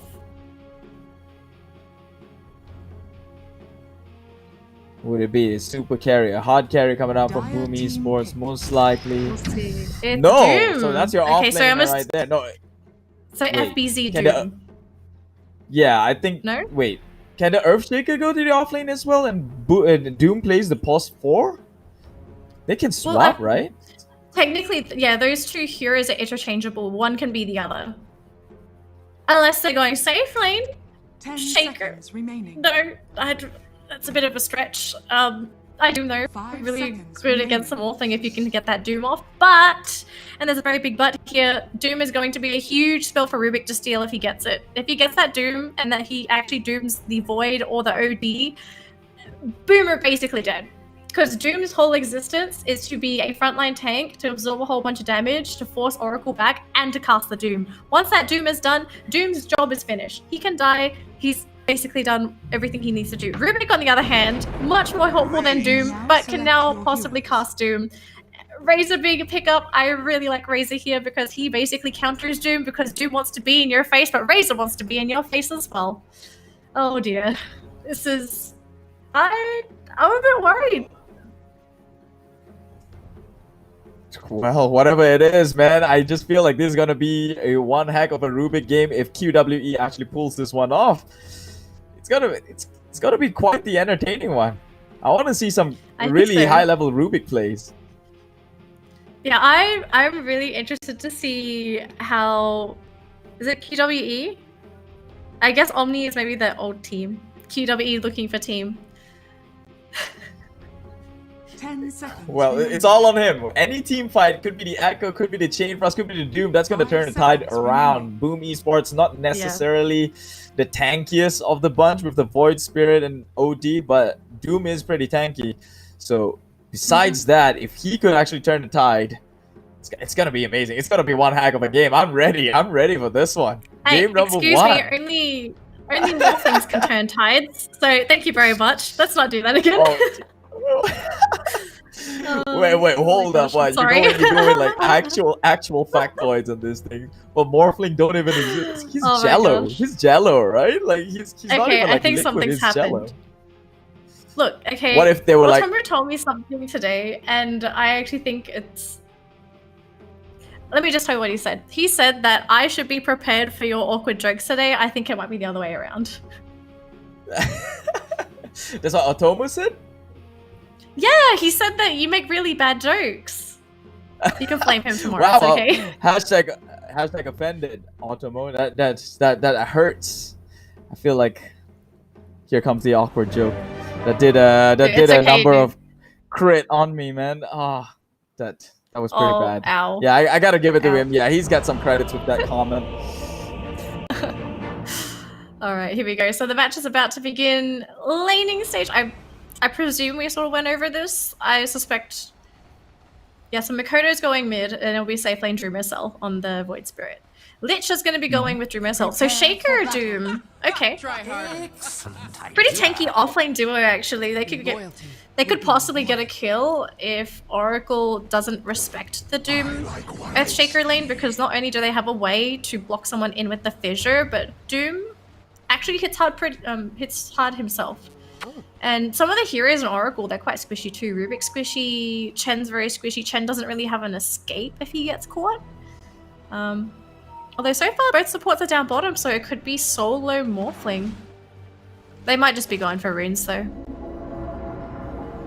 We see the typical take over your outpost at minute 0 play coming out already on the side of Oracle.Youth. They are here to contest. I think they can very well do so though with the Rubik. Oh, but they're going up on the high ground. Calvin taking a bunch of harass. Does have the overwhelming odds that did a decent number to their HP, but overall I think they just won they won the runes. Got to be careful if you're going 3 versus 3 into a Legion Commander. Overwhelming odds. If you stack up as well, there's crazy amounts of damage. But it looks like OD is going back to that mid lane. So yeah, it's going to be 2-1-2. Is it 2-1-2 for Oracle? It looks like it could be 1-1-3. I have to take a look and see whether Rubik goes. Chen's going up top. Alright, so we're looking at 2-1-2 as well. No tri lanes. Up top with the morph. Ah. Yep. I figured you'd want the Chen down with the Legion earlier. Yeah, on. I would have originally. I would have assumed that it would have been Chen down bottom, but after, I'm not sure if they've seen this lane matchup of Doom Shaker, but they probably want to make sure that at least Morphling is stable in his lane, and if Morphling can solo, then Chen probably can just head down bottom and try and put pressure on the Void Spirit. This Razor lane though, Razor is a absolute counter to OD, so Makoto needs to be very wary of his positioning in these team fights.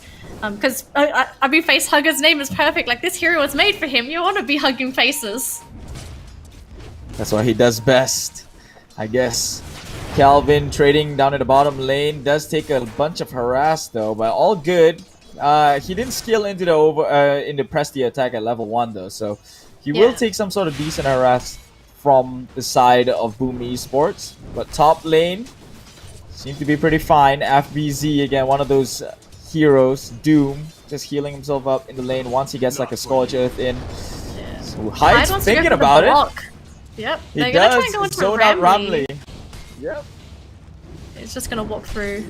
So he's fine. Unfortunately, wasted fissure. Especially this early on, you don't really want to be using fissures and not getting kills just because of how expensive it is. It's got 2 clarities, but if they could have gotten first blood there on the Chen, that would have been beautiful. A great start to that opening aggressive dual lane coming in from Boom ID.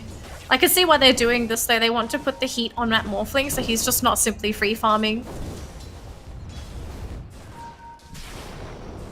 Oh, QWE tries to go and cancels the pull, I guess. Has got a Observer Ward quite deep into the bottom lane there, just to scout out any sort of pulls that they're about to do. Dreamer Cell in the tree lines.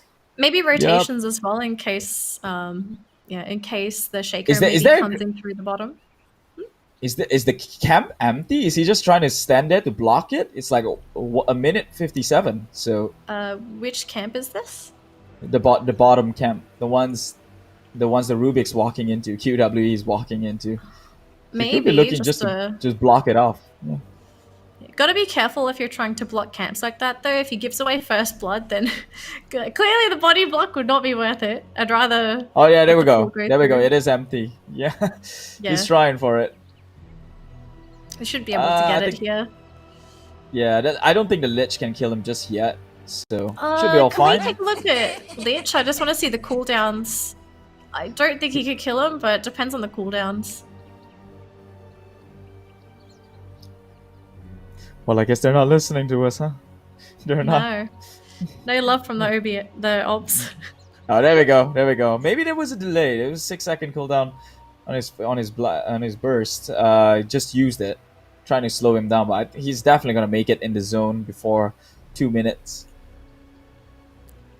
So So yeah, it's guys, quite if good you're rematch watching role. this, if you're just watching this one in the chat, it's times like this where we have time to just read up on a comment. Nura Tifa, is that her name? Nura Tifa. Well, hello there, Danelie and Keith. She says. What the heck? No. Listen to this. Listen to this. Keith does make some bad jokes and metamorphosis jokes too. What metamorphosis jokes? I don't even get a metamorphosis jokes. No, I bet Automo is making the judgment from because I keep calling him Big Okay. Brain Automo on the live stream. So he gets a bit cringed out with that one. He just goes like, "Why do you gotta say that, man?" I'm like, "I'm doing it on purpose, man. It's gonna stick." Are you doing it on purpose? I'm genuinely curious. I was doing it on purpose to call him Big Brain Automo just to get some sort of thing sticking on him. Okay, because I wasn't 100% sure. I was thinking like, oh, okay, we'll just go with I was this. doing that. I'm doing that on purpose for sure. Okay. Yeah, so just waiting for Dream SL to reconnect. What's good with life, guys? How's the lockdown going on for you guys? Southeast How's quarantine? Asia? Does it apply to the whole Southeast Asia, or is that a Malaysian and Singaporean thing with the whole lockdown? I know the states are all on lockdown right now. I've got friends that tells me about it. I think everywhere's on lockdown. I know my family told me that technically, I think technically there's a lockdown in Australia as well. So I think most places are hopefully protecting themselves. You don't want to spread the thing. Not gonna say The it thing. because don't jinx it, okay? If you say it, it's like saying Lord in Harry Potter. You don't say it. Voldemort. And then like someone We do not speak of that name. You know what would be perfect? Imagine that you said Lord Voldemort and then someone in production just like comes in with like the thunder sound effect and it's like Unfortunately, that can be done because like of the delays. It probably comes in like 5 seconds later, most likely. probably, yeah. Yeah. Oh well. So. We've tried. Could have been for April Fools, you never know. Wow, that's 2 days of a delay. Then Yeah, that'll be sorry. pretty bad for it. Boom biasa sekali. So Nura said on the chat. I'm guessing she's Indonesian. Not too sure about it. All good. Are you reading up the chats though, Danelie? No, I'm not actually. Hang on, what ones do you have open? I have them on Facebook. Can you on send Twitch, me the on stream Twitch. link? Oh, can you send me the stream link? ESL Asia. It's just Look, ESL I'm just Asia. asking you to do me a favor. Hold on. Then I gotta. Look, I'm already going on do- Twitch. Okay, it's too late. Don't do it. Stop. Stop. God dang. Hard to please. Oh, dear. Please. This one. Oh dear. Too much talking. They say. Oh, well, what other options do we have? Yeah, we're What kind of other stuck options do here. we have? Yeah. Sorry, guys. We just had to wait for Dream SL to reconnect. At least the match is on, so we get to see what's going on. I really want to know what the plan is here for everybody. What do they want to do? Oh. Looks like they managed to One catch up. below Azura. He's got I the don't know if you enchant want to totem, man but fight a Shaker though. Shaker is one of the stronger supports that can actually man fight carries. yes, he could. Azura pretty confident that he had the strength moth on, so he's got that running one a going little for low him. on regen. Yeah. Yep, solo in the lane right now. Mikoto mid lane matchup seemed to favor, well, pretty decent on each side. Facehugger does get the better edge of the last hit and the deny, so slight win for him in this sense. Yeah. Do you think things are going to be this is- static on both ends here? Just because of the hero pick being the late game as a morph, and you probably want some items on Boom Esports before they actually can go ham? Technically, Morphling isn't a hero that only comes online offlane. That comes offlane. It comes online late game. He can actually get activated during the mid game. It sort of depends on his item choices and whether he can contribute to any mid game team fights. Because Morphling, he actually has a kit that can benefit the team during a team fight. He can come in with the waveform, he can actually go in with the stuns, with the adaptive strike as well. So he has utility, he can benefit the team. If he can join in and grab some kills, or even getting any solo kills up top, that would be great. Then he can get his items earlier, and then he can fight sooner.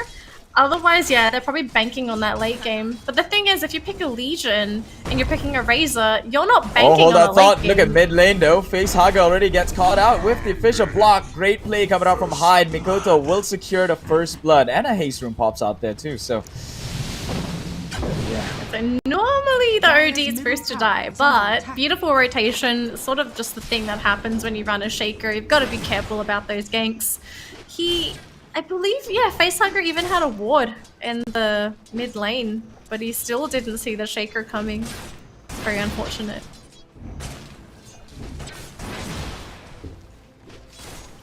So lanes are going to be a bit more stagnant. Yeah, maybe Calvin, once he gets the Blade Mail and he's level 6, maybe he can start doing the rotations. Do you see... Who do you think is priorities for the side of Oracle.Youth here to take out first before any single fight? You'd actually want to get rid of the Doom before he can get that Doom off. Doom is the worst spell for anyone to get. Oh, Calvin will go down. Yeah, they tried to go for Kezkoot's small kill, but they lose their offlane. Yeah, you'd want to be able to kill Doom before he can get that Doom off. Otherwise, if Doom is not your target and you are anticipating that Doom, trying to blow up the OD is probably your next best option because you don't want him to drop the hammer. Arms for the dead. So yeah, if you're Oracle, either of those two, it really depends as well because they don't have a lineup that can blow heroes up either. They can duel someone, yeah, they have 5 seconds to duel people, but they don't have the best burst. Razor is built for prolonged team fights. Same thing can be said for Legion. Legion sort of wants to either join a lineup where she can instantly burst someone down with nukes plus her duel, or just go for those incredibly long team fights because she's got some really good spells that can actually do quite a bit of damage in a prolonged team fight.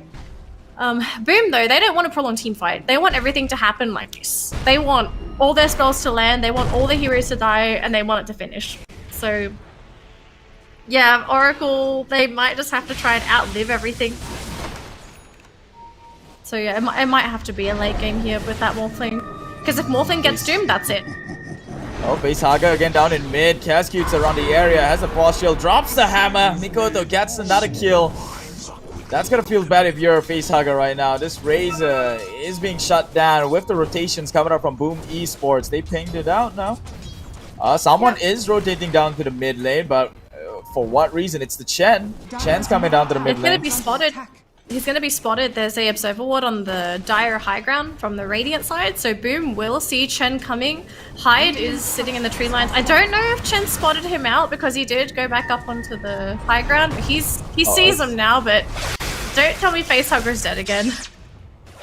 Nah, the static links it's fine. Yep. The Fisher block was there. Rubik is in the area, so at least they forced the rotation out from both lanes. Dreamer Cell, maybe you can make something happen here. Probably not. Oh, he does go in for the Astral Step, though. The damage isn't there just yet. So he's going to walk this one out, or does he? Astral Step once again. It is stacking up. He might get the kill here. Keskute rotating into the area. He has the Frost Blast. Resonant Pulse, enough to take him down, especially with that Ice Shield. Yeah, Dreamer Soul made that movement because he knew both supports for Oracle TP mid. They were both mid, they showed themselves as well, and he knew that he could actually take out Kelvin. Kelvin was hoping maybe he could actually... Facehugger once again. No, this is not the condition you want to play in. Facehugger tries to run away with the Eye of the Storm, but luckily he does get out despite the Fisher block. Tough game. Tough game for that Razor.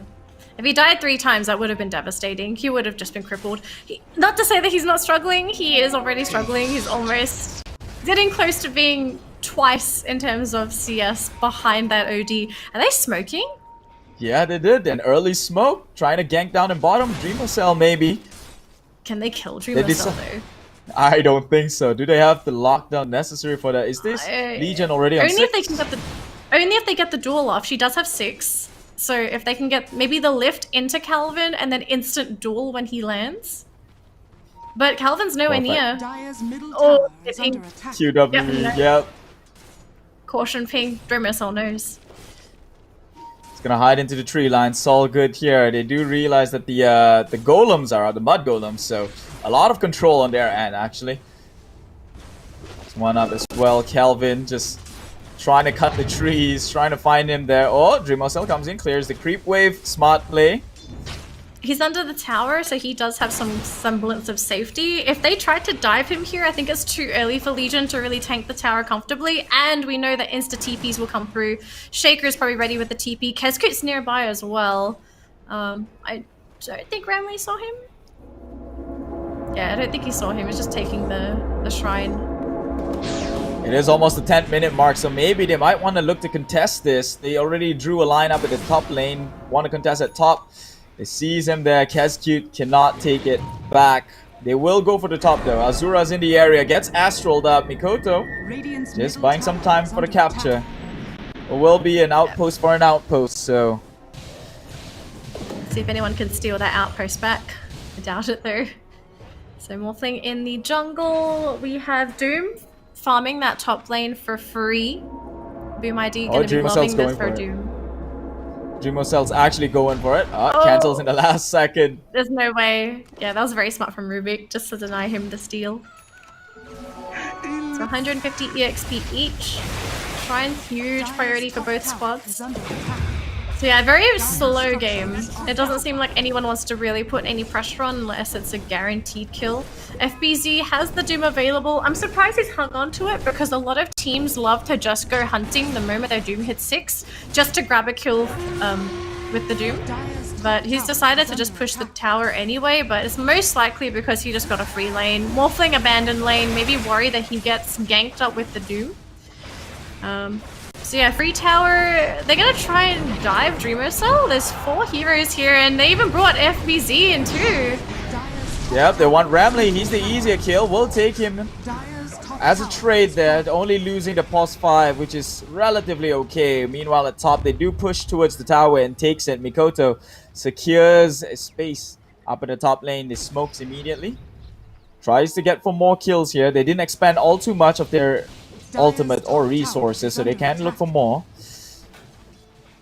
Yep, so using all the time that they can. Oh, Dreamwhistle's disconnected again, unfortunately. Oh, hopefully he comes back. Looks like we're gonna have to talk and get the chat all riled up and angry at us. Alright, Nuratifa said, it's okay, it's your job to talk a lot. Game on. Someone's on our side, at the very least. Aww. Thank you so much. You make it sound as if it's a bad thing, my goodness. Alright, we'll get there together. So far, it's looking really good for Boom ID though, leading with 5 kills compared to 0 on Oracle, and they're also leading by 2k gold.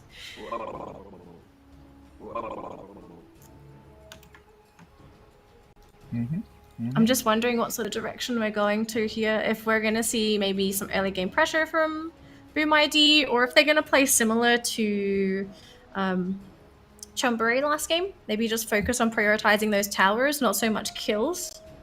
Because towers actually progress the game better than kills. Like, kills, yeah, you take a hero off the map, but there comes a point where taking a tower is much more profitable than killing off heroes because death timers are very short now. If you can get rid of towers now, it's better because everyone benefits from the gold. Whereas if you get a kill, yeah, people still get gold, but towers in the long run, just a better time investment rather than just going for those kills willy-nilly.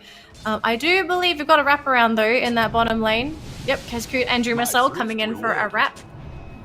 Yep. They're gonna run his down at Morphling. I think he scouts out the morph. He's gonna go full edgy though. Minus If they could actually armor. get an He's got Astral Step minus now. armor. The root was there. They got him. Oh. Two skills is all it took. He was already in his edgy form. Just pulled him in with the Void Remnant and come in with the Astral Step to finish it all off. And now the wraparound FBZ. Boom. It has to go out of there, but the duel has been committed. Here comes the paintball, but the duel damage isn't there because they cannot finish him up on time. In fact, he's just gonna run and doom onto Facehugger. Facehugger comes in with the big echo, catches onto no one. Ramsey will just walk away in the tree line. Ramley still living actually. At least that. They get at least that. And now they can look for more. Hyde still in the area. We'll go down to FBC. Finally something turning his way, but it was a bait as the Chain Frost bounced to and fro and takes him down. Triple kill goes on the way of Dreamwhistle. Oracle maybe getting a bit ahead of themselves. They would have had a better trade if they actually just decided to run instead of go back and, you know, grab that kill on the Shaker. The Doom on Razor was not ideal. Normally you don't want to be dooming Razor because if he's static linked someone, it doesn't cancel the static link. He still gets to do his thing. So yeah, maybe a slight misplay there from FBZ. Could have doomed someone else, but Razor was right in front of him, so I don't blame him for going for that. He did die first because they tried to kill him before the Doom. The fight honestly could have gone better for Oracle, but Boom ID, they managed to salvage it. They were actually chasing the low HP heroes, whereas Oracle, they were the ones that were very weak in themselves. I think it's too soon for Oracle to be fighting though. They don't really have the best lineup to do these kinds of plays. It's actually Boom ID that has the ideal early game fighting lineup because they have really big ultimates that can just turn a fight on its head, whereas Oracle excels in constant fights with low cooldowns. That's what Oracle is good at. So if they want to keep doing this, they're going to have to consistently push through, but I just don't see them winning these fights as long as something like Doom is up, Chain Frost is up, as long as OD's ultimate is up as well, if Echo's there as well. They need these spells to be gone and to fight to actually win. Look at that smart play though. They immediately blocked the camp after the Morph actually farmed the area, and now they're just taking over the whole top jungle. They recognize with the Morph, you're going in late, they're not giving any sort of farm. Azura now takes the farm off the Shaker. The block isn't ideal, but he is in his place. Duel comes out. Can it burst him down finally? It does give the damage on the way onto Kelvin. Oh, Still can he just do ran for right more. into him. FBZ was there as well. They're going for FBZ. Facehugger will hug him, and now Mikoto finally made the rotation in. Astral Imprisonment holds him there for a little while, gets the Void Remnant pulling him towards the Illujo and drops the hammer, takes down one. Can they get more? Azura is already shifting into his strength form, so some sort of HP going his way, but with the control from the Void Remnant, they will walk away in time unless he Astrals forward. Has to dissimulate, comes up with the Revenant Pulse, but no damage just yet to take him down. Should be going out fine. Azura will make it away. And well, Danelie becomes the victim instead. They're still chasing though. And it's because they have that high ground vision, so you know, Calvin, he thought he's safe to farm, but he's got to be careful. He needs to get out of there. And yeah, he knows. Oh, if he stuck around, he would have died. They're gonna keep going. My goodness, they really want to fight with this Razor. Nice Fisher stolen by Rubik. Actually blocked them there. Yep. Something in return though. A pulse 5 or a pulse 5. Yeah. Yeah, so this is sort of the kind of stuff that we want them to be doing. So once all of the ultimates are gone and when Boom ID doesn't want to fight, that's when you want to sort of jump in if you're Oracle. So we're going to have to see if they can continue to make these plays. They actually managed to get away with the previous fight because FBZ came in to the fight, I believe, with no mana, but his Doom was on cooldown for like 10 more seconds. But then, unfortunately, he died, so he wasn't able to contribute at all. And that fight absolutely worked so much better for Oracle. But I feel like that's also... It's like a one-time thing. Like, fights won't always happen like that. They're gonna have to walk into the Doom. They're gonna have to deal with the OD hammer. We saw last fight as well. OD, I think he landed the hammer on 3 heroes. It was all 3 cores. And it did so much damage. So and they gotta figure out, how do they deal with Mikoto? Do they have to spread out? Do they need to come in from the backside? Obviously, you want to Blink Dagger on the Legion. I have no idea if that's on Legion's mind right now, or if Legion wants to try and build for a sustain, because Legion has been taking a buttload of damage from these fights. And if Legion gets doomed, if she has Blink, that's not added bulk. Well, he's gonna get... Oh, the Astral Imprisonment will buy some time for the deal to wear off, and then the Counter Fisher goes back onto them. They're looking to get this Legion down. Calvin falling pretty low, but will they actually take him down? They will with that Revenant Pulse. They will take him down. Kezcute, meanwhile, on the backline, gets the stare, pulls him into it. Facehugger now on his own against Mikoto. He is definitely not living that one. And now Ramley just going for it. They want to get this Morph in return. He's falling pretty low. He has been doomed up, but the Fisher Connects is there. There was no way they were running out of this one, and this one is as good as dead. Yep. Oh, this is going to be a really tough game for Oracle. So they're trying to fight, but everything that Boom ID has just basically counters their lineup. I feel kind of bad for Razor because he's sort of doing what he's supposed to be doing, and there's just no follow through because the only hero that can really follow through is himself and the Morphling. But right now, if we take a look at Morphling's inventory, he has the bare necessities just to survive. And that's about it. He doesn't have any attacking items, he doesn't have anything to boost himself to try and get kills. He's relying on the rest of his team to accomplish all of that, and with everyone dying left, right, and center, and their net worth falling, they're now behind by 4k net worth. These heroes on Boom ID are going to get so tanky, and especially with the Astral, that absolutely destroys Calvin's strat because he wants to go for the duel, someone gets Astral, he does nothing. Fissure to connect with it. Calvin again in a lot of trouble, falling pretty low with the Remnant from the Void Spirit, pulling him backwards, just delaying his chance to escape. One more Astral Imprisonment should do the work, but if he doesn't, well, an Arcane Orb will finish the job. A Wicked Sick going to the side of Mikoto. He is just running them down ever since that 2 death in the mid lane by this Razor. He's just having the game of his life at this point. Yeah, I feel very bad for Calvin. He's queued up the Blink Dagger. He knows he needs to be the one to initiate for the team, but he's just dying. He has to be the one to make these plays, but if he's constantly dying, he's never going to get access to that Blink Dagger. But the thing is, if he stops to farm, then who's the one that's going to be keeping Boom ID at bay? Because you can't expect the Morphling to do that. Morphling needs to be the one farming. And then Razor needs to be farming as well. So everyone on the team of Oracle, they need some kind of farm, but they can't figure out who's the one that's going to hold the fort down while the rest of the team tries to get their act together. Because right now they're in shambles. They might be able to get, small pickoffs if Boom ID gets complacent, but so far Boom ID, they've been on point with where they need to be, who they need to kill, bottom, though. Where potential ganks are going to be, Hold that thought, because Calvin again getting caught up, running through the trees. He has to press the attack to regen himself up, but with the Scorch, you cannot outrun this guy when you're in his domain.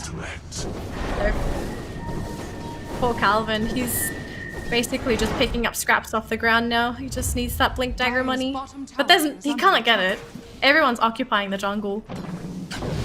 And now they're smoked up. This is the tempo Boom has to play. They know Morph is only going to come in the late. They are acting right now. They still have their Doom on though. QWE is down on the high ground, down on the low ground, so it does pop. They instantly echo. Goes for it with the Astral Step. Just burst him down. That's a monstrous kill.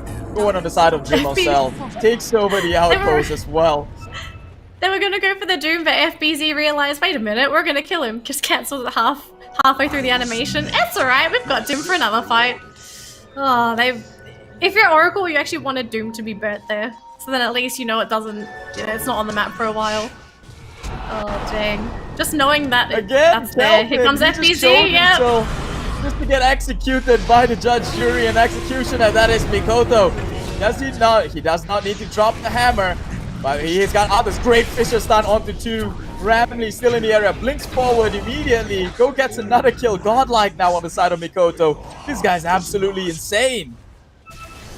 What do we say here? Rest in pieces?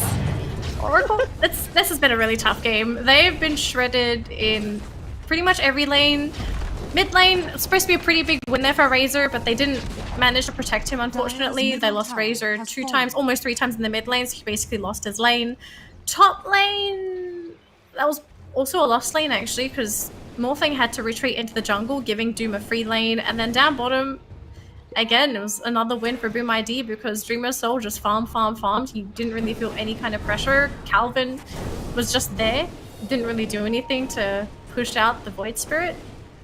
And now Oracle, they're way far behind now, 12k net worth behind, 21 minutes into the game. That's a lot of gold that's not theirs. And they've taken only 1 tier 1 tower right now, so they do have a way to recover if they can either win the next upcoming team fights, get pickoffs, or try to take towers. But yeah, they're so desperate. They're looking for kills, but look at where everyone is on Boom ID. They're on the opposite side of the map. They're going straight for the roach. They pinged it out. Marcel's in the area though. They're making a rotation over. Can they roast this early? Yeah, I don't. Do they even have the damage? Minus armor. They don't have the medallion. Marcel actually spots him out, but he misplaying himself. Went a little far too deep and gets dueled up. Feeds the damage onto this Calvin, but now the chain cross is good. It's bouncing onto everyone. But Facehugger, he's still a tanky one, will get out in time, and the Doom! It connects on the Mikoto. The fight's just over. You get out of there if you're Boom Esports.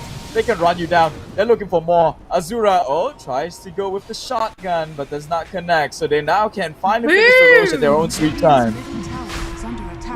Did we just see Boom Boom? That was did. a disaster.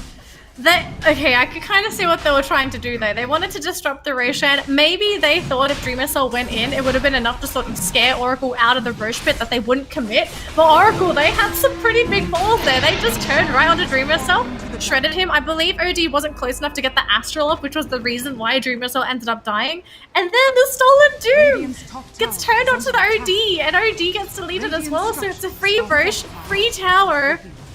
You know, sometimes, okay, when you pull the pin on a grenade, you actually have to throw it. You don't hang on to it. Well, they hugged onto it for their dear lives and it exploded. That Rubik finally coming in. They gotta be careful of the spells they give away. As we can see, it turns the fight around. Just that one spell. That was a huge kill though. It was what, an 8-kill streak on Dream SL's Void Spirit? Yep, fed the gold away. It's not over just yet though. That was one bad fight. Yeah, it's not over. It's one bad fight for Boom. Look, it's not over, but that was a pretty big swing. It was, I believe, a 12k lead for Boom ID just then. Now it dipped down to 7. It's now 8, but that's a lot of gold to be giving away. Is Calvin close to that Blink Dagger? Because I know Calvin was struggling to get that Blink. Did he have it for the whole fight? I have no idea. I thought you mentioned it earlier on. Let us take a look at the Legion. I remember mentioning that he didn't have it. We will eventually get there, maybe after the smoke. Well, they've got a DD rune, so this fight would most definitely swing the way of Boom Esports if they were looking to commit.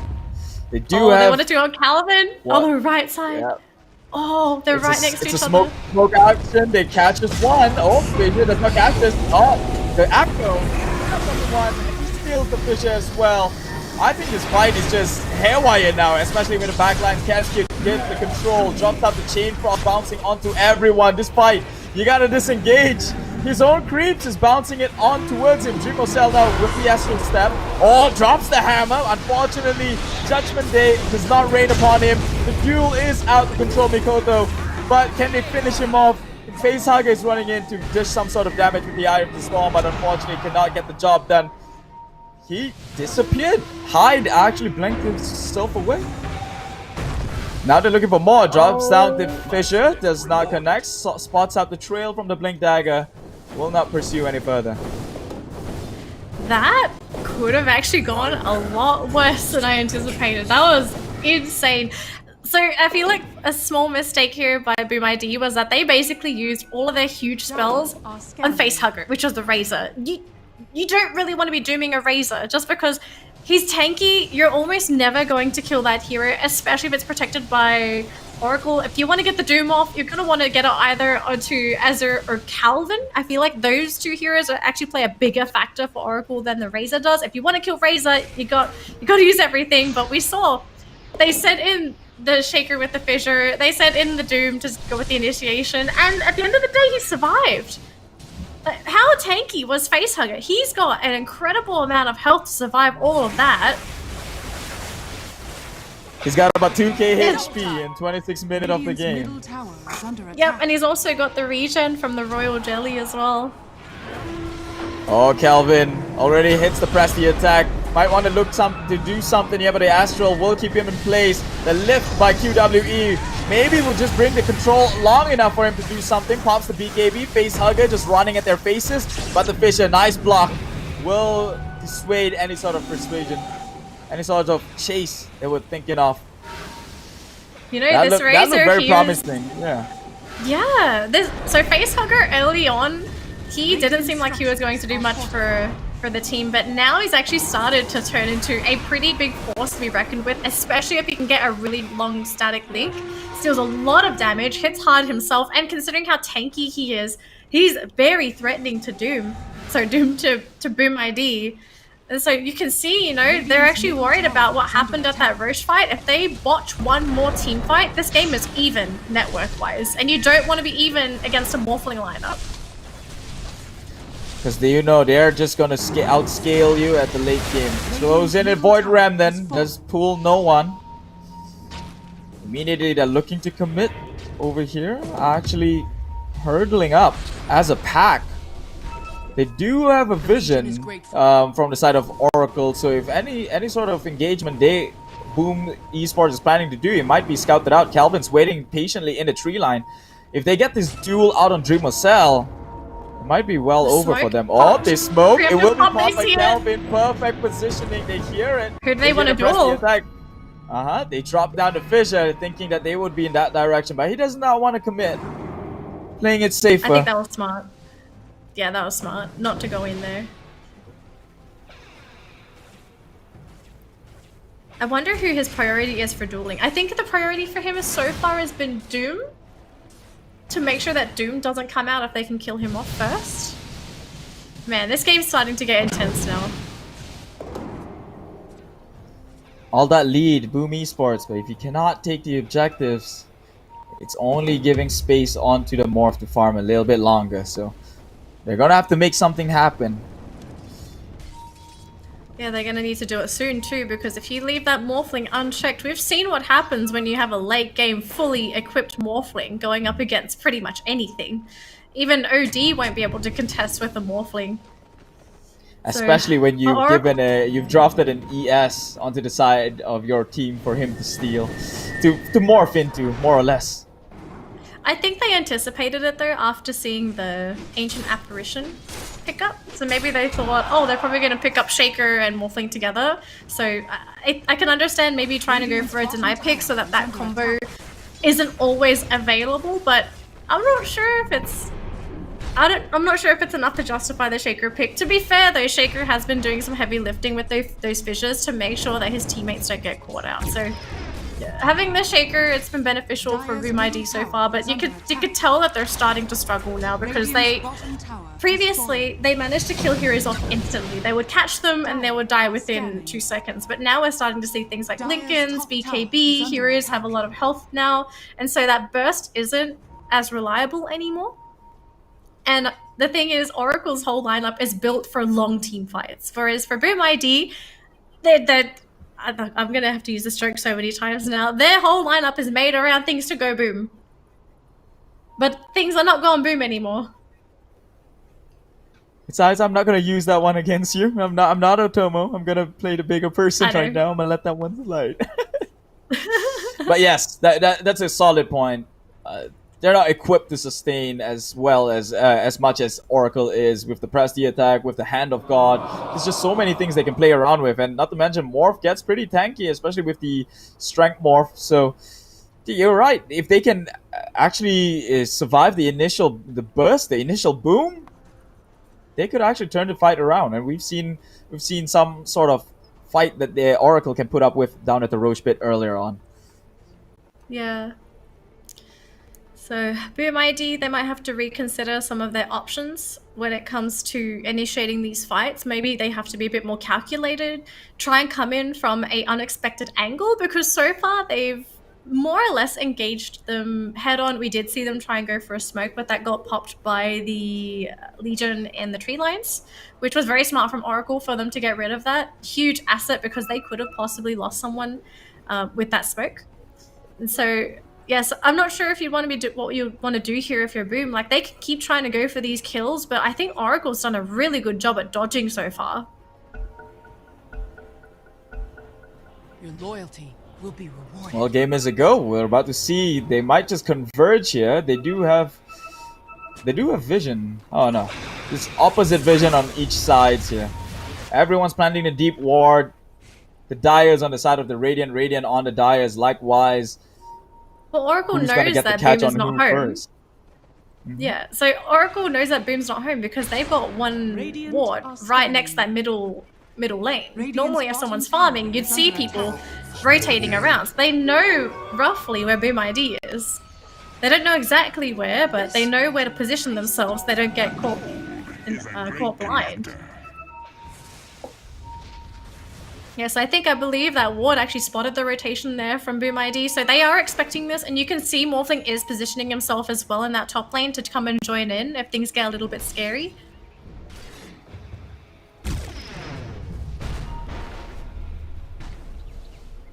It's quite a bit of a stalemate right now. Everyone's just taking the objectives, trying to farm up a little more, trying to expand the lead.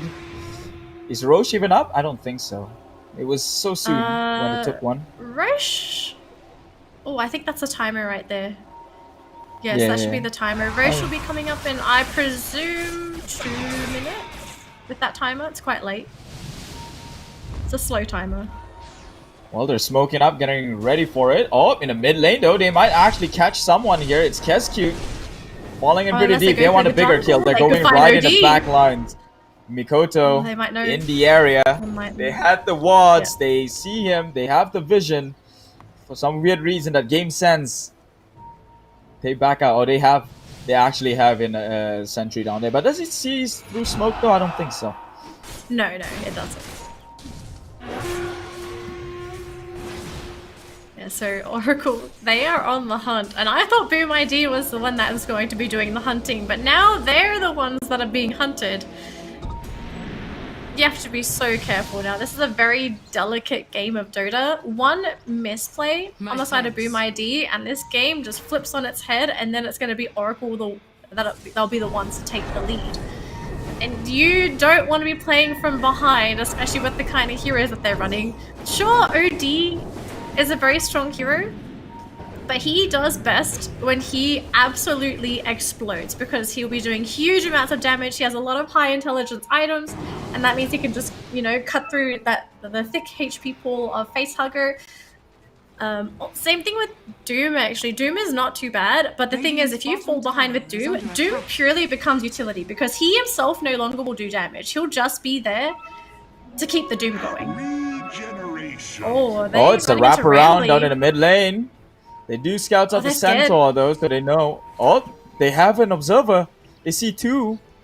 They see two in the dire jungle, and they pinged one. Calvin, he's on his own. Immediately comes in, but the blink, he gets out. The use is there to control him for a second. All his teammates around it. Surely he does not make it out of this one. Yep, everyone on the escape. Oh, I think they're still chasing Ramley though. Look at this Doom. Yeah, they have an observer up in the top. They have him on his jungle, so they do see him. They had a high ground observer there. They realized there was only two in the area, so they saw Calvin on his own. Oh, Azura though, actually falling pretty low. The control is there. Can they actually burst him down? They won't. Astral steps forward, dissimulate. You gotta back out now, surely. Assume that the team is coming. Nope, they have the numbers. The Doom is there. Perfect onto the Morphling, and now to fall with is the Rubik as well. Perfectly played by Boom Esports, making the rotations, making the pick off one after another. Yeah, Oracle probably getting a bit too confident there. Morphling thinking, "Oh, I'll just be fine. It's just a Void Spirit." Suddenly gets perma silenced, almost loses whole health, the entire health pool. Thinking Rubik's gonna be there to save the day, but then all of a sudden Astral comes out of nowhere, and you just get doomed. That kind of play, you shouldn't be making those mistakes if you're Oracle. You should have been capitalizing on your lead, but now he's just given it away by losing one of their highest net worth heroes. And now Roshan is up, being taken by Boom ID. 33 seconds left for Morphling to come back, and I don't know if they'll be able to actually protect this. They're pinging. They know. Do they know? They've actually got Razor going down. Are they giving this away? Well, I don't think they're actually just giving it away. They drop down the sentry. They do spot him out, but can they do anything without the Morph, who's gone for another 10 seconds? Can they hold? No, they are going to take down Ramley. The Astral is there with the Prestige of Tech just to buy some time, but now that just sets up for the entire kill. They take two. They take out the Chen and the Legion and the Rubik. 3 goes down, has to buy back immediately. Facehugger is down to play. Azura finally in after the 10 seconds, but unfortunately it doesn't seem like Boom Esports is here to stay. Just gonna back out. They did what they could. They did what they have to. In fact, they won that. Oracle forced out 3 buybacks. They've got to do something about this now. You can't give that Roshan away. You have to make those 3 buybacks worth it. So what are they gonna do? Gets pulled over. Oh, the big Echo Slam to the backlines, followed by the hammer. Deletes the entire squad except for the Chen, who is nowhere near to be found. But man, that was devastating. You just had 3 buybacks committed on that one, and you lost 2 of them. Do I say it? Boom's middle tower is Go under ahead. attack. You have every right to hit the button. Do it, Danelie. Oh my goodness. After this kill, say it after the kill. After this kill. I wish. Say it. No, you're the play-by-play. Boom! It goes down and they want more. Immediately straight for Face Hugger, who gets pulled down by the Sinister Gaze. Being taken out a kill. That's 100 seconds of a dieback on this Razor. Azura's the only man to live on this morph. Oh my goodness. Oracle may have just completely lost it here. 93 seconds on your Razor. 20 seconds on Calvo. Morphling gets silenced. Morphling to go down next. Oh, this looks bad for Oracle, man. He can try morph into strength all he wants, but that was a 5-on-1 and GG has been called from the side of Oracle.Youth. Boom Esports takes the first game out of the series 1-0. So there was definitely some promise for Oracle. They did show that they had a fighting spirit left. They had some moments where they just played brilliantly. They capitalized on some major misplays coming in from Boom. They were maintaining a somewhat reasonable, gold difference. 7k is actually fine, but then they just made some pretty big mistakes. And then from there, everything just went completely downhill, especially that Roche attempt. They had 2 heroes get picked off, and then they decided to go in 3 versus 5, and then they lose 3 heroes, and then they force out a 3-man buyback, and then they still decide to commit to the Roche pit when they didn't actually have enough vision to tell them where everyone was. Kelvin blinked in, he got instantly astraled and then died, did absolutely nothing, no duel, no anything. Yeah, the team just disintegrated after that. So Oracle, probably some decision-making errors there, thinking that they were maybe stronger than they actually were. But then Boom assessing the situation, realizing that, hey, they want to fight us. We still have buyback because we haven't spent any of our gold. If we kill them, that's a dieback, and that game is probably over. So they engage, they know their positioning. Shaker did wonderfully as always, getting the fissures that he needed. And yeah, they just kill almost everyone, leaving Morphling. And what can Morphling do? He was farmed, but he's not farmed enough to 5v1. So that was, I was hoping maybe Oracle could probably bring that back, but Boom showing that they had a lot more experience with this kind of scenario and understanding like, guys, we need to tone it down a little bit. We've got to find the right fight. And they found it right there. They also recognize the timing for their victories, actually moving onto like the space of the Dire team, warding the entire jungle up, blocking the camps. Especially on the top lane, that was well played by Boom Esports, especially on the support side, knowing that without the farm, this morph cannot do anything. And might I say, this morph feels absolutely pointless. I don't feel the impact in every team fights they had. So the impact for Morphling, we couldn't really even shotgun like a support down. You know what I mean? Like. Well, it was positioning-wise though, right? Because if you looked at the positioning for Boom ID, they always put their most threatening heroes up front. If Morphling wanted to shotgun someone, he had to waveform into the middle of Boom ID, and if he's there, very, very exposed. So he had to try and come in from, the outside. But I don't blame him for having a really tough game. This was a very, very difficult one. Oracle, they just got to try for the next game. I think they have the chance to take it. I think the Doom pick was like super crucial, right? The moment you Doom onto like the morph, it's just over for him. It was just absolutely over. Let's take a look at what the statistics is like to get a better brief into what just happened. As you can see, this morph is 1, 6, and 3. Nearly same stats KDA with the Ramli, the Chen, who's 1, 6, and 4, and the Rubik is 1, 6, and 4 as well. It was a rough game for Oracle.Youth. They had a slight glimmer of hope, but unfortunately, it was misplay after misplay, and Boom Esports just read them like a book, played it perfectly during the lanes, and eventually closed the game out. 36 hero kills on the side of Boom Esports, 7 on the side of Oracle.Youth. Oh. It was pretty dominating, yeah. Yeah. So they tried to go for the morph strat. It didn't work. Morphling is a very, very strong hero though, but Boom, they probably matched up against Morphling so many times, and they honestly picked a really good lineup to go up against the Morphling. So Oracle gonna have to go back to the drawing board.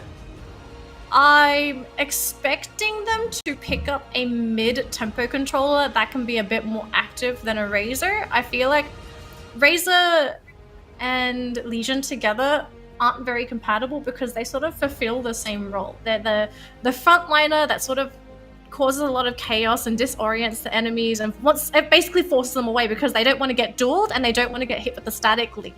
Whereas if you had Calvin and then let's say for their mid, I think Puck was banned, but if you had someone like Puck that could do a little bit of burst damage, also had control, could have gone to utility, maybe even could have gone to something like a Dagon if they felt like they needed more damage, then that would have been a bit more compatible because then you had someone that not only became your initiator, but you had someone that could also follow through that wasn't just the void. That wasn't just the morphling, because you're already running a Rubik and a Chen. Those two are supporting backlines that don't benefit in the damage department whatsoever. All they do is set up for someone else to do the killing.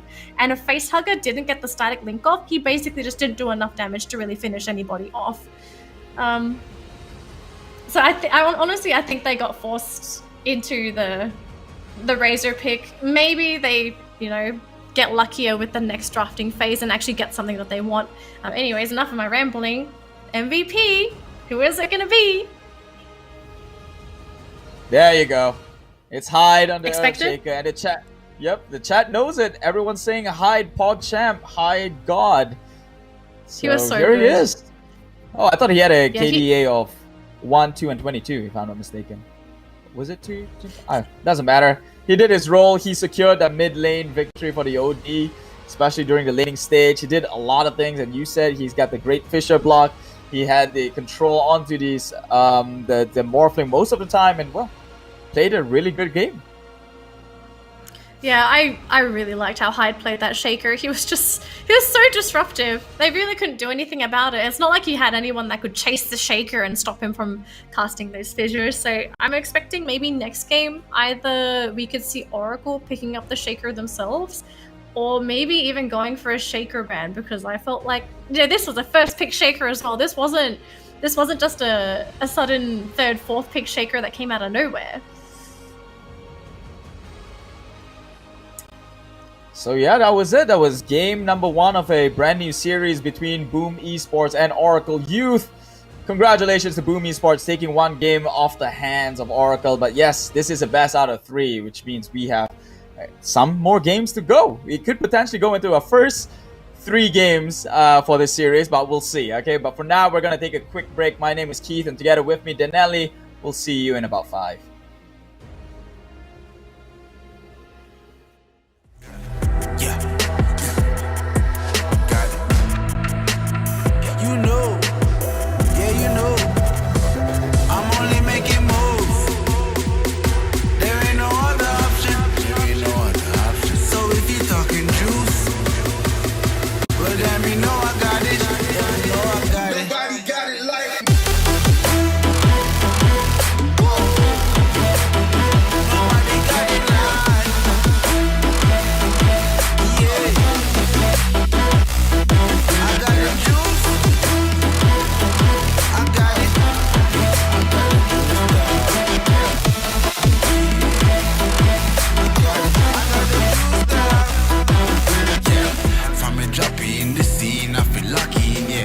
I'm watching from Paris to Popping, yeah.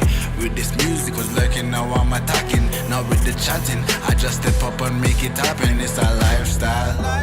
Living young and restless, yeah, we quite wild. If I want it, I'ma get it talking right now. And I ain't got no regrets, it's my time now. Lights out when you see us talking moves. You don't know that's the topic. And if you talking juice, well, then you know I got it. Then you know I got it. Nobody got it like me.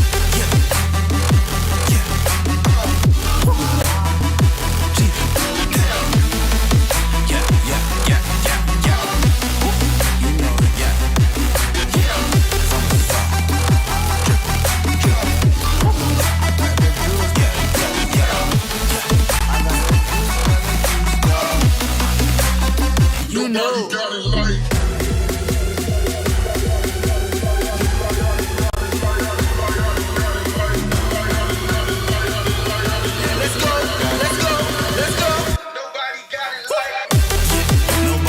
it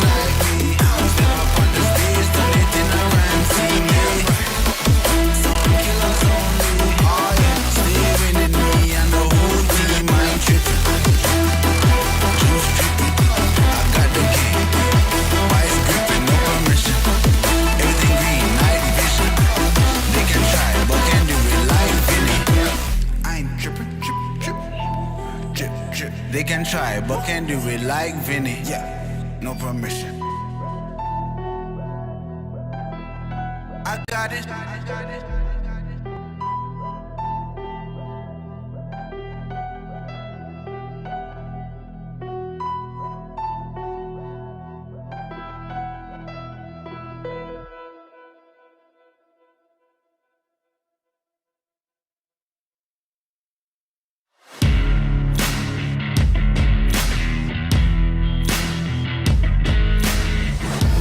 Embrace your destiny, slay your enemy, raise a legacy. No more apologies, trust your abilities, gather the energies. Pull yourself back together, been staying off track forever. Child of the nation, go seek redemption, time for salvation. Today is meant to be day of victory, time for history. Rebirth's a tendency, fight the entropy, channel your rivalry. You're praying for fortune to come, you're hearing the sound of the drums. It's too late to backtrack, go pack your bag now, keep your feet on the road and stand up. You've got what it takes to fight back. Don't stop until you black out, out. Stand up, you've got what it takes to fight back. Don't stop until you black out. Give all you got, show them how to make a miracle. Stand up, you've got what it takes to fight back. Don't stop until you black out. Give all you got, show them how to make a miracle. Go save your team, be a hero. Take home the cup, be a star. They waiting for you, take aim, shoot your arrow. It's your time to shine, show them who you are. Stronger, gotta go faster, gotta get better, gotta work harder. It's fight or flight now, get up now. Go with the move, go for the goal, lead up the stadium, you know how it's done. Stand up, you've got what it takes to fight back. Don't stop until you back out.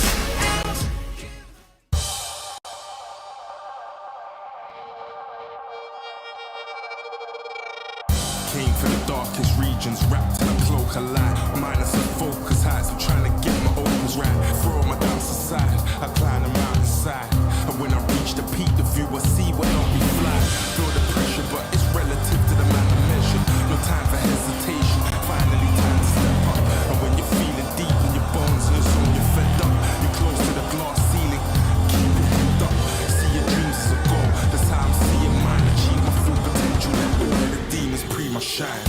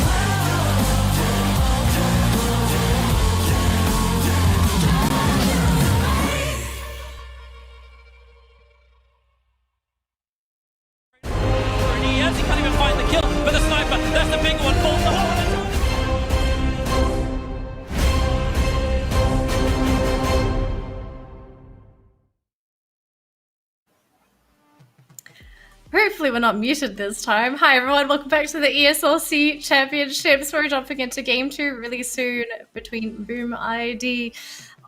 Can I say, Boom ID played so good.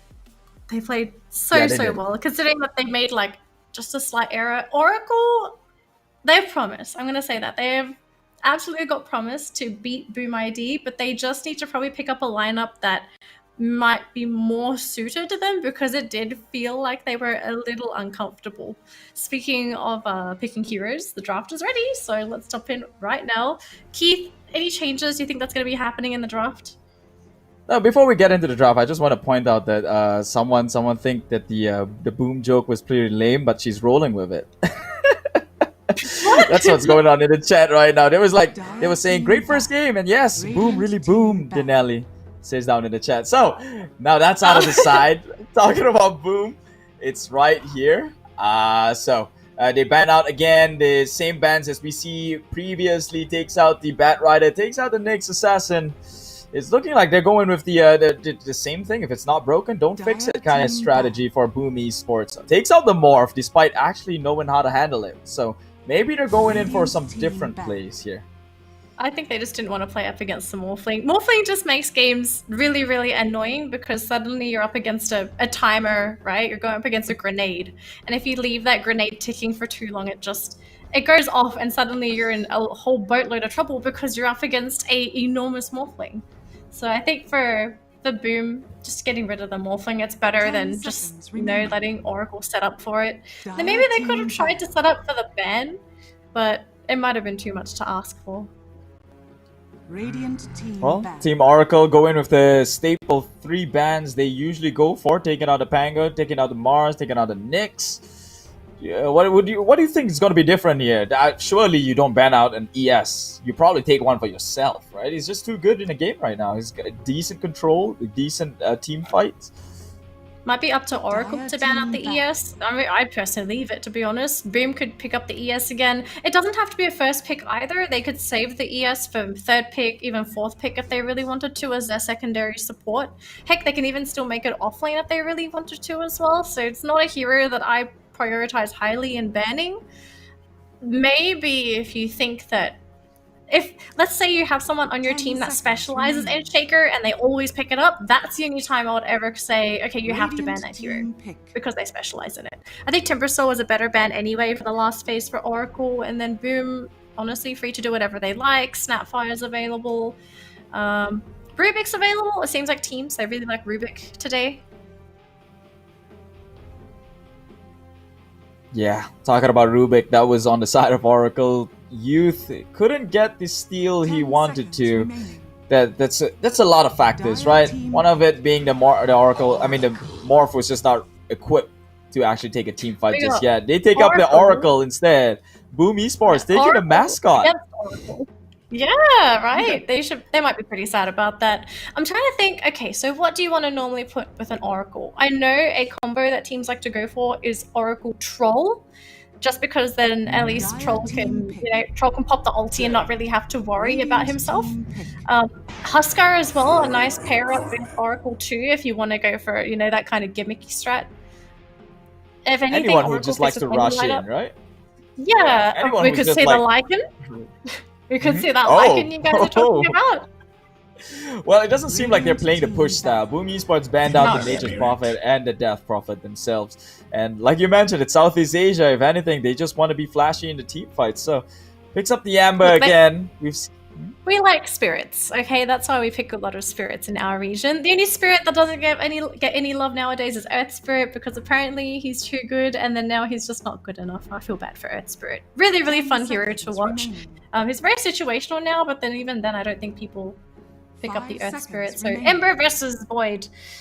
If anything, Void has the upper hand there.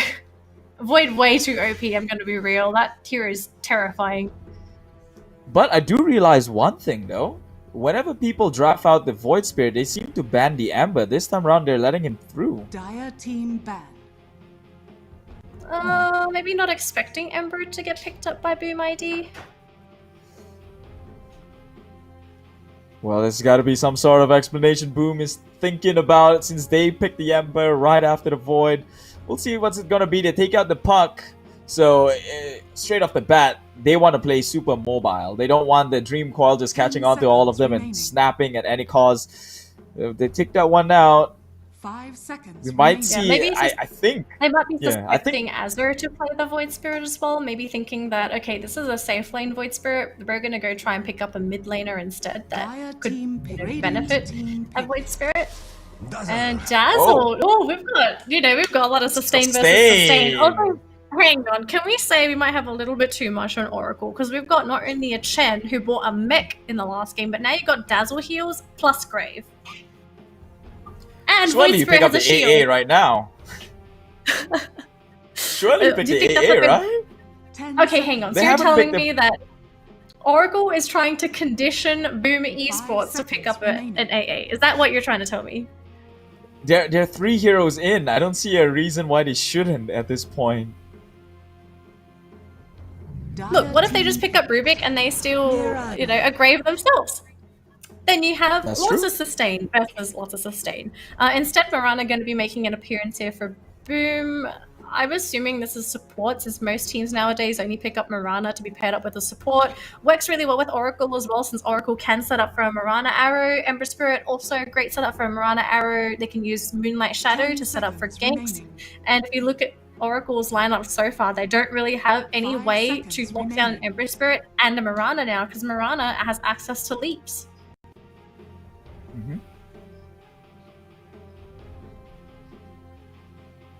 I want to see some god arrows, man. We've seen one played by MS Chonburi, by Ponlo. Specifically, I want to see something happen here as well. Yeah, the lack of stuns, again, seems to be the theme for today's tournament bracket. Between the two series we've had so far. This one, again, seeming problematic. They might want to get someone with some decent control, and they do, as they pick up the Tiny. Yeah, Tiny's a very good contender for a hero that has Disable, Avalanche, Toss, invaluable combo, can usually one-shot a lot of those squishy heroes. And if you can get the Avalanche off onto someone such as Mirana, you're going to one-shot that.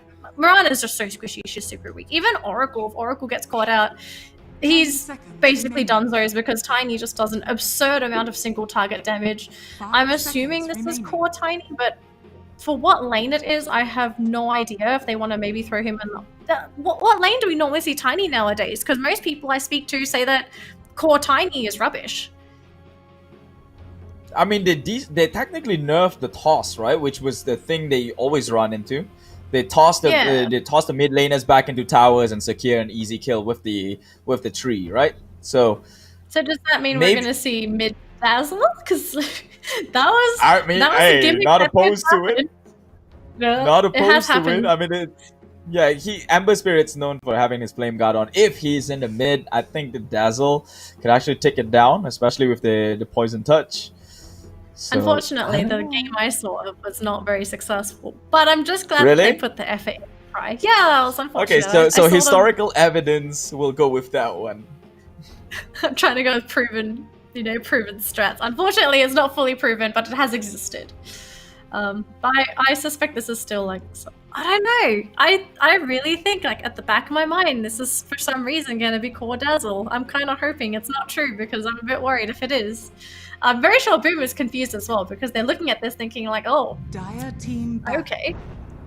I'm going to say though, if Oracle was looking for an offlaner, which I think this is what Tiny is, I would have actually thought that maybe Centaur would have been a better option. Tanky, global ultimate that benefits the whole team, also can stun, also does quite a bit of burst damage as well.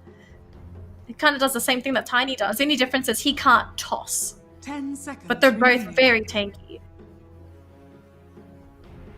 5 seconds remaining. What do you think they ban out in this sense? It seems like Oracle, sure, they've got a lineup, but it doesn't seem like any one of them could actually take a fight head on. They've got a lot of sustain, but that's about it. Yep, sustain, they're going up against a PL, and historically PL only gets countered by Morphling. I don't think Oracle is going to be going for Morphling again, because if you put Morphling in this... I don't know what to say if you put Morphling in a lineup like this. They got rid of Tidehunter, so they are... Yeah, oh, that's true, right? Oops, what bad. So then who goes up against the PL then? Because the only way you can play against a PL is you play very early, pick something like a TA and cut the team down early, finish pre-20 minutes, or try and outplay the PL, which the only way I think you can normally take out a PL is if you have either a lot of lockdown or you have a hero that has cleave and can cut through the illusions. But who's available?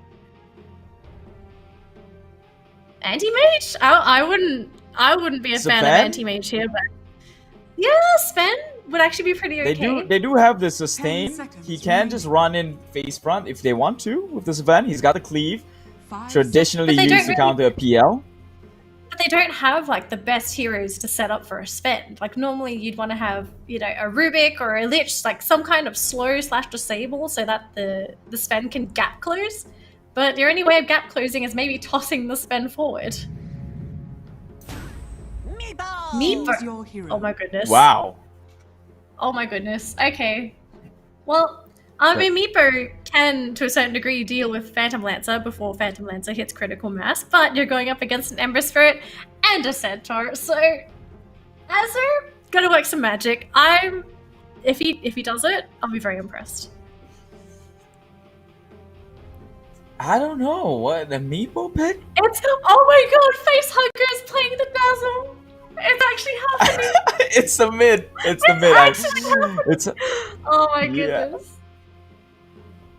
Well, I'm speechless. We're seeing it, all right. Yeah. I'm Hey. speechless. We're finally gonna have another pool, another game to 10 put into the seconds pool of remaining. studies here. Okay, So maybe so historical wait, who- evidence will change. So it'll be Ember Spirit versus. Okay, The Ember Spirit Dazzle. versus Dazzle. Yeah.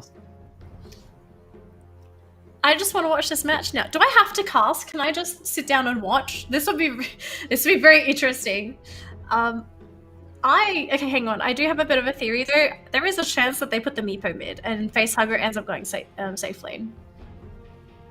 Because I think True. Meepo does okay versus True. Ember, but we did see in the last game that Oracle they don't seem to be very good at reinforcing teammates if they get ganked. So maybe they just put Facehugger mid, put Azure in the safe lane, just make sure he can get his farm. Because we've seen before, you know, Boom Esports, they're more than happy to gank mid. And you've got a Mirana now. If you land a Mirana arrow, it's GG pretty much. But Calvin is on a Void Spirit, so that means that's an offlaner for sure. It's between the Facehugger and Azura. I can't believe So they're putting... send Dazzle down to the safe lane? Yo, hold up. What is going on here? I mean, what if... Okay, hang on. What if the entire lineup of Oracle, all of their cores can play all lanes? Because I haven't seen a team where all their players can play every lane. Like, not every player, but, you know, their core players. They're more than happy to interchange. Like, an offlaner plays as a carry. I feel like that change is a bit too big. Normally, it's like mid and carry, and then, like, support will switch with offlaner. But again, also depends on heroes. Prepare I've for got a battle. bad joke already queued up in my mind. If they were to do that, they swap roles, we're about to get dazzled. Oh, Okay, so it is Meepo mid. Yeah, Oh, Meepo is it? mid. They're gonna put Dreamer Cell. Yeah, Dreamer Cell's gonna go into. The Oh top no, lane. it actually is a safe lane dazzle. Is it? Yes. I think so. Oh, I mean, it's kind of converging with the Meepo. They could be thinking of swapping. Hang on, We're bedazzled. Yeah. hang on. What's going on here? Wait a minute. Offlane dazzle, still- maybe more traditional. I guess he is making his way downwards. Wait, Meepo going into the off lane? No. I mean, the dazzle is Oh, making this- his way down to the offlane. Oh, okay. So it's more traditional in that sense, but wow, okay, this is don't think this he's is going something to crack offlane. your head on. 30 seconds to I'm go. certain he's just securing the rune here.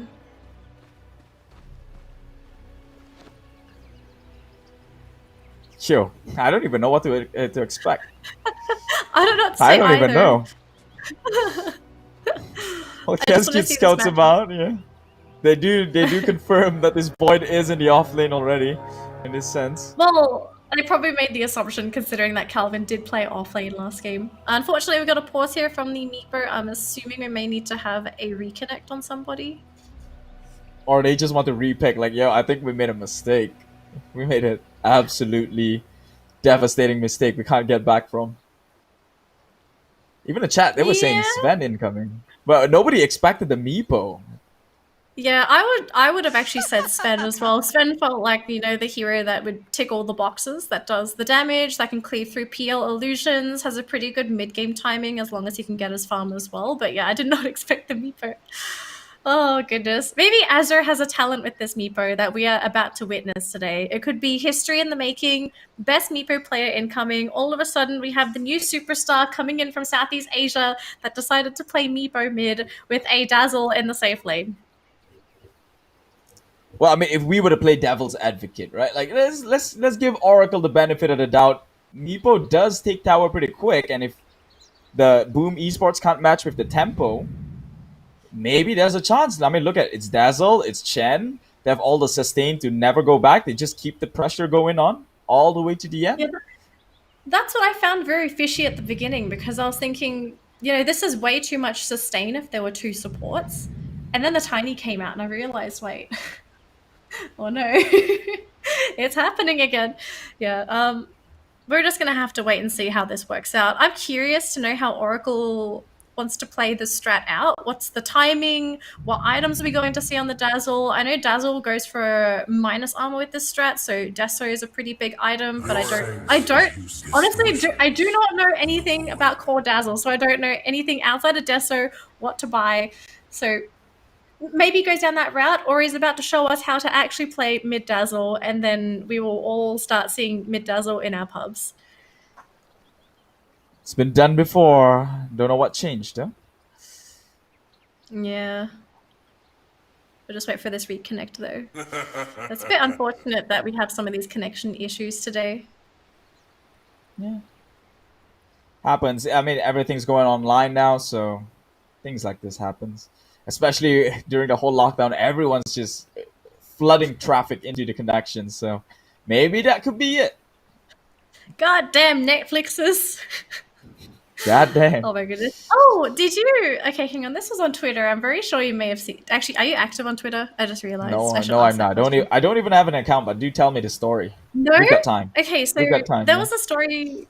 Sorry to everyone in chat. I know we want to watch some Dota. We're sort of waiting for a reconnect here. So there was a story circulating on Twitter.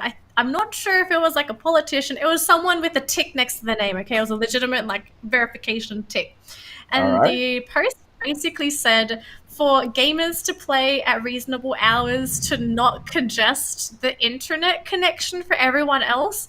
And there was so much backlash on the thread as well, because basically people did the research. It's all the people watching Netflix, Hulu, Disney Plus, any video streaming service. Those are the people that are congesting the network lines. It's not gamers. Basically what we use is a fraction of what someone might be using if they're watching a series online. Well, it makes sense. They are the mass market anyways. Game is a specific niche market. There's no way us alone could congest it ourselves. Yeah, I was very confused to think, like, do people actually think like us, us playing like Dota or whatever, any online gaming service, that we would use a lot of internet? But anyways. No, it's just a traditional, right? People like to hate on gamers. Why? Because we stay on a screen for like hours at a time. So that's obviously. Hey, Meebo's back. Azura's in. Finally, let's get it. They're just drawing on the screen, drawing on a minimap. It looks like Plank from Ed and Eddie. Is that SpongeBob? That's SpongeBob. That's SpongeBob. I'm calling it. Yep. The previous one we had an eyelash. Wait, SpongeBob does have eyelashes. What am I talking about? What are you talking about? Oh dear. Oh dear. Dear. What's going on, chat? Why don't you drop some comments down at this very moment? This is the best time to be reading it, man. Best time to be reading. Is useless here. Actually, it's the best time for them to ask questions if they want to. True. Oh, but the game is a go. You missed your window. You missed it. Oh, well, too late. Let's start the game. I really want to see how Facehugger is going to be playing that Dazzle. So they've got the root onto Calvin, followed with the arrow. So a decent amount of harass going his way, actually falling to less than half HP. Will force him to take some sort of resources before the laning begins. And we've got another pause. So, hey, guess what? You finally got your chance once again. Window is open. Up to chat. Oh, it looks like it's going to be the other side this time. Yep. Okay, chat, we believe. Server issue. Cool. I have a feeling it might be the server issue, because it seems like there might be some frame drops, I believe, for the game. I'm not sure if you saw it. I saw some frame drops. Yeah, there was some that froze for a good second. Yeah. Okay.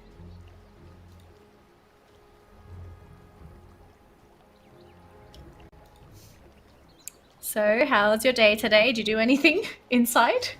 Well, on lockdown, well, I worked. Yes. As boring as that seemed. Yes. Oh no! Oh, that is the most unfortunate position to be in. Yep. Oh, right in the back. Right in the back. Okay, the back. Let's keep it PG here. He's taking one right in the back. Yeah.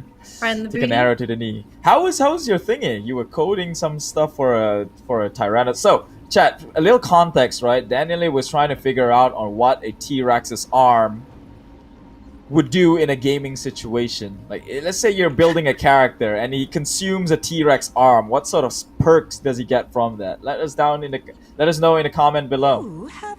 I'm expecting crickets, so if you don't want to respond, please be my guest.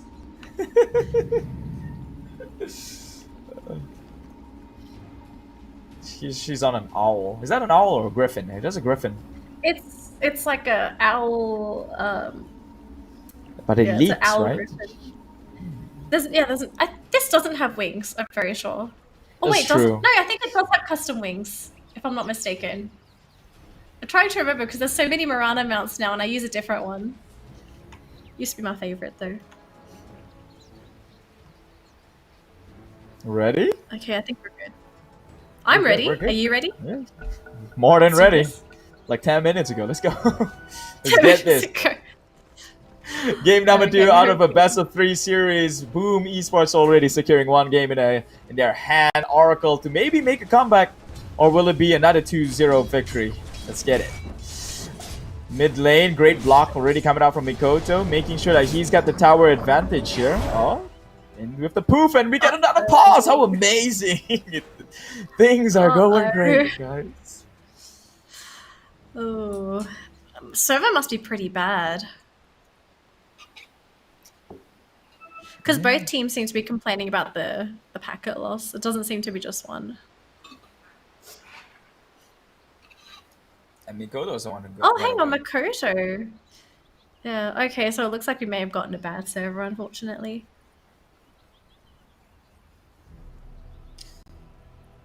They're gonna remake. Oh, well, that's we might get a remake.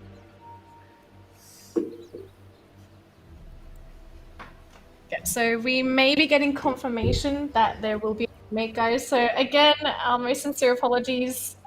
We may have just gotten a bad server. Oh, all good, FBZ guys. might not. FBZ might not want a remake. It really depends on the teams. So I believe to request a remake, both teams need to agree. So if both teams want a remake, they can. But FBZ, I sense distortions in the void. yeah, we'll see what happens. I think the remake has been confirmed. Should be. I mean, the majority was like having freeze frames, so probably the best. But looks like we've got more time to kill. Well, we've already gone through the draft and everything, and there was nothing much that happened just yet. Whoa, you have a cat in the background. That's that's amazing. That's amazing. Why don't you bring your cat up for the chat to see? Sorry, Just gone. She's gone now. Just disappeared. It's okay. It's a magic trick. Sorry. Wow. You may Pretty see sure that- more. Yeah, I'm pretty sure that would kill the time like real fast. Everyone loves cutesy animals. Yeah, I usually they're all binge chilling watch over them at there. night. So you guys They're won't see them, all? sorry. How many cats Yeah, do you all of them. have? I don't want to name a number because people might look at me funny now. Like the crazy cat lady or something. Don't tell them, shut up. Oh my gosh. I'm pretty sure you told them when you say all of them. Yeah.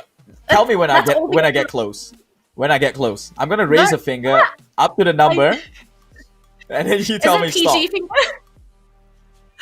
Oh my gosh. No, there's definitely not one cat. But what if I just not respond? Period, because I could be looking for Facebook chat right now. And then I keep going. 6? What the hell? 7. That's it. That's the magic number. You giggled. It's 7. I'm laughing because I'm actually counting. Oh my You've god. got 7 cats in your house. That's amazing. That's a whole litter. It makes sense. Are they all from the same mom? No? What? No.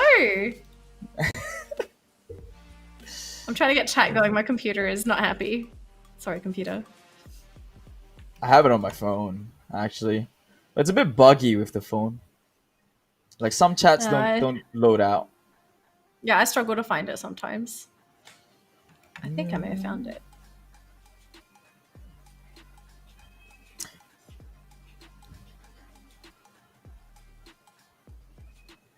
Yeah, I have a problem loading too. No, I think it's just my internet being slow. Yeah, so to everyone that's just tuned into the stream, guys, I'm very sorry about the wait. We're just waiting for a quick rehost for the lobby, as the players, they did complain of some packet loss, some lag. In other words, they were just, basically, we may have gotten a bad server, so we're going to try and remake it. Hope we get something better. If it's the same, we may just have to play through, you know, the server regardless, because it's Valve servers. We can't host our own, unfortunately. Very nice, very nice. Let's put the blame on Valve. You know, they're not listening. They wouldn't know. It's totally not their servers. Totally not theirs. It's alright. Hopefully we should be able to get back soon. But we did get the draft. We're not getting a redraft, so at least you kind of know what's going on with both these teams. Oh, actually, only one. We know what one of them is thinking because their draft is just, you know, it's very, very standard. We've seen those heroes before. We know how they function, but then suddenly Meepo, Carry, Safe Lane Dazzle, Tiny support with offlane Void Spirit. That kind of stuff. I don't understand that stuff. That's next level. It might be too big brain for me. See, that's why we need Big Brain Otomo. Ha ha ha. There goes the bad jokes again, guys. Call him that. When Otomo does go on live for, like, I think tomorrow, call him Big Brain Otomo. Do it. Otomo. Do it. Look, I think, if I'm not mistaken, it might be you casting with him first tomorrow. So I'm going to be able to sit in chat and just bully you guys. It's all good. Bully Hunter, where you at? Bullyhunter.org. Did you watch the Bully Hunter stream? Oh my goodness. It was a disaster. That was a stream? It wasn't just an ad? It was a real thing?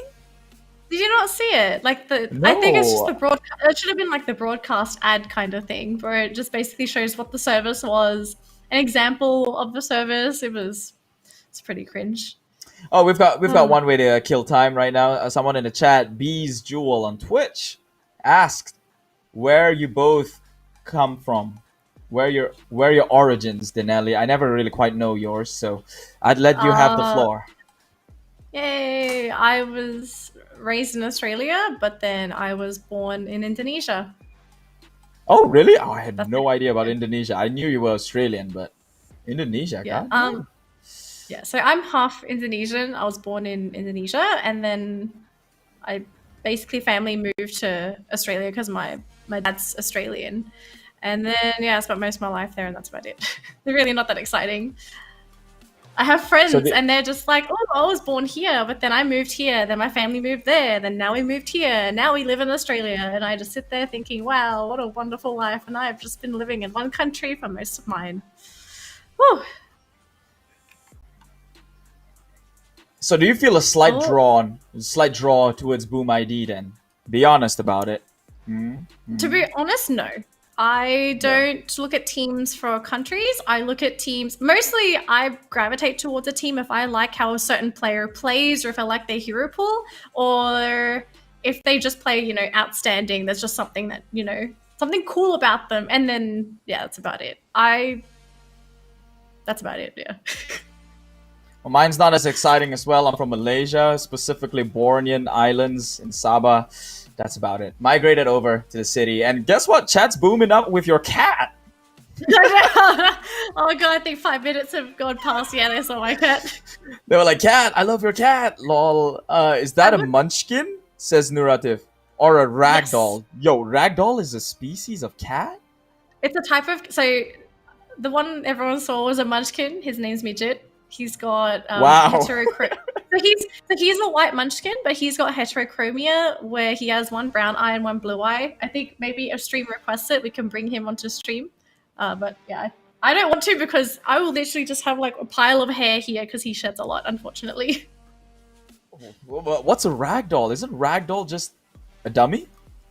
No. So in cats, a ragdoll is... I'm not sure if it's like I think it's a breed of cat, but basically when you pick that cat up, it's like picking up just a toy cat because it's just so floppy. It's super fluffy, super floppy. Yeah. I don't think you have an... Well, I don't think you have an option. The chats was like saying, "Cat, please, we need cat, we need cat." Well, unfortunately, we're going to go into a quick break as of now while we wait for things to be resolved out for the next game. We'll see you in about 5. Once again, my name is Keith. That's Danelie. We'll see you right after. When I'm gonna, I'm not afraid to lose. I am a prima donna. Don't you see? I'm a winner. I'm a queen. I cause no scene if you work with me. Don't stop me 'cause I fight when I wanna. I'm not afraid to lose. I am a prima donna. Step out as a motivator. Let them know that the weight's up. That's how we know when we level up. Hey, that's how we know when we level up. Level up. All we know about is level up. Are we ready not to level up?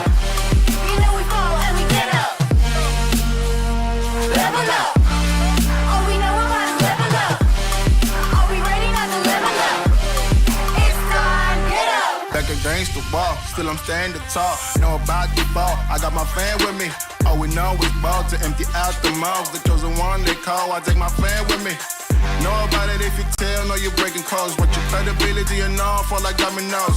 Can you really take a stance? All I wanna know. Need me real ones when it's time to go. Stepping in, elevator. This is to all the haters. That's all we know when we level up. Yeah, that's all we know when we level up. Level up. All we know about is level up. Are we ready not to level up? You know we fall and we get up. Level up. All we know about is level up. Are we ready not to level up? It's time, get up. I found out I'm not alone. 'Cause I'm just like you.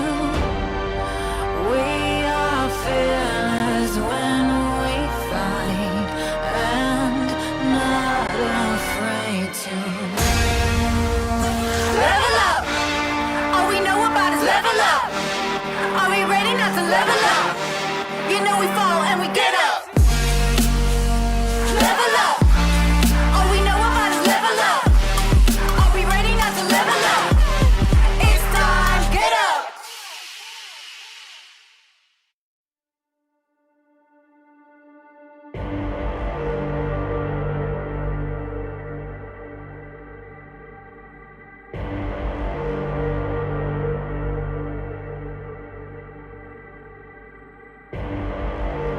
Rising out the ashes, coming from the ether.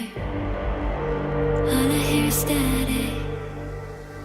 Breathe a little deeper. Fallen, broken, a million light years away from home. My eyes opened, and now I've come to claim life. Oh, never let it go. These wings carry me. Live this fantasy. Running through the fire, fire. Gonna let it burn. I am the Messiah. Gonna let it burn. Running through the fire, fire. Gonna let it burn. I am the Messiah. Gonna let it burn. Gonna let it burn. Gonna let it burn. Gonna let it burn. Gonna let it burn. Found me in the darkness. Now they see me shining. Calling me a goddess. Thunder and the lightning. I'm falling, I'm faster. Making my way back, I'm close to home. I'm fighting harder because I've come to claim my throne. Never letting go. These wings carry me. Live this fantasy. Running through the fire, fire. Gonna let it burn. I am the Messiah. Gonna let it burn. I'm running through the fire. Gonna let it burn.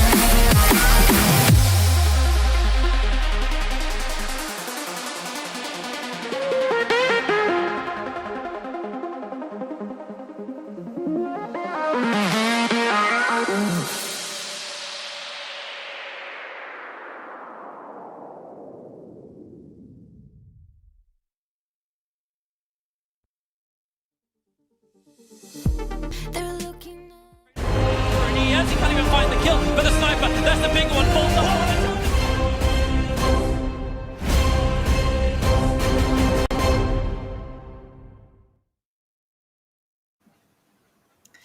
Well, hello everyone. Welcome back to the ESL SEA Championships. We have just remade the lobby as the players. They did experience some lag spikes, possibly due to some server problems. So hopefully it's been solved now. We should be jumping into the second game very soon.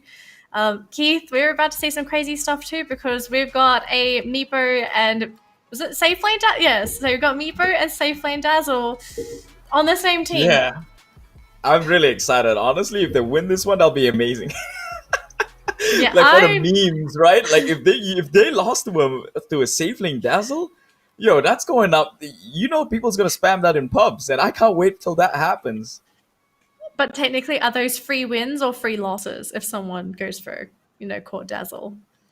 I would say those are free wins because I don't think us like normal players would understand how to use it. Whereas like these guys, they're on teams, they're coordinating. They're like, okay, I'm the Dazzle, I need farm, I'm Core, I will get farm. Whereas like in pubs, everyone's farming. Like how do you share the farm? You don't share the farm because you're playing pubs. True. But I really think they're just gonna keep constant pressure, right? Like constant sustainability means that they never have to put the pressure down. They won't be playing on spikes, won't be playing around ultimate, like long gap ultimate cooldowns. So I think they're just gonna keep charging in, and if it fails through. But they tried. I think that's the game plan right now. Here it is, game number 2 of this best of 3 series with one game already under the hand of Boom Esports.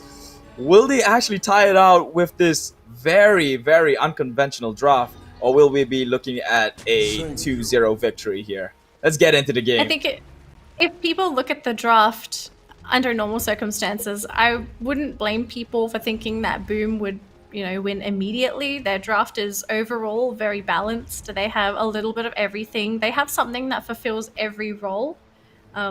Oracle, in the meantime, it's interesting to say the least. Void Spirit scales rather nicely. He is on the squishier end of the spectrum. He's not really an initiator per se. I wouldn't initiate with a Void Spirit just because if he gets caught out by one of these disables on Boom ID, he's likely going to be taken out.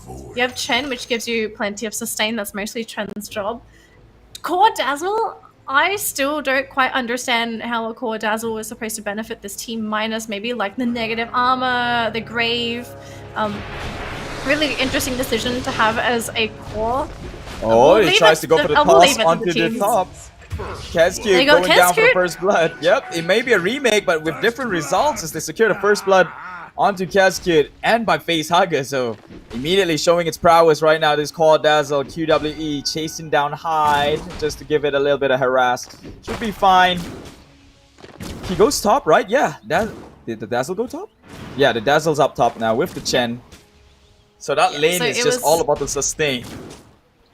Yeah, so sustain, they've got quite a bit of harassment pressure as well, just because of how Poison Touch works. If you hit the target during the Poison Touch, I believe it refreshes the slow duration. So you can really pressure someone out, and you can kite them too, considering that the slow is not significant earlier on, but if that gets spammed out, you are not going to be running away from that. Not just the Dazzle, but his teammates even, if they take consistent damage. Yeah, we'll have to see. It seems like so far it is going to be the Poison Touch spam. I want to see if Facehugger levels it, or if he maybe caps it out at level 2 and then goes for something else with his skill points. But we'll check out Facehugger a little bit later, because I don't expect this lane to get any kills unless maybe FBZ decides to go a little bit overboard. Or they might. He doesn't have a stick on him, knowing that Facehugger can just spam it all out. QWE down at bottom seem to be pulling the creep wave, trying to trade ever so evenly. Yeah, the bottom's pretty chill. I think Boom Esports won't go for a kill, especially these early phases of the game. So yeah, there's nothing happening here. The root's down, tossed backwards. QWE will walk out. Takes a little bit of harass, but it's fine. Top lane though, Facehugger, look at that harass damage. You were talking about it. Here it is, stacking up.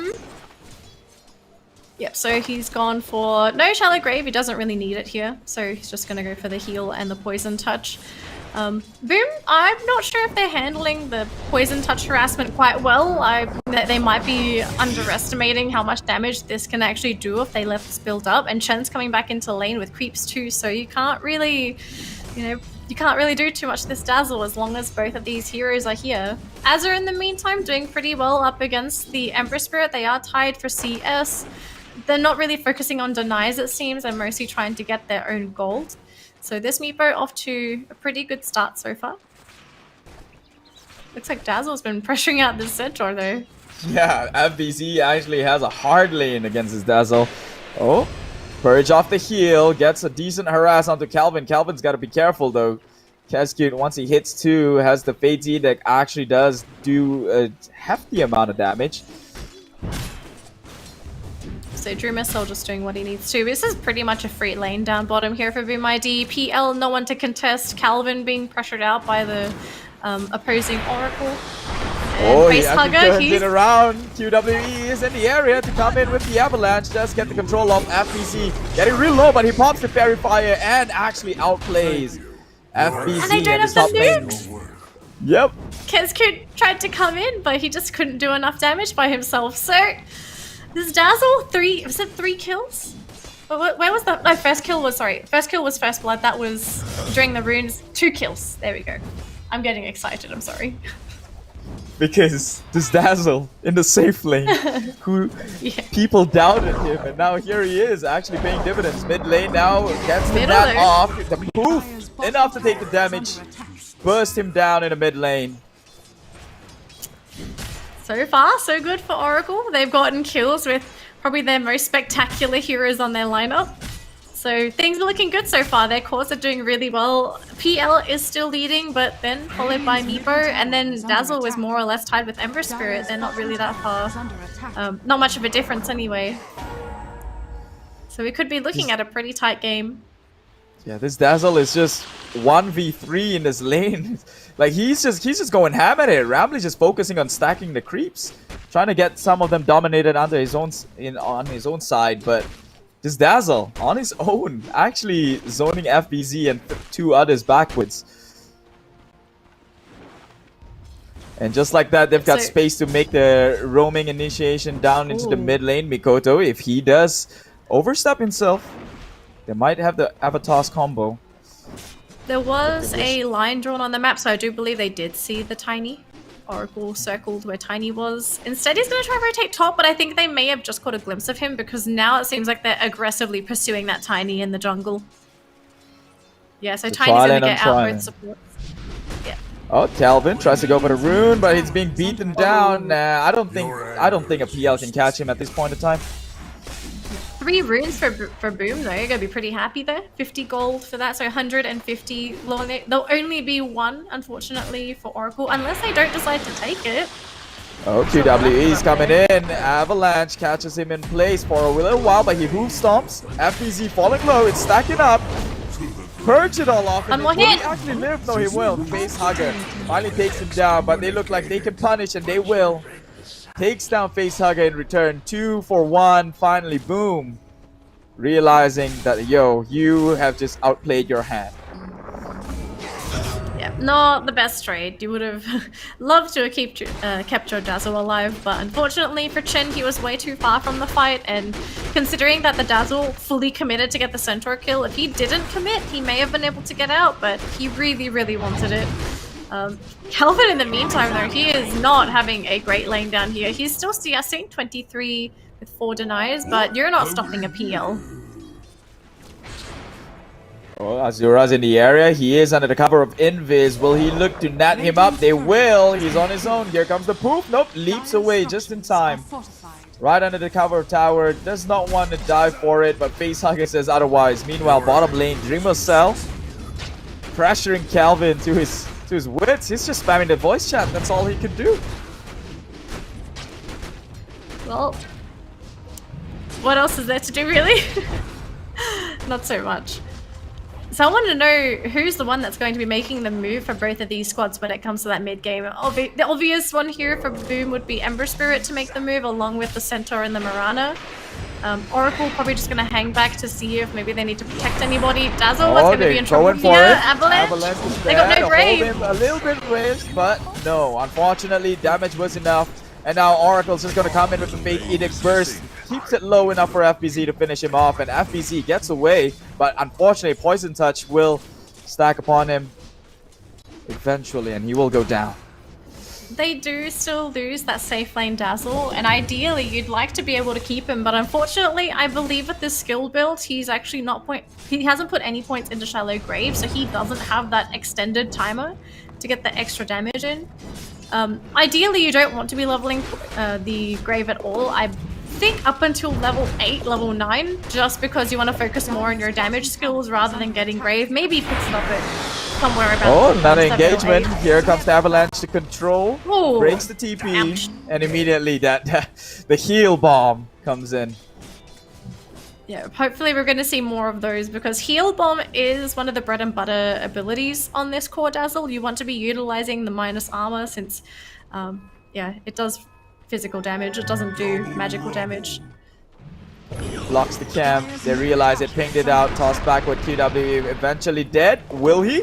Actually juking through the trees. They spot him out though. Ramley's in the area now. Finally pulls one over. It's Kezcute they're going for. He's disarmed, but the pull will connect and he will cancel his TP. Ramley is the next target on his hand. Mikoto 1v1. Surely no one's gonna get the kill here. He can just throws at Ramnan, runs the opposite direction. Ramnan's backward, but that was a bait when the arrows comes in. Immediately has to pop this disseminate, pops back up into the mid lane, uses the Ramnan to pull someone in, just dismantling him for a second, will get out.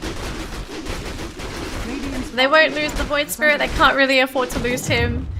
But they did waste the Ember Spirit's time, so that Meepo got some free space in that middle lane. I think that's what Calvin pretty much wanted to do, just to make sure that Azur got all the CS that he was hoping to get. And now Meepo is leading the net worth charts. Now the thing is, this is where things are going to start getting dicey for Oracle, because they need to make sure that this Meepo has a net worth lead all game. The moment Meepo does not have a net worth lead, that hero is not functioning to its maximum capacity. Meepo is similar to Alchemist and even to a certain degree Arc Warden, because you want to utilize a net worth lead and to overpower your opponents just by being overfarmed. You know, Meepo is so good at doing this. He's all over the map. He'll eventually get Boot to Travels, although I don't think he's going for it first. I'm not 100% sure if he has it yet. We'll see his inventory later, but once he has that global mobility with the Boot to Travels, we're going to expect to see this Meepo really blow up, and that's when Oracle has to use that Meepo. You have to use it with the Blink. You have to use it when you get the Scythe of Vice. You basically have to kill Boom before Boom comes online. Unfortunately, their timing window isn't very big, so we'll see if they can start doing stuff now, because if they don't do it now, they're not going to hit that timing. Well, they're taking your advice for it. Immediately comes in with the Astral Step. The net is there. Taking down Kezcute. You can take out the others. QWE actually falls pretty low with the Fate's Edict, but unfortunately, it's now only going to heal him up. They can pressure the mid lane, seeing as though they do have a Meepo lineup if they so wish to. With the Catapult already in place and a Chen, surely you just run that one down. Meanwhile, at top, FBZ trying to, well, trade in towers, I guess, but he doesn't push as fast. It doesn't really need to push towers. He's probably just sitting there hoping to get his Blink Dagger money. He's reasonably tanky as well, since he's picked up the hood. So he can join the team fights whenever. He doesn't even have to be in the fights if he doesn't want to. He could just pop Stampede and the whole team benefits.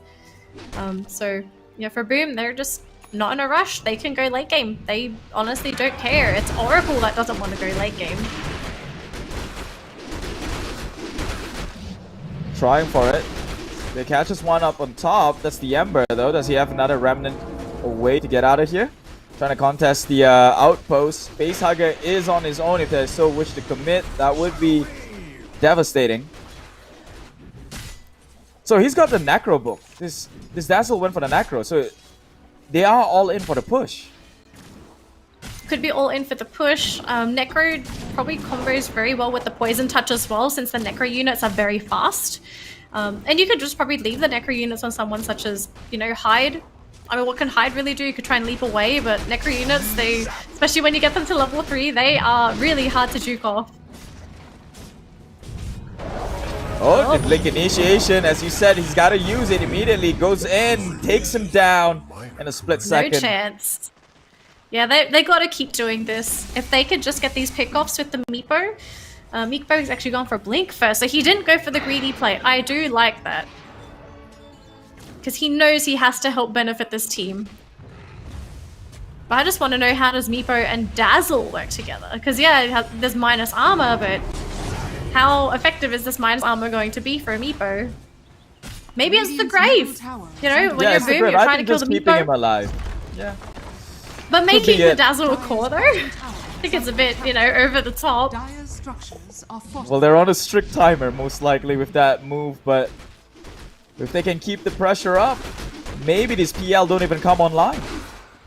Maybe, just maybe. Dire's bottom tower is under attack. It's 12 minutes in so far. We got a gold lead on the side of Oracle, so they are...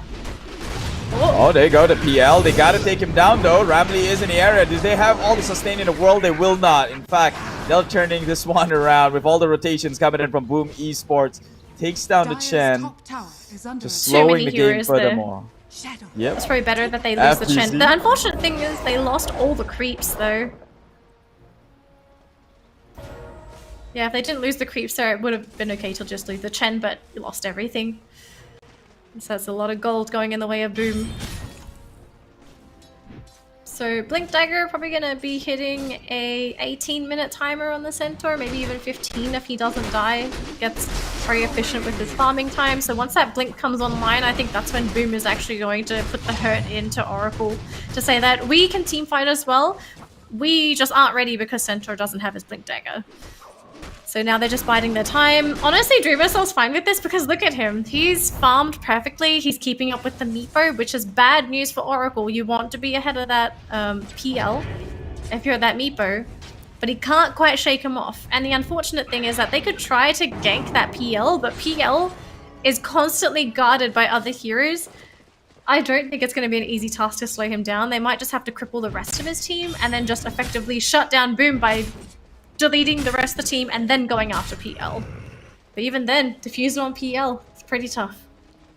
Well, they're making a wraparound. They're trying to abuse the timing here. Does spots out the illusion, so he does get in a single idea that maybe the PL was here farming earlier on.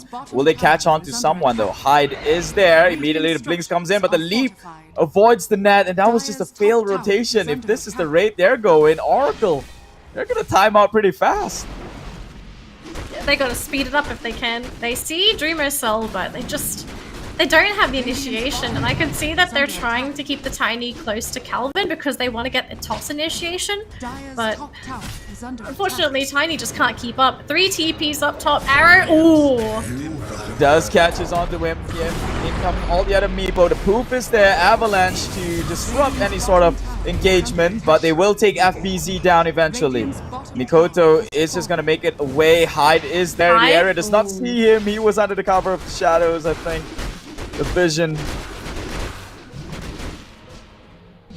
Yep, so 1 center kill. It's basically just buying time for DreamSL. They probably don't even care that the centaur died. They just know that, oh, they spent 3 TPs to come up top to defend their tower. Now that we know 3 of them are up here, we know that DreamSL is going to be safe. Yeah, Boom, they're just handling this game so perfectly. They know how to keep Oracle's attention elsewhere. I think the Oracle just went a little overzealous with the draft though, but too soon to say as Azura comes in, takes down the Oracle first. So they don't have to sustain, but the great Hoomstomp, Hand of God to keep them in place. Now there you go. The sustains are all up, they're all healthy. Now they can go for the re-engagement. FBZ to go down. That one Hand of God with the Shadow Wave. Oh my god, the sustain though. It's like they never even fought. Yep. They gotta keep pushing with this as well. You need momentum, and once they get this momentum going, they've got to push towers. They've got to do something. You can't just go around the map getting these small kills, because looking at the positioning here for Boom ID, they're not afraid. They're more than happy to just roam around, especially with the PL. PL knows that they're not going to come gank him, because if they show their face trying to kill him, they know that the rest of the map is open. So if you're Oracle, they're probably going to have to say, guys, forget about the PL. We've got to take these towers. We need to threaten high ground to force that PL back. because at this rate, has fallen. they're not going to be able to deal with him accordingly until they close up this map. They need to make Boom feel afraid, but Boom isn't feeling it. Radiant's top tower is under Immediately attack. going for the objective, the push strat here with Ramley and all his allies, all his dominated minions just chomping down on this tower. It doesn't even last. It doesn't even hold a chance. They do take down the catapult in the meantime, so that's something. It They looks cannot like push Azur's up going to into be the the one tier to three. deal with Dreamer. Oh. So does he see him? No? Oh, is that too late? A little too slow in that one. Now they can just re-engage. They know that Azura's not in the area. They toss forward. Oh, actually catches everyone there. Oh, but he pulls in Azura. Azura's finally in. They can look to re-engage this one. Immediately, Nats forward. Pops the false promise to purge it all off, but unfortunately, that's only delaying the inevitable. They are happy with this one. Oracle showing their prowess. She will go down, this Oracle. And now, oh, moving forward. There's Calvin once more. They will not. Will respect the high ground. Yep, don't want to be diving too deep. They're trying to utilize their advantage, and this is where you need to be very careful. Roshan's going to be the next objective. Roshan, very, very important. You want to be throwing that. I'm assuming you want to throw that on your Meepo so that at least Azur can try and go for a ballsy play and maybe try and delete someone. Might lose the Aegis in the process, but then at least they can try to go high ground. Their biggest problem so far on Boom ID has been the Ember Spirit and the Oracle. Oracle, obvious reasons, you don't want him to get the false promise off because then you're delaying someone's death. You might lose your own hero whilst trying to kill a false promise target. Even Centaur to a certain degree, he could also be a problem, but Stampede doesn't really work against a Meepo as long as they're hit by the net. As long as the net lands, Centaur's not really someone you want to look at. Ember Spirit does most of the damage so far. PL hasn't been fighting. You want to kill that Ember Spirit. Once Ember is gone, there is actually no damage on Boom's lineup unless Dreamer still comes home.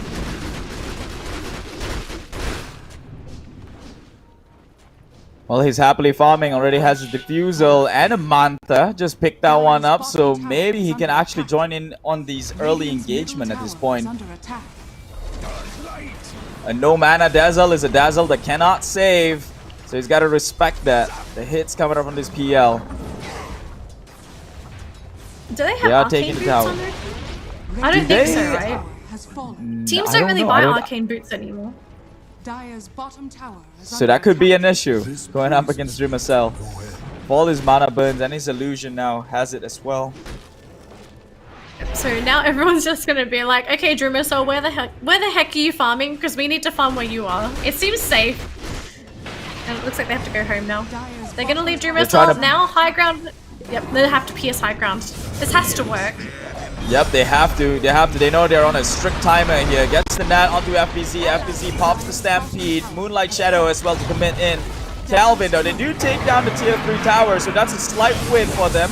They're trying to commit everything onto the Centaur. Does pop the Aegis on this Meepo, so they get something in return, but unfortunately the tempo is a little bit too fast. They're bursting everyone down. Nearly got to the Ember as well. He does get the Remnant away. Calvin again, dissimulate. Trying to hold his place, trying to play it a little bit safe, but man, look at this tempo they're playing. They don't have to go back. It's like I said, it's like the pressure never stops. It's like they never even fought. They did pop the Aegis though. Oh, there you go. Dreamercell's in the area. QWE comes in. Doesn't want to fight for it. Dreamercell though, he's still there. They're all committing far forward. They're ignoring Dreamercell actually. They want to get the rest. At this point, you call this a win. You take the L and get out of there. Oh, Calvin still over committing for this. I think they are over considering their sustain. They do get the Shallow Grave off to hold himself. Gets the second kill onto Oracle once again. And again in the mid lane, Azura falling pretty low. The tower's hitting him. Immediately comes in with the Remnant. They do take him down permanently this time round. He's gone for 50 seconds. Calvin has to dissimulate out of there. They overstayed their welcome, and now they're going to pay the price. Oracle getting a little bit too desperate there. Will go down one after one. Oh, they needed to leave. The first time they wanted to retreat, that was actually the perfect time to go. They just needed, even if they, for example, lost the Tiny, maybe Tiny sits back, goes for an avalanche while the rest of the team is retreating, that would have been fine. But they stuck around, they got greedy, they tried to go for these kills, and Boom ID, they just did such a good job at baiting in Oracle, and now Oracle, they took a set of Raxes, they've got buybacks, it's not too bad, it's still very early, but you have given away a very big chunk of gold to Boom ID.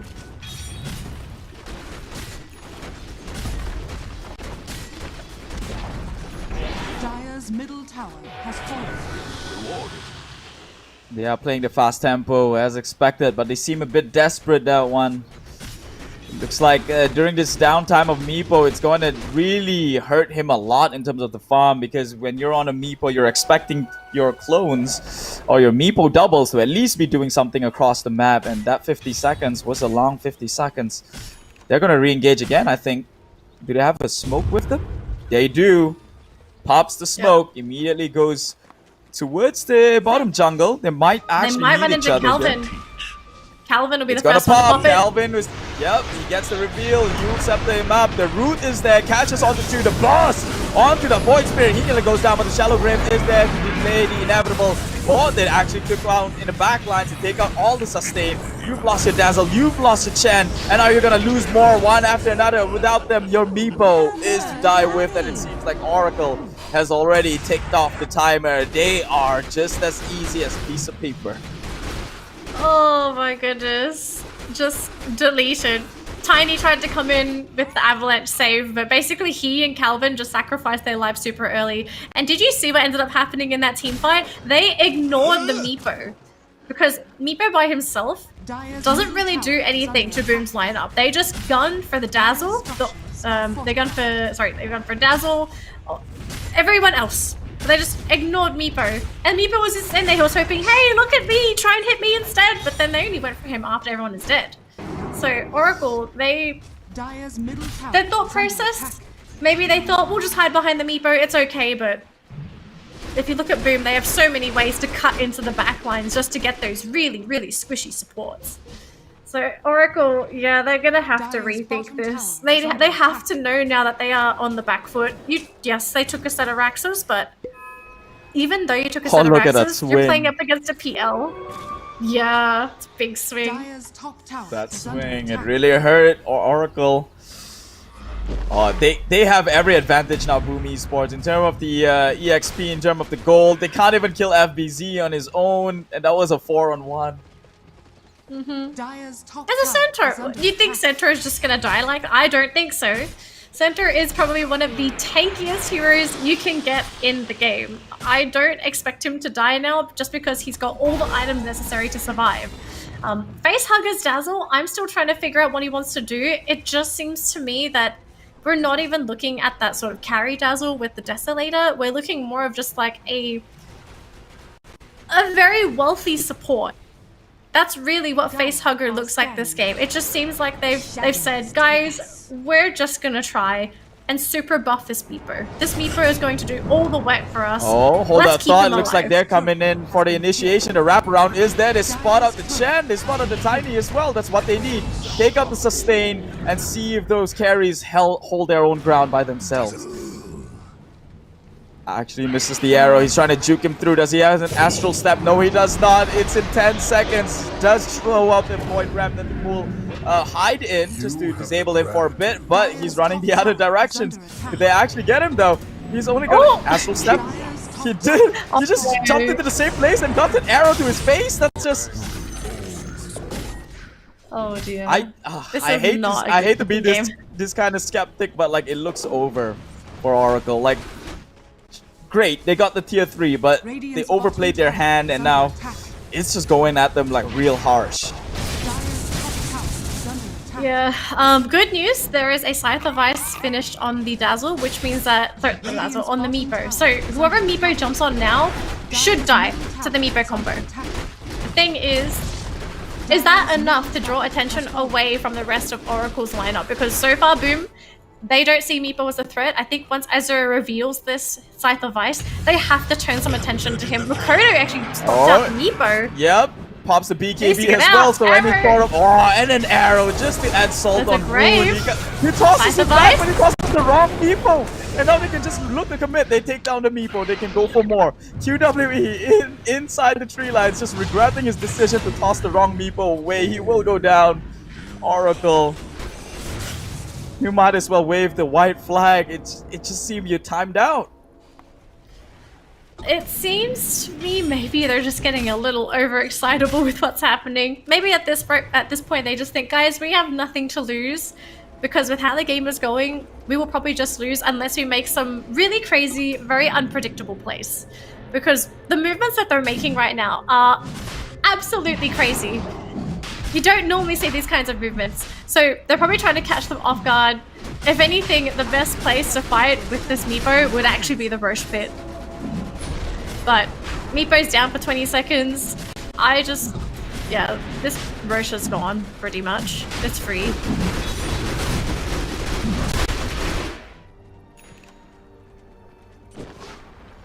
There's a bash from PL too, so now he can bash.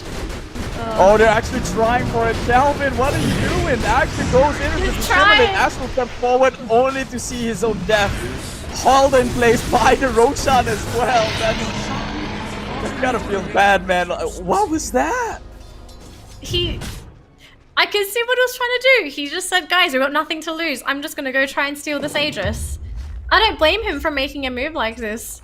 You know, you've got to do something to slow down the attempt. If he could have stolen it, that would have been perfect. But he just needed to wait maybe one more second before he tried to go in there, because you could see that, boom, the moment they saw the Void Spirit come in, they stopped all DPS on the Roshan and just went straight for that the Void Spirit. So yeah, Oracle, they're YOLO. Okay, it's YOLO, Rambo, Dota right now for them. Something's got to work, so they've got to try everything. Yeah. I could already smell the desperation counter from Oracle. They really have to get something done across the map here, since their early strat seemed to be promising, but they've gotten nothing out of it. And in fact, it's starting to eat them up a whole lot. 10k gold net worth lead now going on the side of Boom Esports. They are, I don't think, do you think they still have to be the aggressors? I don't think they can even take a team fight at this point. They've been sticking as 5 for the... But put it this way, right? If Oracle do nothing, the game's probably just over.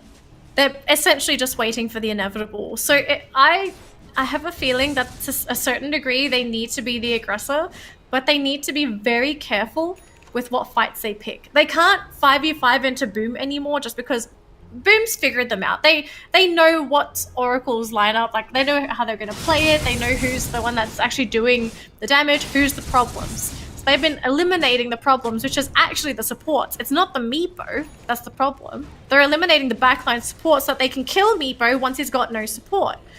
So they need to pick a small fight where maybe if there's only 2 Boom heroes, those small fights, maybe if Calvin doesn't get picked up here, that would be very nice. Looks like the runaway winder, but can they get this kill? Fights, but they're going straight for it. They go to pop BKB, go straight for the backline. Chan down for another 40, and that's your oh my goodness to go along with. Oh my god, this is looking rougher and rougher. And we're not gonna get a diamond out of this one. It's just straight downhill from here. Calvin's just trying to cut the creep, trying to delay the inevitable, but as you said, only the PL benefits from the late game in these 2 lineups. If Meepo swaps net worth with the PL, I think we could be looking at a different game here. But technically, Meepo is actually at critical mass. Like the items that Meepo currently has is pretty much as good as Meepo gets. He doesn't get any better than this. The Scythe the Vice Blink Dagger is basically where you want to start snowballing as Meepo. He had this for about 5 minutes, and he still hasn't been able to cause any rippling effects in Boom ID. So because of that, Boom says, yep, we really don't care about the Meepo. We've seen them. They've just shredded through the Chen, shredded through the Dazzle, went right through their frontliners, and just cut back to supports. What can you do? You've got no way to protect them. They're just going straight for the tier 3s now. They know there's no threat. Dreamocell having the best time of his life, just avoiding all the engagement that was coming up from Oracle prior. And now just taken down against a tower with a repair kit. Azura is trying to go for the last hurrah. They do take the mid lane barracks. What will it be in respawn on the side of Oracle? Oracle trying to make something happen here. Facehugger, he is trying to front it. He's still trying to believe in the, well, a Dazzle carry. Which is Calvin trying to backstab? Calvin's in Maybe? the jungle. Is he trying to backstep? No, he he was trying to pushing? cut the creep wave. I mean, he's cutting the creep wave mid. I have Is he no trying to draw idea. attention? Well, it's just delaying the push game, stop, but but- they're just They're smoke. I think they know where Meepo is. Oh yeah, they're pinging. they've got the oh, scan Meepo out. They knows. see As soon as he Azura. get out. Oh, the blinks blink. away. Oh, they found the other Meepos. They need to proof. They need Oh, to proof the Meepo's Meepos. down in the ancient area. Fight the ancient, please. Let's just take a look need at to that run. one. Oh, the Meepo, it will be delaying some sort of time, but the Oracle is the one that takes him down. That's gonna hurt. Face hugger now with the shallow graves, trying to buy some time. Pops the stick charges, the one charges, gets him a little bit of HP. Dreamer Cell running into the fountain. He doesn't even care. He's big now. He's just gonna go straight into the back door and aim for the tier 3 towers. Dire's top tower. No This- Meepo. Yep, No. it's Dire's Wait, top oh my goodness. it's this is- actually over. Oracle had a very good chance earlier on. They got so greedy after pushing that top set of Raxes, and then after 3 heroes just getting picked up for free after that Rax attempt, I think that was it. Everything just, the scales tipped in favor of Boom ID. Dire's middle tower. Oh, they've got Oh the my fountain on goodness. their side. Doesn't even tickle FBZ. FBZ having the time of his life. That Remnant pulls him closer to get the double ledge off and takes him down. Dreamer Cell, he's done with this game. He said, I'm done and tired with the memes. I'm just gonna claw down your barracks. He knows it. QWE tries to sustain for a bit, but they're just choked in their own fountains at this point. Going for the tier 4, going for the throne. It's already down a quarter of its health, going down to half now. Is there anything they could possibly do? Azura is trying to go for the TP, maybe trying to look for the backlines. Will he? They will not. Dreamer Cell, he's the solo army. The one-man army that's taking the hits all from the fountain, and he's not going down, not for a bit, no. They take down again the Meepo with the burst, and now Facehugger's next in line. He's greedy about it. Has the Ghost Scepter, will survive for a while, Brave? but they want to camp him. They knew they have to take him down. That's for the meme. Dire's ancient. Radiant. Pull that carry strat once again, I dare you, says Boom Esports. They're wiping the 2-0 with Oracle.Youth in this best out of 3 series. So Boom ID, they're going to continue on in the upper bracket, whereas unfortunately for Oracle, they're going to be knocked down into the lower bracket matches tomorrow, where unfortunately it's going to be best of 3 elimination matches. If they lose any matches tomorrow, they are done, they are out. Whereas for Boom, they've got upper brackets, so they've got 2 chances. If they drop the first series of the day, they still have another way to make it through. I have to say though, Oracle, it's got to be a tough game to swallow. I think It was that creative. ended up happening. It was creative. It also almost felt like they... You know when you have those moments in movies where it's basically just never say die, you know, you go for it, you just do that crazy thing and it just works because you tried. I think that's what they kind of did. They looked at Boom, very, let's be honest, very strong opponent. We've seen Boom before playing absolute top level Southeast Asian Dota. It's not a team to scoff at, right? They probably thought, guys, we've got a really tough matchup. We've got to do something crazy. We've got to try. And so they tried it. It almost worked. Let's be realistic. It worked for like the first almost 20 minutes of worked. the game, yeah. Except for that, when they overcommitted down in the mid lane, that's when they lost the Meepo, who didn't have an Aegis anymore. It was popped, and everything just spiraled downwards from then on. I don't think there is a single moment that actually went the way of Oracle after that mid lane engagement. I think we need to put this down. Put it to rest. Rest in pieces, as Danelie said. I'm hoping they look at this match. They don't get to. If anything, if there's something I want Oracle to know about the match, don't look at it and think like, you know, that you failed. Look at the match and think like, we got to play with one of Southeast Asia's best teams. What could we do to grow as a team and maybe one day be at the same level as Boom ID? So hopefully we actually get to see Oracle improve tomorrow. They still got a really tough match. Let's be honest. The teams that are playing at the tournament, they're the best of the best. They're the best we have currently in Southeast Asia. We'll see if they grow or whatnot. Boom ID, we're gonna see them play against Chonburi tomorrow, which I'm really looking forward to. Yep, so do am I. I mean, they took us by surprise. Chonburi, in case you missed that one out, chat. go watch the replay. They 2-0 Geek Fam in the running. So we've got both games now with a 2-0 victory. Let us take a look. Who was the most impactful player in this game? I don't think it's any argument. It should be Dreamer.Cell, right? With this. There we go. He just played his game. Deaths. Yeah. Yep, no deaths. You just free lane. If anyone was paying attention to Dreamer.Cell, he had a free lane all game. I'm very sure he never got pressured. No one came to his lane. No one touched him. No one looked at him. No one breathed on him. He had a free game, and he just got so much gold. 10-08 on a hard carry PL. It couldn't get any more perfect. 0 death.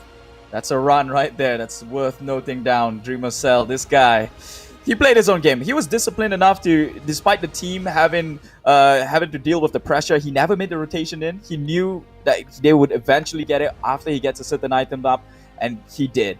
So he played it absolutely perfect as the team's carry. He literally carried them the entire game. And well, congratulations. They've got 2-0 against this in this match series. So Oracle.Youth, I like how Danelie keeps it a positive hit there. Don't take a look at this and think what you've done wrong, or I mean what you failed to do, but more of a learning experience, because they're still very well in the game as every other team who's played today, and would like to see them step up in the next one. So let's take a look at the stats that went down in this previous match. Well, 29-17 is our kill score between these two teams. Oracle.Youth 17-9, I have to say they did a pretty good job. They took objectives. Lots of promise in this team. To be fair, they actually do seem to have quite a bit of cooperation going on. I can see that when they're trying to make some of these movements happen, they are coordinating it quite well. I just felt like with this draft, if they maybe went for a standard draft per se, we could have expected a bit of a different game, but I also felt like the Meepo aspect was actually what carried it through. Just, Meepo existing and being that big force. I wonder what would have happened if Facehugger was put on a core hero. That's what I want to know. Put Facehugger on a core hero and, try and carry with 2 carries rather than 1, because the meta so far has been that you have 2 cores that carry through. If one fails, the other one can still carry the game while the other one catches up. And here it was all Azure. If Azure couldn't carry, then the game was pretty much over. Because if you look at Calvin's build up, he built for utility. He didn't actually build to carry, which was what I was kind of expecting throughout the game. I was thinking, oh, Calvin will be able to catch up. He can, he can turn into a carry himself. He can start doing damage. But then we're looking at this, and he's tried to go for survivability. So there you have it. That was the end of today's series, actually. 2 series in a day. It's been a short run with both 2-0s on each, but I gotta say it was pretty entertaining. What do you think? Does this change any perspective you had with a core dazzle, like with a carry dazzle? Not like specifically core. They've run him in the off lane, and sometimes it works. But like carry. No, but in case you missed it, not necessarily. I thought there were some interesting things, but I'm not sure if it's enough to maybe change the meta and we suddenly see some more core dazzle. But more importantly, I think we should all take a look at our stats for today so we can see what our matches are going to be for tomorrow. If you did miss our earlier matches, we had Geek Fam versus Chonburi. Really interesting series. Geek Fam actually dropping to the lower bracket for tomorrow, whereas Chonburi will be going through 2-0. I'm not sure if anyone else expected this. I was maybe expecting at least a 2-1, but a 2-0, and it was a very convincing 2-0 as well. And then our second match that just happened, Boom Esports versus Oracle.Youth, almost going to be 3 games, but Oracle just not able to pull it out in game 2, and thus dropping down to the lower bracket, and we'll be playing Geek Fam tomorrow, whereas Chonburi will be playing Boom Esports in the upper bracket match. Anything to add, Keith? Nope. Nothing to add. That's perfectly sounded. Yes, Geek Fam lost 2-0, guys. Believe it. It happens. Okay, even God Kings will fall. And they did. Down at the bottom in the losers against Oracle.Youth. Winner of that one moves on forward. And then the winner of MS Chonburi versus Boom Esports goes straight into Group B. Meanwhile, the loser drops down to face off whoever wins, Geek Fam and Oracle. So, either ways, 2 teams will come out this one alive. Okay, so it's fine in that sense for whatever plans they have in the future in this tournament. But we're looking at 2 winners here, in a sense. So it's all good. Yep. It's all good. Nobody loses. No 2 one's in last winners. place. Look, 2 winners, and best of all, 3 best of 3s tomorrow. Yep. So it might be a long drawn tournament bracket, if I might say so myself. Potentially going into 3 games of each. That's 9 hours in total. But you guys, if you're in Southeast Asia, you're on lockdown. There's really no reason why you can't catch it. Just make sure you stock up on all your foods. Highly recommend Chonburi versus Boom Esports. I think that's going to be one heck of a series to watch. If you don't know what time zone we are in right now, we are currently following GMT +8. If you don't know what that is, we're in Malaysian/Singapore Standard Time.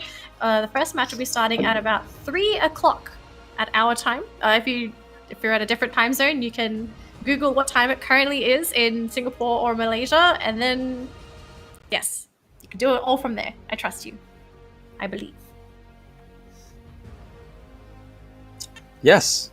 That's I she love how said you just went everything silent. perfectly, Thanks. guys. Yeah, no, like Thanks, I mean, Keith. you said it all. What else was I supposed to add? That guys, stay at home, stay safe. I mean, if you guys are wondering why we're here, like on webcams instead of like in the studio, yes, it's because of that very reason, right? Stay at home. We're doing this for you. I guess you don't have to. I mean, we're giving you entertainment during this hard time. So, you know, give Danelie a shout out down in the chat. You guys have given us so much love, actually, more so for Midget, which unfortunately, before we shut this thing all off, can we actually have him on screen? Come on, Danelie, do it. Here, he's in the bedroom. I don't. You actually There want was to a try and brown call my cat? Yeah. No, he wasn't. No, he's not brown. He's white. Okay, maybe He's in the not. bedroom. There was a brown cat earlier, but that's besides the point. Nevertheless, different cat. we might see some of Danelie's favorite cats tomorrow, so you might want to tune in for that. Once again, my name is Keith, and together with me, it's Danelie. We'll see you tomorrow at 3 p.m. for Boom Esports versus MS Chonburi and her 7 cats. I have 7 See cats. you. What the heck? We'll see you guys. Good night.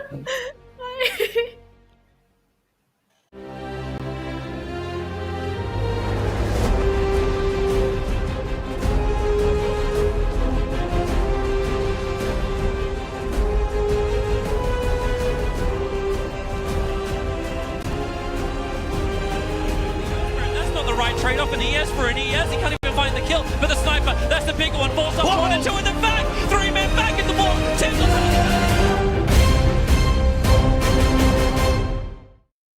Talking right now, and I ain't got no regrets, it's my time now.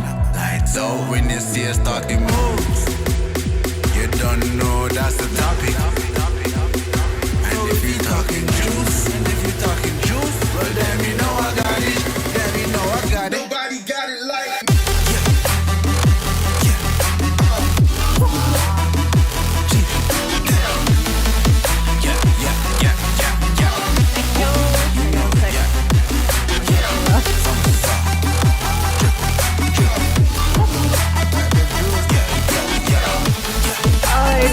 I don't know what to do. People aren't gonna come down. I understand, but I don't feel it with my blazer on. I feel like I'm melting. Yeah. Let's go. Nobody got it like me. Nobody got it like me. Step up on the stage, turn it in a rhyme scene. Some killers only. Oh yeah, stay winning me and the whole team. I'm tripping. Juice tripping. I got the key. Vice gripping, no permission. Everything green, night vision. They can try, but can do it like Vinny. I'm tripping. Drip. They can try, but can't do it like Vinny. Yeah, no permission. I got it.